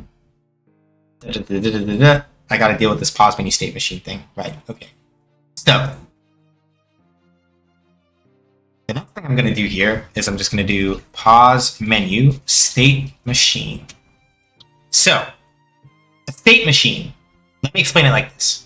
A state machine is a very flexible structure in programming, but the basic idea of a state machine is that you can sort of think of it as like a brain that goes, so, hey, yeah, it's like, okay, so I'll use my characters as an example, right? Because a state machine drives their behavior. Let's say, for example, I have a character, right? standing still and I'm in the idle state. If I move left or right, I want to change over to my movement state. If I jump while I'm either idle or moving, I want to be able to jump and all that other stuff, right? A state machine is a thing that helps us sort of handle the transitions between all those different sort of like modes of being that our character can be in. However, you can also apply a state machine to things like menus. Like, okay, hey, what menu am I in? Depending on what menu I'm in, run different parts of the state machine to do this thing, that thing, or the other thing, right? So what I'm going to set up first for the pause menu is a actual state machine that will kind of help keep track of what current part of the pause menu I'm in, so that we don't have to deal with any shenanigans on that front. But because I copied this code over from the other game that I'm working on, I have to occasionally like go back and go dig out. I have to go dig out certain things to try to go make sure that stuff works correctly.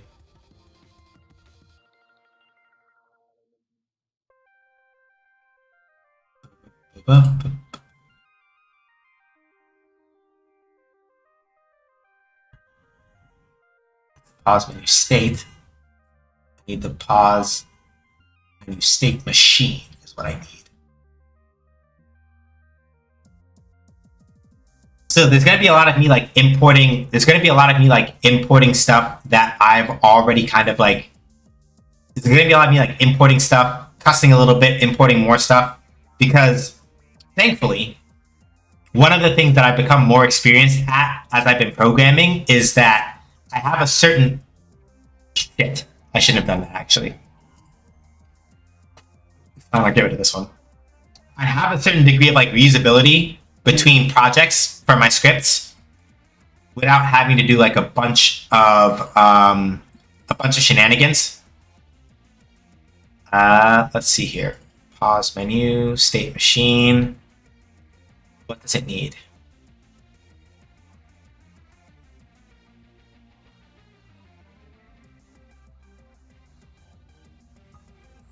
Yeah, we haven't made that yet. Okay, so for now, let's do that. I also got to grab the game pause script from this other project. System, game management, game pause scripts right here. Let's see how many of these things that I have to keep importing and then I want to have to keep doing more fixes and breaks for until it actually works correctly. Game pause script.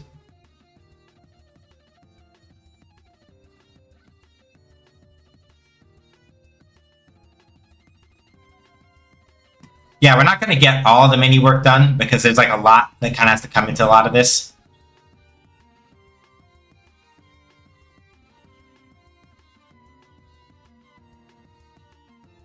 We're not going to have any other kind of pausing, I don't think, so we can just yank most of these and we should be fine. It's yelling at me a little bit, but I'm going to deal with that in a second. So yeah, basically speaking, let's see, create folder, menus. So for UI-based classes, we're going to throw menu state base into there.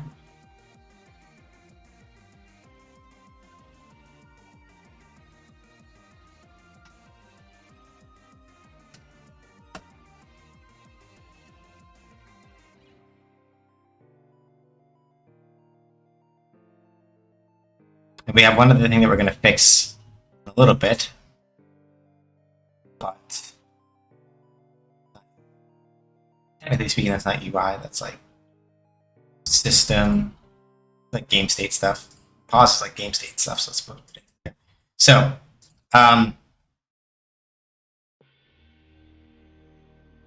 basically, the other thing that also has a lot to do with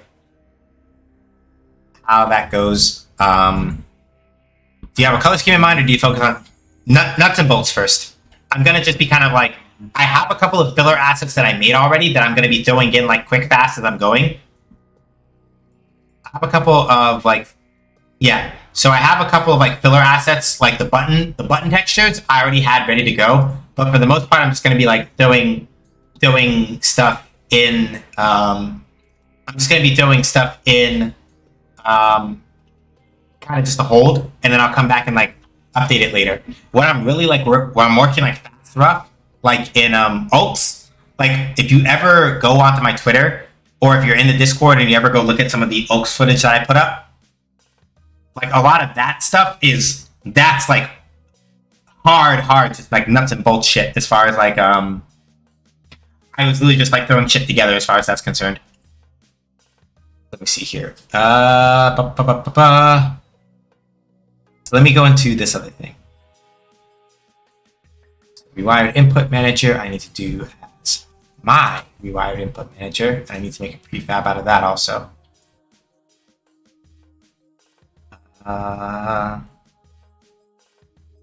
This launch rewired editor. Match joysticks for players. You set the 100 for the.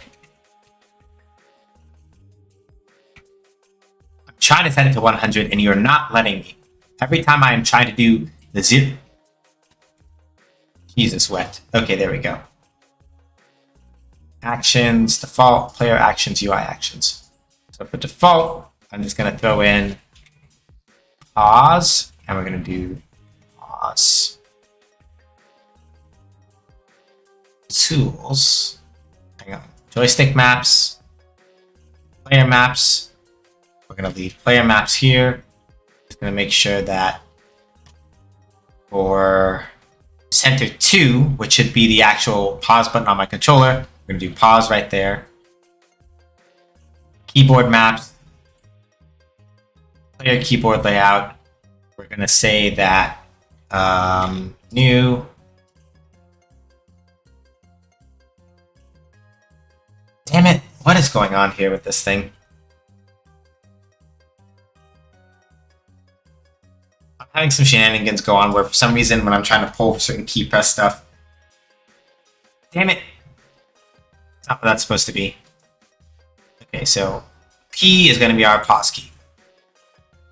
So this that I'm looking at here, the rewired editor, I use this to help coordinate input systems. So to be able to use like controllers and things like that, that's what rewired is for. It does not come with Unity, unfortunately, much as I wish it did. I really wish it did, but it doesn't. I had to pay for this. But rewired is an extremely robust Rewired is an extremely robust input system that makes it very easy to let your players use like multiple types of inputs and things like that. Very good. Classes, nope. It's probably system, rewired consts, and then that should fix that.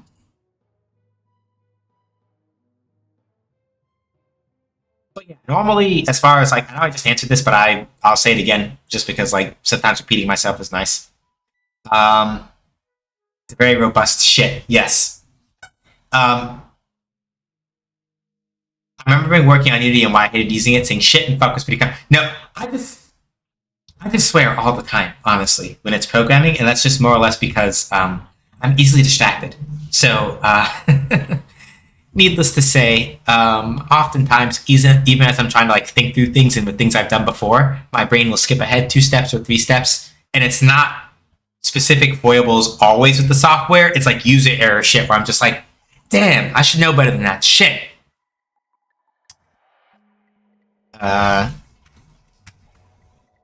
Though there are some things where Unity is just like a pain in the ass for like no reason, and it's just like, why the fuck are you like this? But let's see here. So for UI, we want menus. Now we're going to do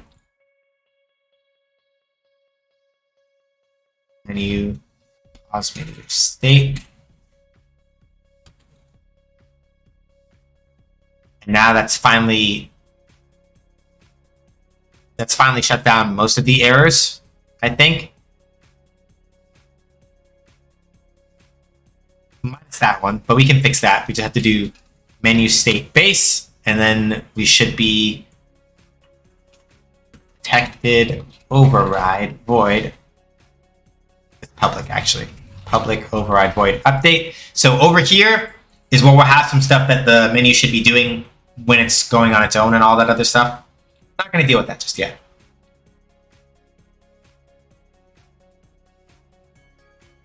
But we should be good now as far as like main errors. Yep, we're good on that front now. So now we can start kind of wiring up some of the important stuff. So here we have pause menu state machine. So we have our pause menu state machine over here, right? I'm going to throw, hang on. And then over on the pause menu itself, I'm going to put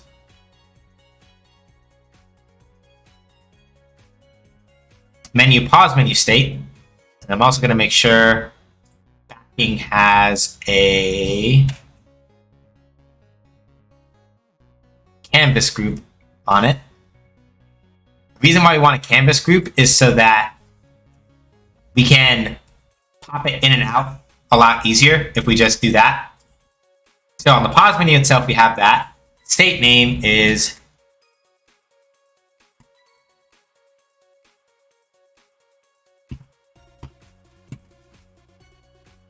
menu pause menu, just so we can keep track of it easier. Our state machine is on the pause menu canvas. The first object we have selected is going to be, well, we could do it manually, but doing it through code is a little more reliable.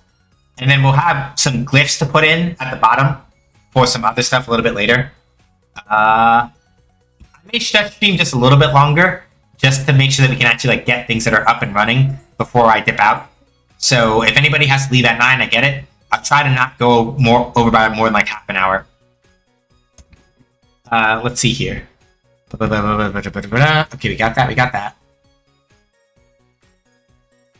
So, in the grand old scheme of how we normally handle these things,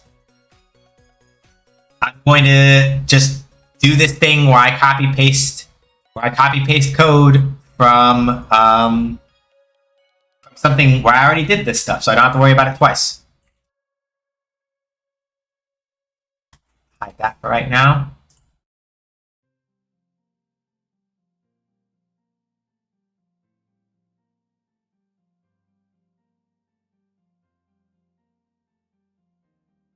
Then we're just also going to grab this too and throw this in over here.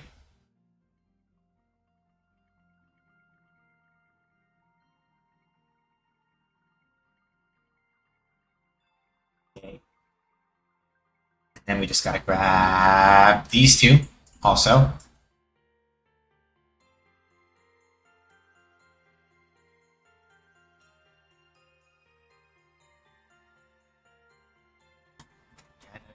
You're yelling.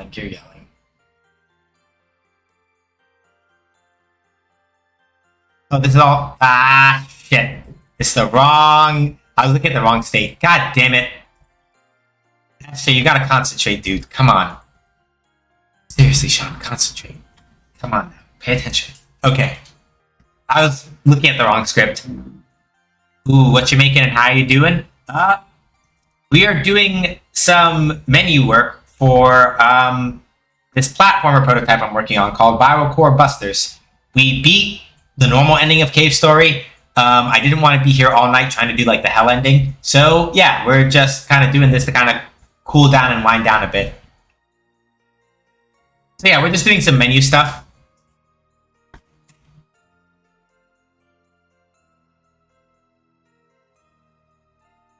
Just gonna grab these things and kind of just throw them in over here. I think. Yep, and we're gonna get to that one in a second. So I did this code already over in my other game prototype, so that's why I'm able to copy and paste it so fast. I already wrote it in a different game, and I'm just porting it over here and adding in a couple extra comments. Script reference. How are you doing, Sabera? I meant to ask that, and Brain did brain things, and I forgot to ask. Viral Core Buster sounds like a Super Sentai thing. Shut down. Kamyo. Tokume Sentai. Go Busters. Basically speaking, thematically, I took Mega Man Battle Network. The basic conceit behind it is you take Mega Man Battle Network and sprinkle a little bit of the that one bragging system from Fable on top of it. Chop and stir it, and you get what the basic idea with this game is supposed to be going about. I did a whole explanation of it if you want to check the VOD like later on. But yeah, right now we're just doing some basic menu and stuff. I'm okay. I need to shower and stuff still tonight, but I feel very unmotivated. Yeah, I feel you.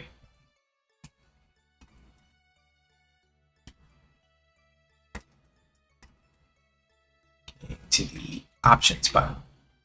Okay, and then the only other thing we need to do now is make a state for our options menu itself so that the script will stop yelling at us about things.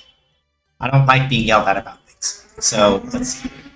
Over here on the other monitor, system scripts, Y menus, pause menu.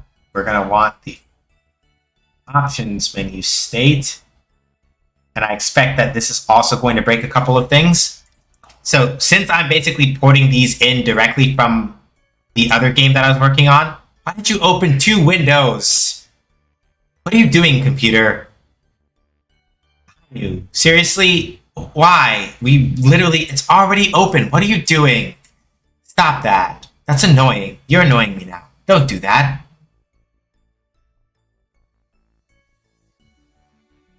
Okay. And for right now, we're gonna want this one. We're gonna hide the one for this. We're gonna hide these. And we're gonna hide this. Because a couple of these are things that I'm not ready to deal with yet. And we are gonna need this. Gameplay options menu state is the last thing I'm gonna copy over. And then we should more or less have a base for what we want to do. I'm just gonna have to sit down and rearrange some guts. I think you're more computer engineer than you think. Yelling at the computer is basically part of the job description. Yeah, in a pinch, I could probably do it because I picked up enough things, but I would be coming in at serious entry level stuff, and it's yeah. Oh, I forgot to import. Shit, I forgot to actually import my settings file. Alright, let's fix that.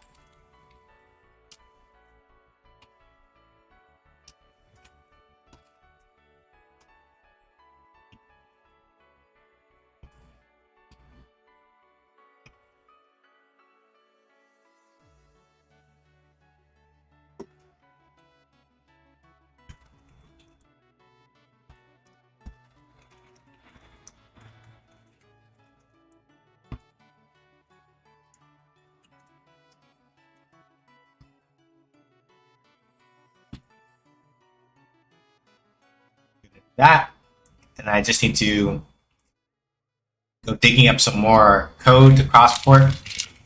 So UI, file system stuff.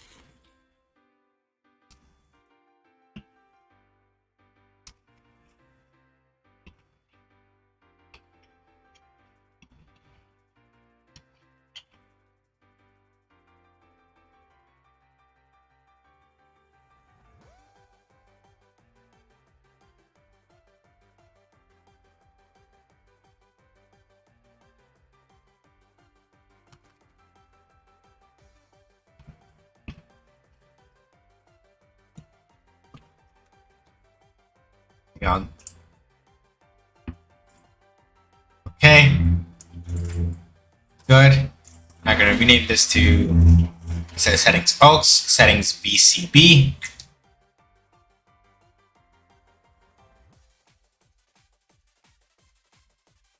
I forgot my damn file. I forgot my damn file IO utility. So yeah, basically speaking, right? Because I've written, and some of this code that I'm maintaining is some of the stuff for the menus that I'm maintaining is stuff I just wrote in the last couple months. But this file IO utility, which is all about reading and writing data to the disk, I wrote this literally like my second semester of graduate school, and I've been reusing it in all of my stuff since then. Just this little handy dandy thing with just some updates along the way. Button input types. I'm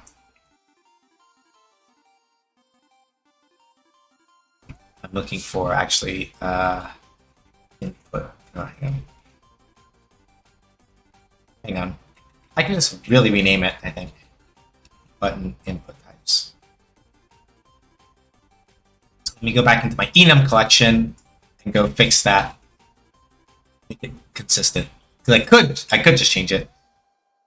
Button input types. I'll just change that here. And then that will correct all of that.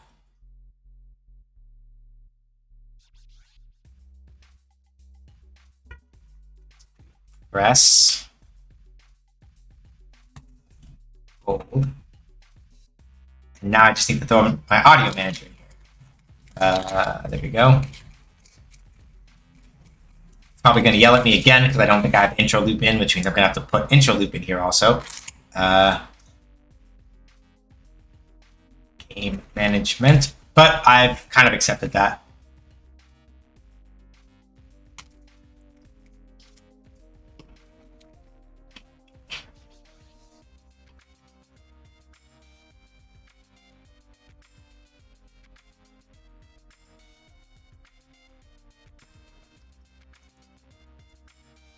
So I'm grabbing another thing that I need to sort of, the only downside to the way that I kind of handle a lot of this is that when I'm importing stuff, the end result is that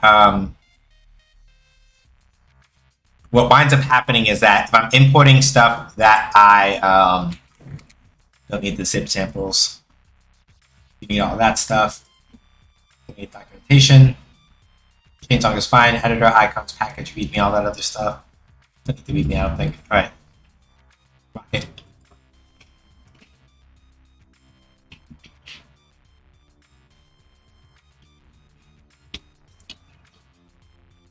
So, since, much like Kettle brought up, unfortunately, I happen to at least manage, financially I'm okay, but realistically, I can't afford to pay for WY's audio license. So, for things like looping music and things of that nature, I use a program called Intro Loop instead, or a plugin called Intro Loop instead.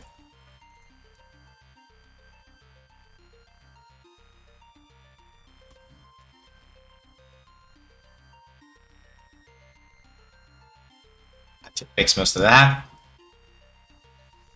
Gotta grab another script from the project, and what else am I missing? I never updated that, did I?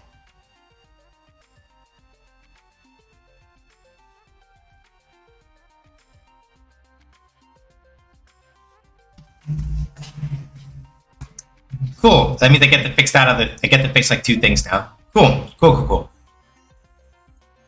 Scripts, entity, objects. Nope.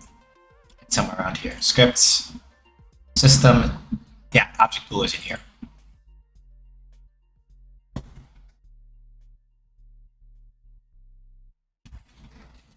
So I'm just going to grab this.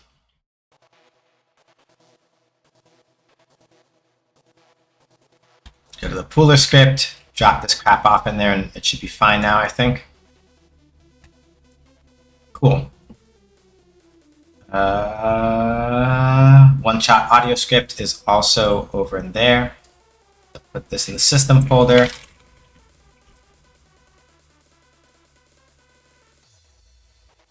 Shit. And I immediately put it in the wrong spot because I wasn't paying attention. It's fine. Thankfully, these things are easy to move. I just have to like actually stop rushing and pay attention to what I'm doing, or I'll move it into the wrong spot. Game management. We'll do another folder and do audio. Put the audio manager in there.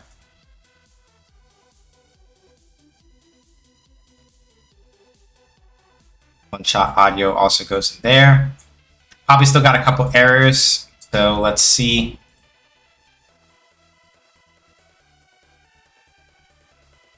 No overload for method get first inactive object takes.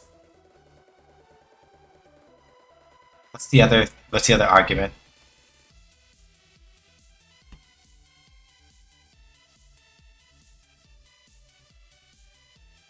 Shit.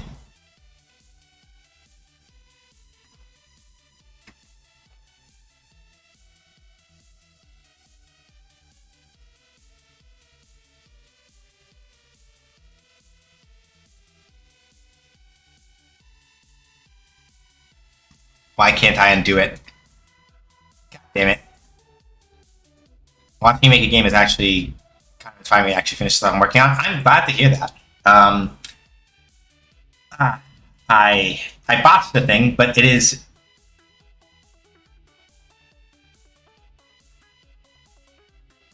I appreciate you saying that. Excuse me for a moment while I scream mentally because I realize that now I botched the thing and now I'm not sure. I can't undo it and get back the thing that I was looking at. So now I'm in a pickle. I have to reconstruct what I actually intended out of that because I got hasty and got a little careless. And the thing that I did not do with this project is put it in source control. So I have no way of actually reverting what is going on with this for whatever reason.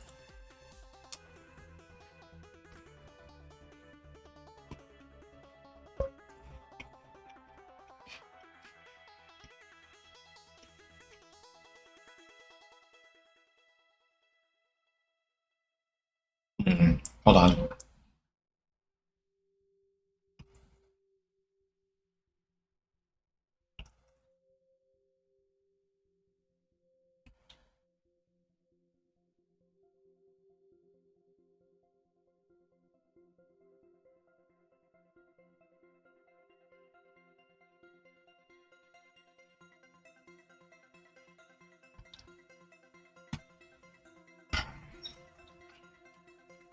I'll figure it out later. I can't fix this. I should be able to fix this, though.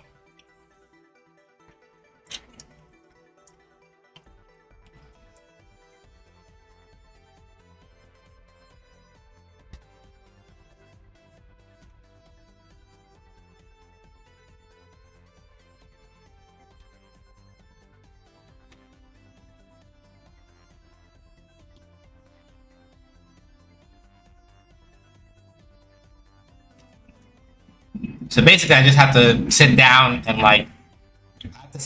partially redo a thing I programmed that I can't get back because I did a boo boo. So I gotta sit down and like actually hint active objects count 0. Return int or int return count. Shit. Okay, we got that. So now all I gotta do is make a for loop real quick so I can go through a list of pooled objects.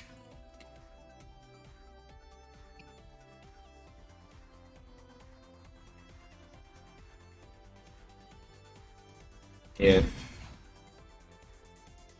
pool at pool index dot active in hierarchy is true, count plus plus.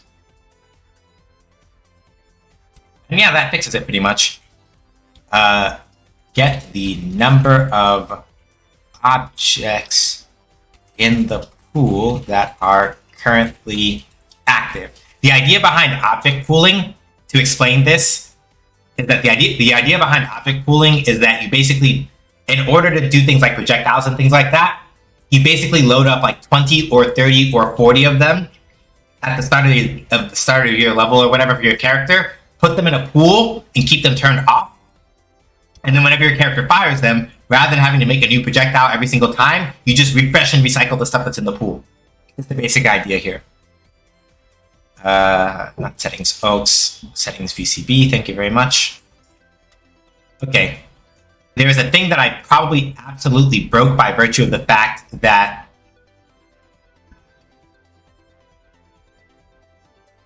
that I don't have a. I'm just gonna do a thing here where I just go like pool value. I'm gonna sit and leave that there because I know I'm gonna have to come back with this.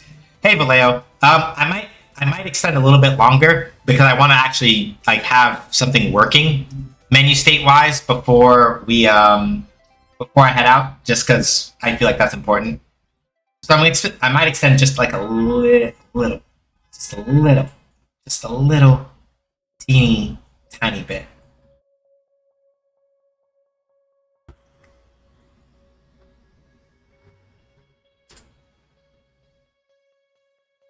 Okay, so let me see here. Now we're not clear all the way. Interlude player dot instance dot. Hang on. I'm going to figure some shit out. E7. Hang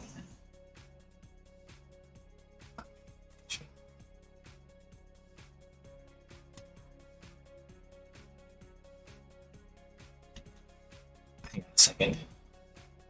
Oh god. Time to go to the intro loop website and see what's going on with that. Intro loop. Because that's a thing that I need to fix.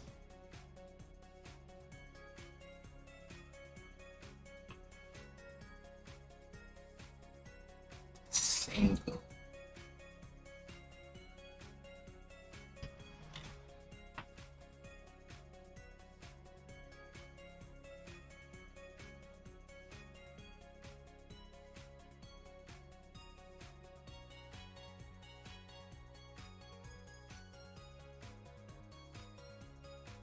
Okay, that's what it is. It's intro loop player dot. God damn it.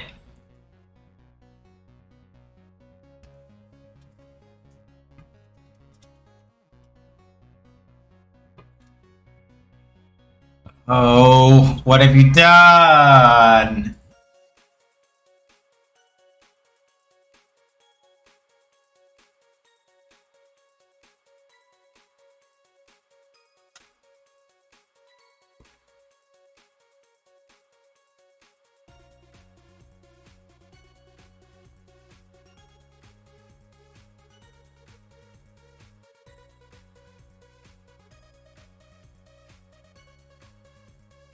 That doesn't work. It doesn't work though. God. Shit. Hold on. Basically, I have to fix this so that it.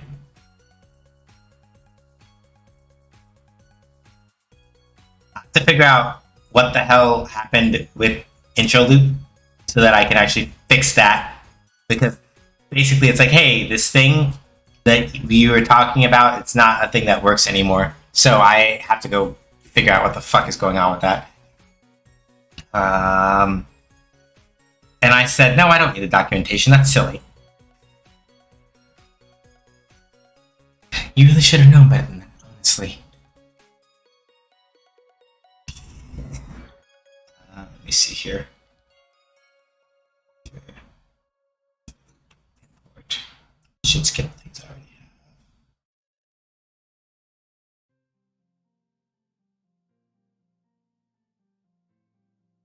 Still need the samples. Okay, then what the fuck happened? Okay, hold on. What's that?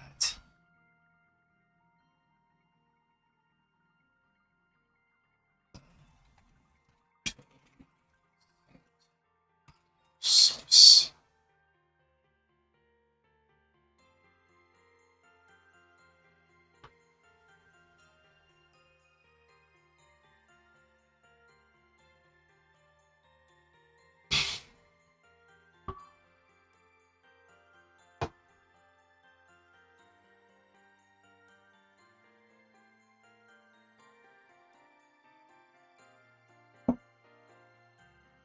Okay, I see.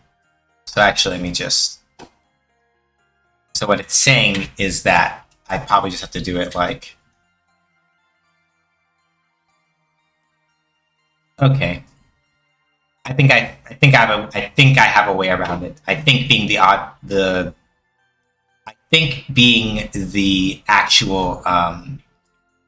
I think being the keyword there. Plugins, resources, prefabs, audio.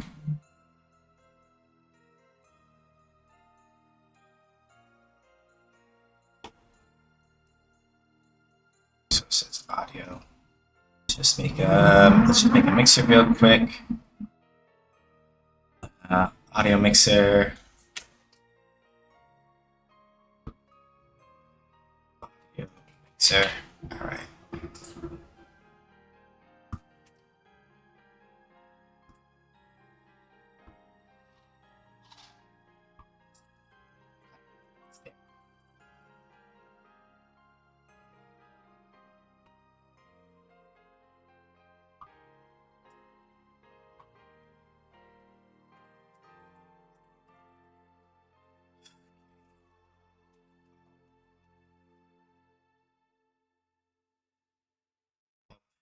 Like that.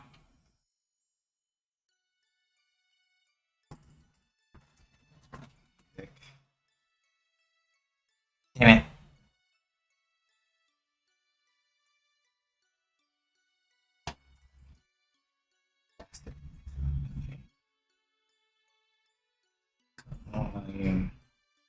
Okay, I think.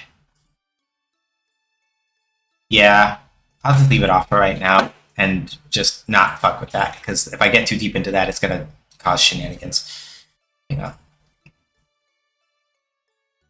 and I'm gonna get sidetracked from the thing I actually want to do. Okay, so the main thing is that we don't have any hard stops there, which is good. There's one thing I gotta check real quick, because I'm pretty sure I probably didn't wire this up correctly. Hope you're doing as incredible as you look. BRB brewing some tea. I am trying. I am trying. Options. Right. BTN. That is the only thing I need to make sure that I fix, because, hey, I didn't keep my names consistent, and so now I'm suffering.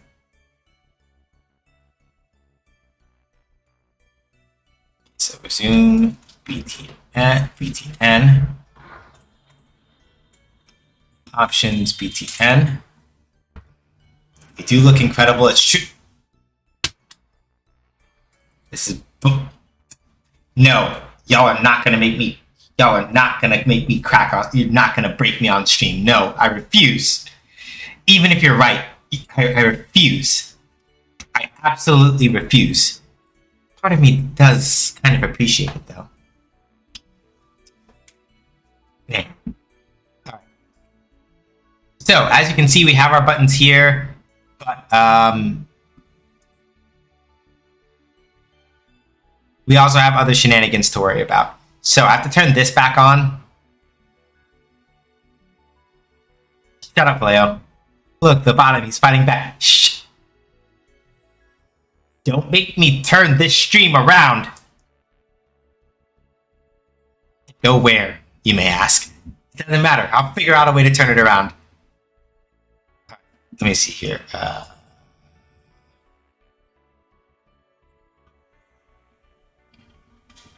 Okay, and then... Okay, hold on.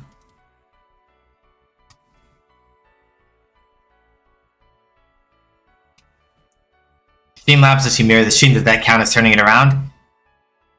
Technically. Damn, Amelie went for the... Merciless. Absolutely merciless. Okay.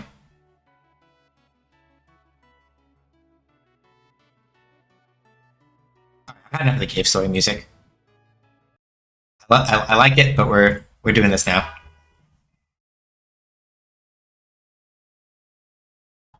Alright, y'all can't hear it, but I can hear it, which is fine, because this way I don't have to worry about my stream getting like DMCA'd. I'm basic for anybody that is curious. I basically, until I actually ever get a chance to like actually write my own music, I literally just grab music from games that are relevant and throw it into these projects. So right now, if you want to know what the temporary theme for Viral Core Busters is, at least for this level, you can go look up the opening stage to Mega Man 8 and play that, and it's that song. Okay, so okay, cool. Hang on, let me check something here.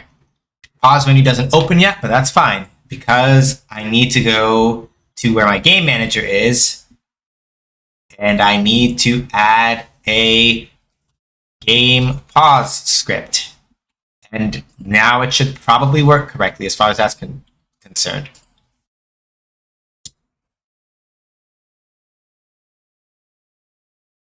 And something broke. Hold on. Is that named properly? Object reference not set to an instance of an object. Player input script. Why player get button down? Why is that? Shit.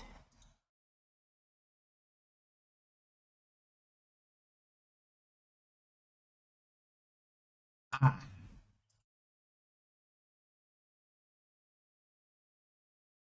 Oh, hold on a second. I gotta layer this because there's another thing I gotta keep in mind here. So if get component state machine dot current state, depends on the definition of property. Has a name, seems to me like it's named properly. You want to use any of mine, you're free to. Oh, music offer? Remind me to talk to you about that. Yeah. Current state.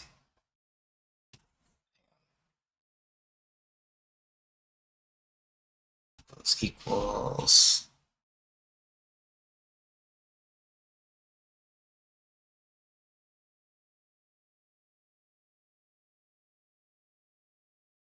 The type is not valid in the given context. Okay, dot.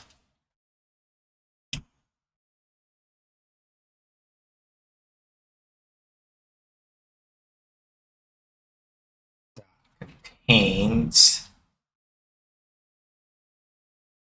intro equals false. There we go. This should probably keep that bullshit from happening, I think.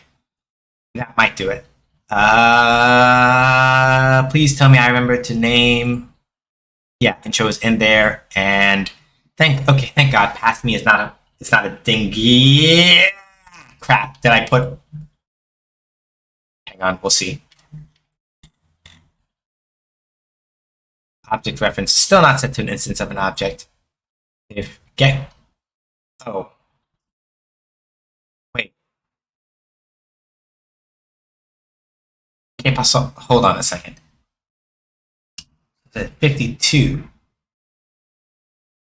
So get component state machine is a big fat part, but I put the pause script where. Damn. All right, hang on. Gotta do another test real quick. You need okay. So cert dot is not null. Get component state machine. Okay, let's test that real quick because if for some reason this is like, hey, no, we don't have a state machine, then this is going to keep happening. It's going to piss me off if I figure it out. Shit. Let's see here. Okay, good. Okay, so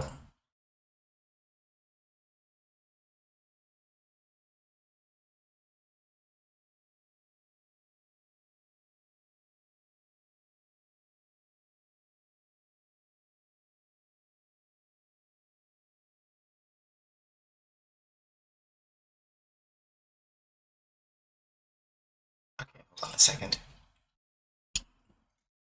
I think I had a trick. They're trying to do a thing. Hang on a second. I'm gonna go dig into the code for Oaks one more time. See if I have anything. Scripts, systems, base class. Nope, not that one. Entities. Nope. Where did I put it? Where did I put it?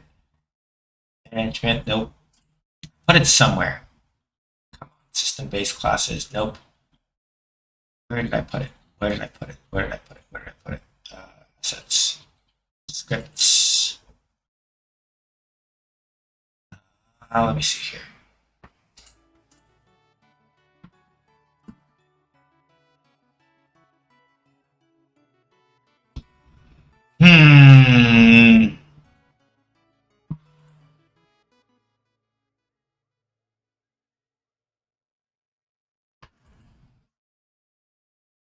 Okay, and I put it in entities for some reason.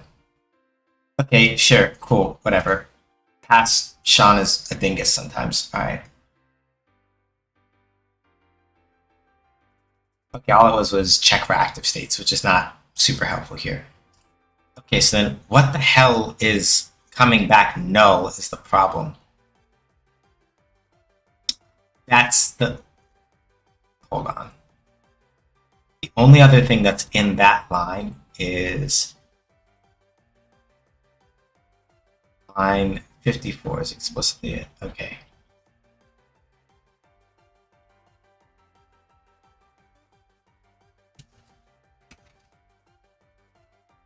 There we go. That's the test I need to do, because that's the only other thing I'm looking for in that line. So that assert dot is not null. Basically, it's like a safety check where it's like, hey, do me a favor and tell me what state you're in right now. And if you don't have one, we need to fix that. Like, stat. Okay, so yeah, for whatever reason,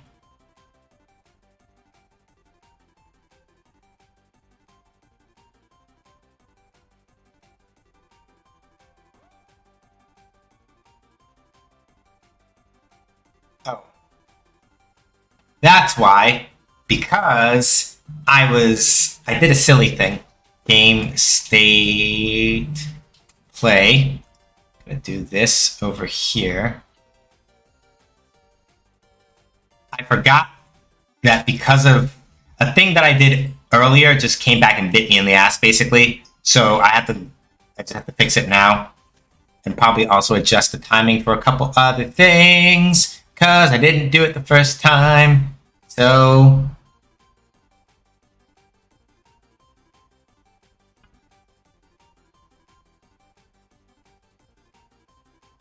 nope, we're not going to do this. We're instead going to say that in the update, say if player state, if players, did I not make a, god damn it, game manager dot instance dot, did I, please tell me that passed me. Check current player. Just like that. Image. Current player dot get component state machine state means intro.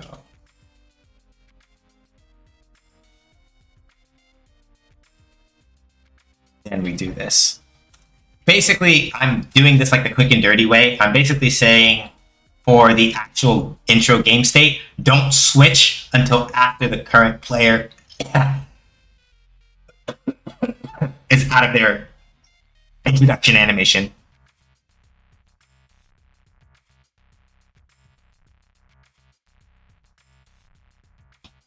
I have another way of also checking for that in theory, but that was like the fastest and dirtiest way I could think of. Variable current player game manager has not been assigned.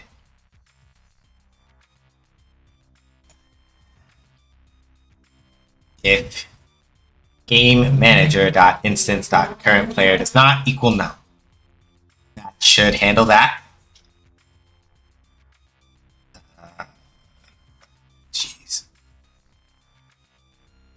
to player input script dot get component. I'll tweet a little bit because the player input script should. God damn it. Nah, let's just do it this way.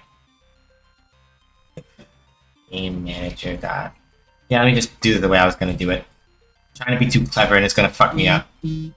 Sometimes the answer is not to insist on doing the clever thing that you keep thinking that you have, but just to just do the thing that you already put together and stop trying to be so fucking extra. Am I gonna break again? Okay, cool. Nothing actually happened, which means that's better because now this means that I need to.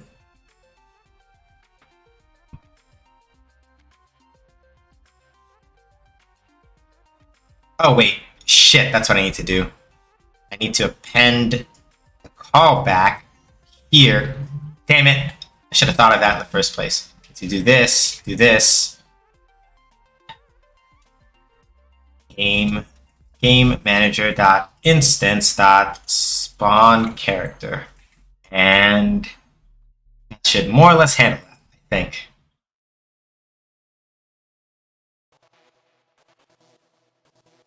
Okay, I think we almost got it this time.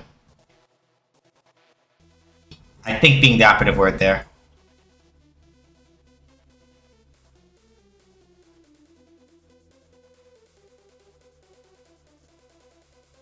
Yep, and now we're at that spot. Okay, so func.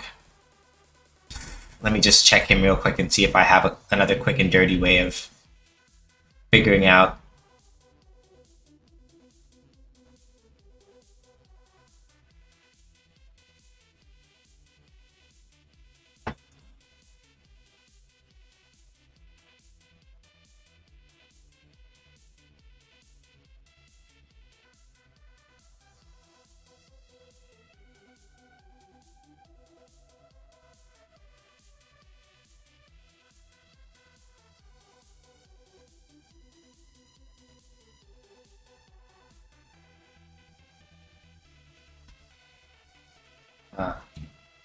Model animation script.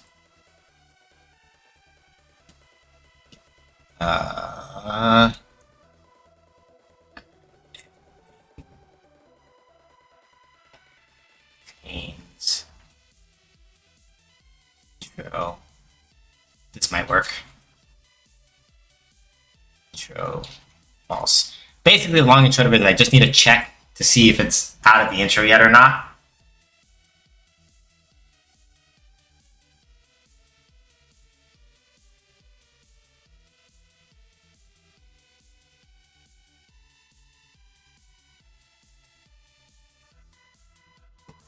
Alright. I don't want to go too far over, so please, for the love of fuck. God damn it! Alright, hold on.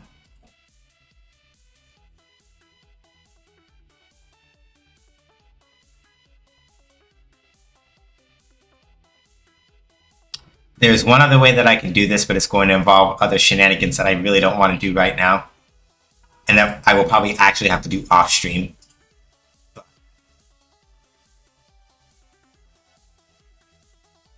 Okay. Okay, the current player is set, so then why... Oh, the model animation script isn't on the main op. God damn it! That's right. That's why. I forgot that I didn't put the model animation script on there. I couldn't for reasons, and I forgot about that.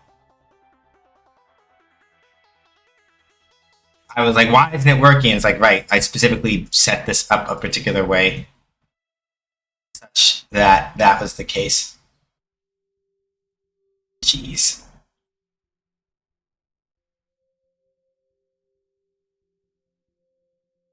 Oh my god, you absolute fuck. Hold on.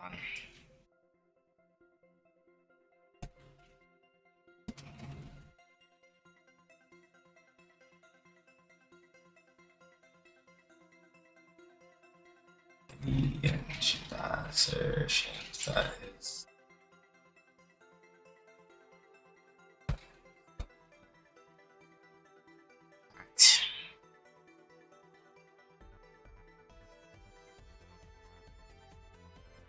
Make sure of that real quick, because God forbid that doesn't work either. So wait, SJ, you basically a rubber duck. In this particular instance, theoretically, yes. Okay, so that.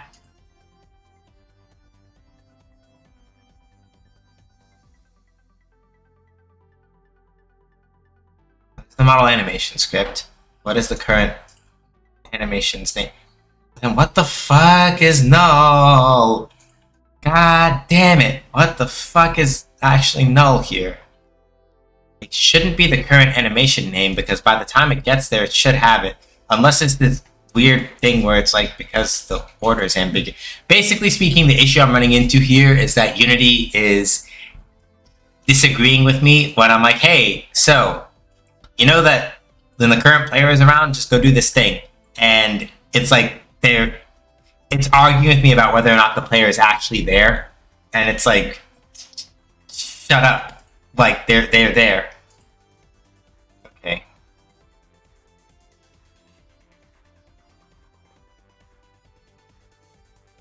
Hold on.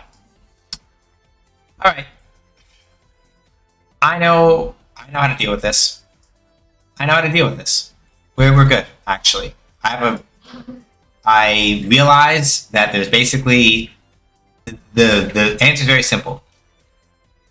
We're going to go to the player intro state, and we're going to say very simply that when you leave the player input state, this is what you're going to do.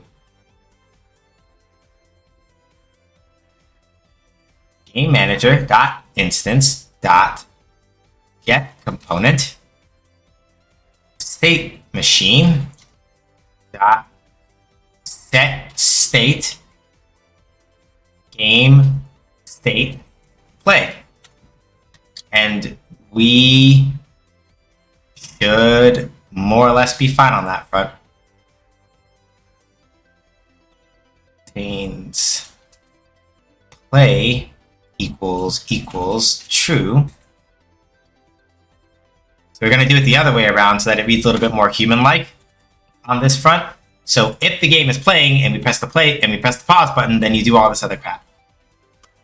Is more or less the way that this should work. And I can just adjust the code a little bit later so I don't have to do that. But right now I just want something quick and dirty for the pause menu to open and close.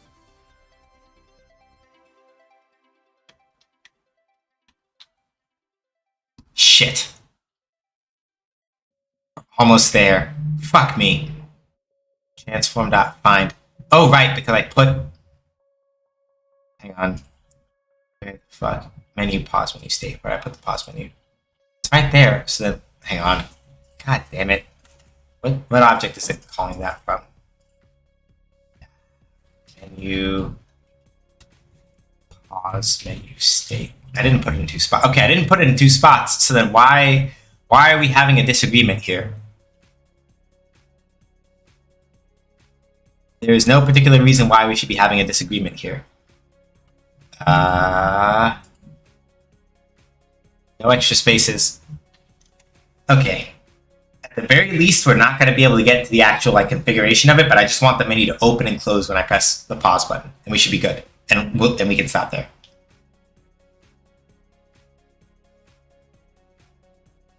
I will fix that looping problem later. Okay. Pause menu canvas. Oh, wait, yeah, why did I put two? Damn it, me.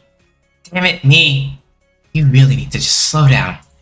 Okay, so what happened was that I forgot to make sure that over here, this thing that says pause menu state machine, I need to go point it at this so that it stops doing shenanigans. I forgot to do that, and that's why that wasn't working.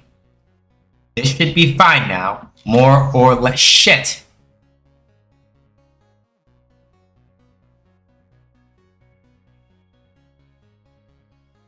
Do base update. Oh, what is base update? Gotta get ready for my bedtime stream. Thanks for streaming. Have a great night.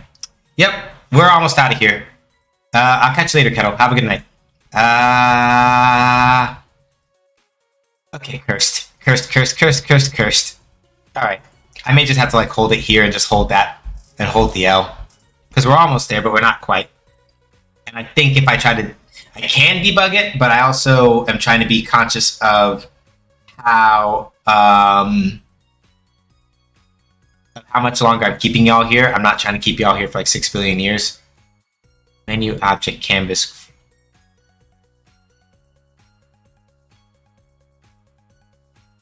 I also probably should have actually done that. Now that I think about it, that's probably still not going to fix it because it's not where the error is, but okay.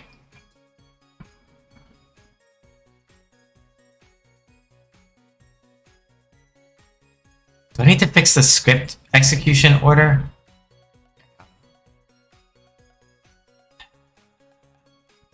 Last thing I'm going to try, and then we're going to get out of here. Project settings, script execution order. Yeah, I never bothered. Where is it? System. I really should have been thinking about that in the first place. So, stable. Shared is player intro. Player is over here. Player input script. All right, we're gonna do this. Move this up here about the execution time of a bunch of other stuff and hit apply. We're gonna try this again. This might fix it, but it might not.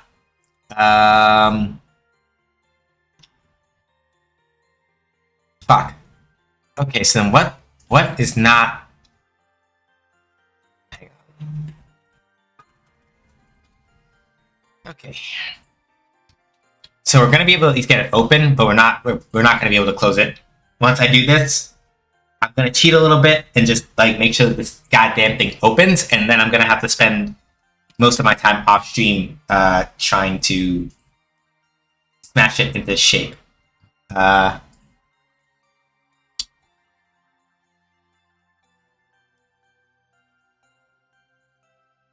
I probably gotta make sure that the animation stops. Fuck me.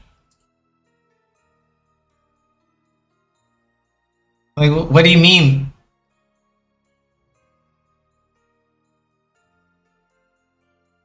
I don't. Heska, fuck. The buttons are set. Alright, hold on. Sorry, that was probably not actual real French. Forgive me. Or I mangled it or something. I picked that up from somebody and I don't know who. I'm sorry. Shit. Okay. The buttons are right there.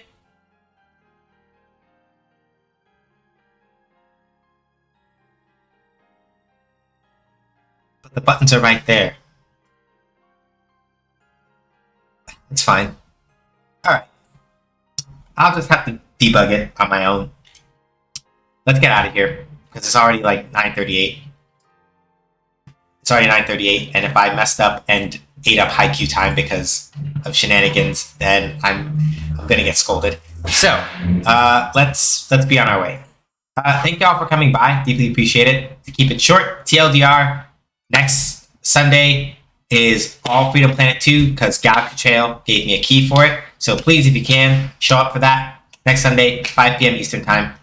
Fighting Friday will be this Friday at 6 p.m. Eastern Time. We'll be doing our poll for playing Devs Fighting Herds and doing our poll for our next game, our next set of games for October. So please come out to those streams if you can. General TLDR, to kind of like wrap it up. On Twitter, I shit post, serious post, sometimes give samples of like the games and stuff that y'all saw here. I put them up on Twitter sometimes. Medium, I write game design articles, more long form if you're interested in that. Stream VODs, I'll put up the VOD for this a little bit later in the week, but any of our Sunday games, all up there, as well as some other bits and show off of other things that I've done for this game and for the other game that I'm working on. Ko-Fi is there if you want to support me, but don't want to support Jeff Bezos or Amazon because they're both stinky. And Throne, you can use it to buy stuff like Goop. for me to like goof around on stream with, or like office supplies and things like that. Though I will ask when we do charity fundraising that you do not get stuff off my throne for my birthday or anything like that. Any of that can wait till like November or other parts of the year. Let's go rate somebody. Let's go rate somebody. If we were feeling pretty good about dev stream, I will see if I can make time for it coming in the future from here, if that's a thing that people are interested in. Taking a quick scroll up and down the list to see who we are going to go hang out with. Pretty sure it's probably going to be Ash Said Hi. Yes, it is, because we haven't been to Ash Said Hi in a while. She does this thing called Sega Sunday, where she plays retro Sega games, and Ash is also just generally just like a sweet and kind and very nice human being.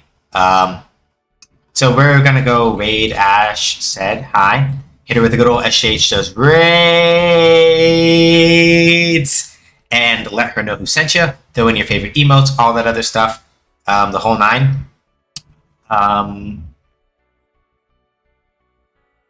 Yeah, just let her know. I'm gonna have to like raid and run, because now I'm like jacked in and I really want to like figure out what the hell's going on with this thing before bed. So till I see y'all next time. Also, thanks for the stream, SJ. I appreciate you. I appreciate you and Sophia. So thank you for coming by. And to everybody, thank you all for like being willing to like bear with me, like cussing and swearing and like, well, not that I don't do that, but like my debugging process is kind of like a lot like this all the time. And I thought it wouldn't be interesting, but people seem to like it. So I think another Sunday, I'll try to like maybe once a month or something, or once every other month. See how people feel. If you're in the Discord, I'll ask for feedback. I forgot about that. If you're in the Discord, I may ask for feedback about how this went, and if you're like, yeah, let's do it every other month or something, then you can throw down some thoughts and suggestions in the suggestions channel about that. Anyway, let's dip. Till I see you next time. Stay safe. Wash your hands. Wear a mask. Don't go out if you don't have to. Be excellent to each other, but not the bigots, not the TERFs, conservatives, royalists, just those kind of like stinky people who just don't wash their legs or anything like that, and are just kind of like out here being like racist and whack and unseasoned and like supporting like Karen Turfling or whatever. Nah, don't be nice to them. They don't deserve it. Anyway, till then, bye-bye.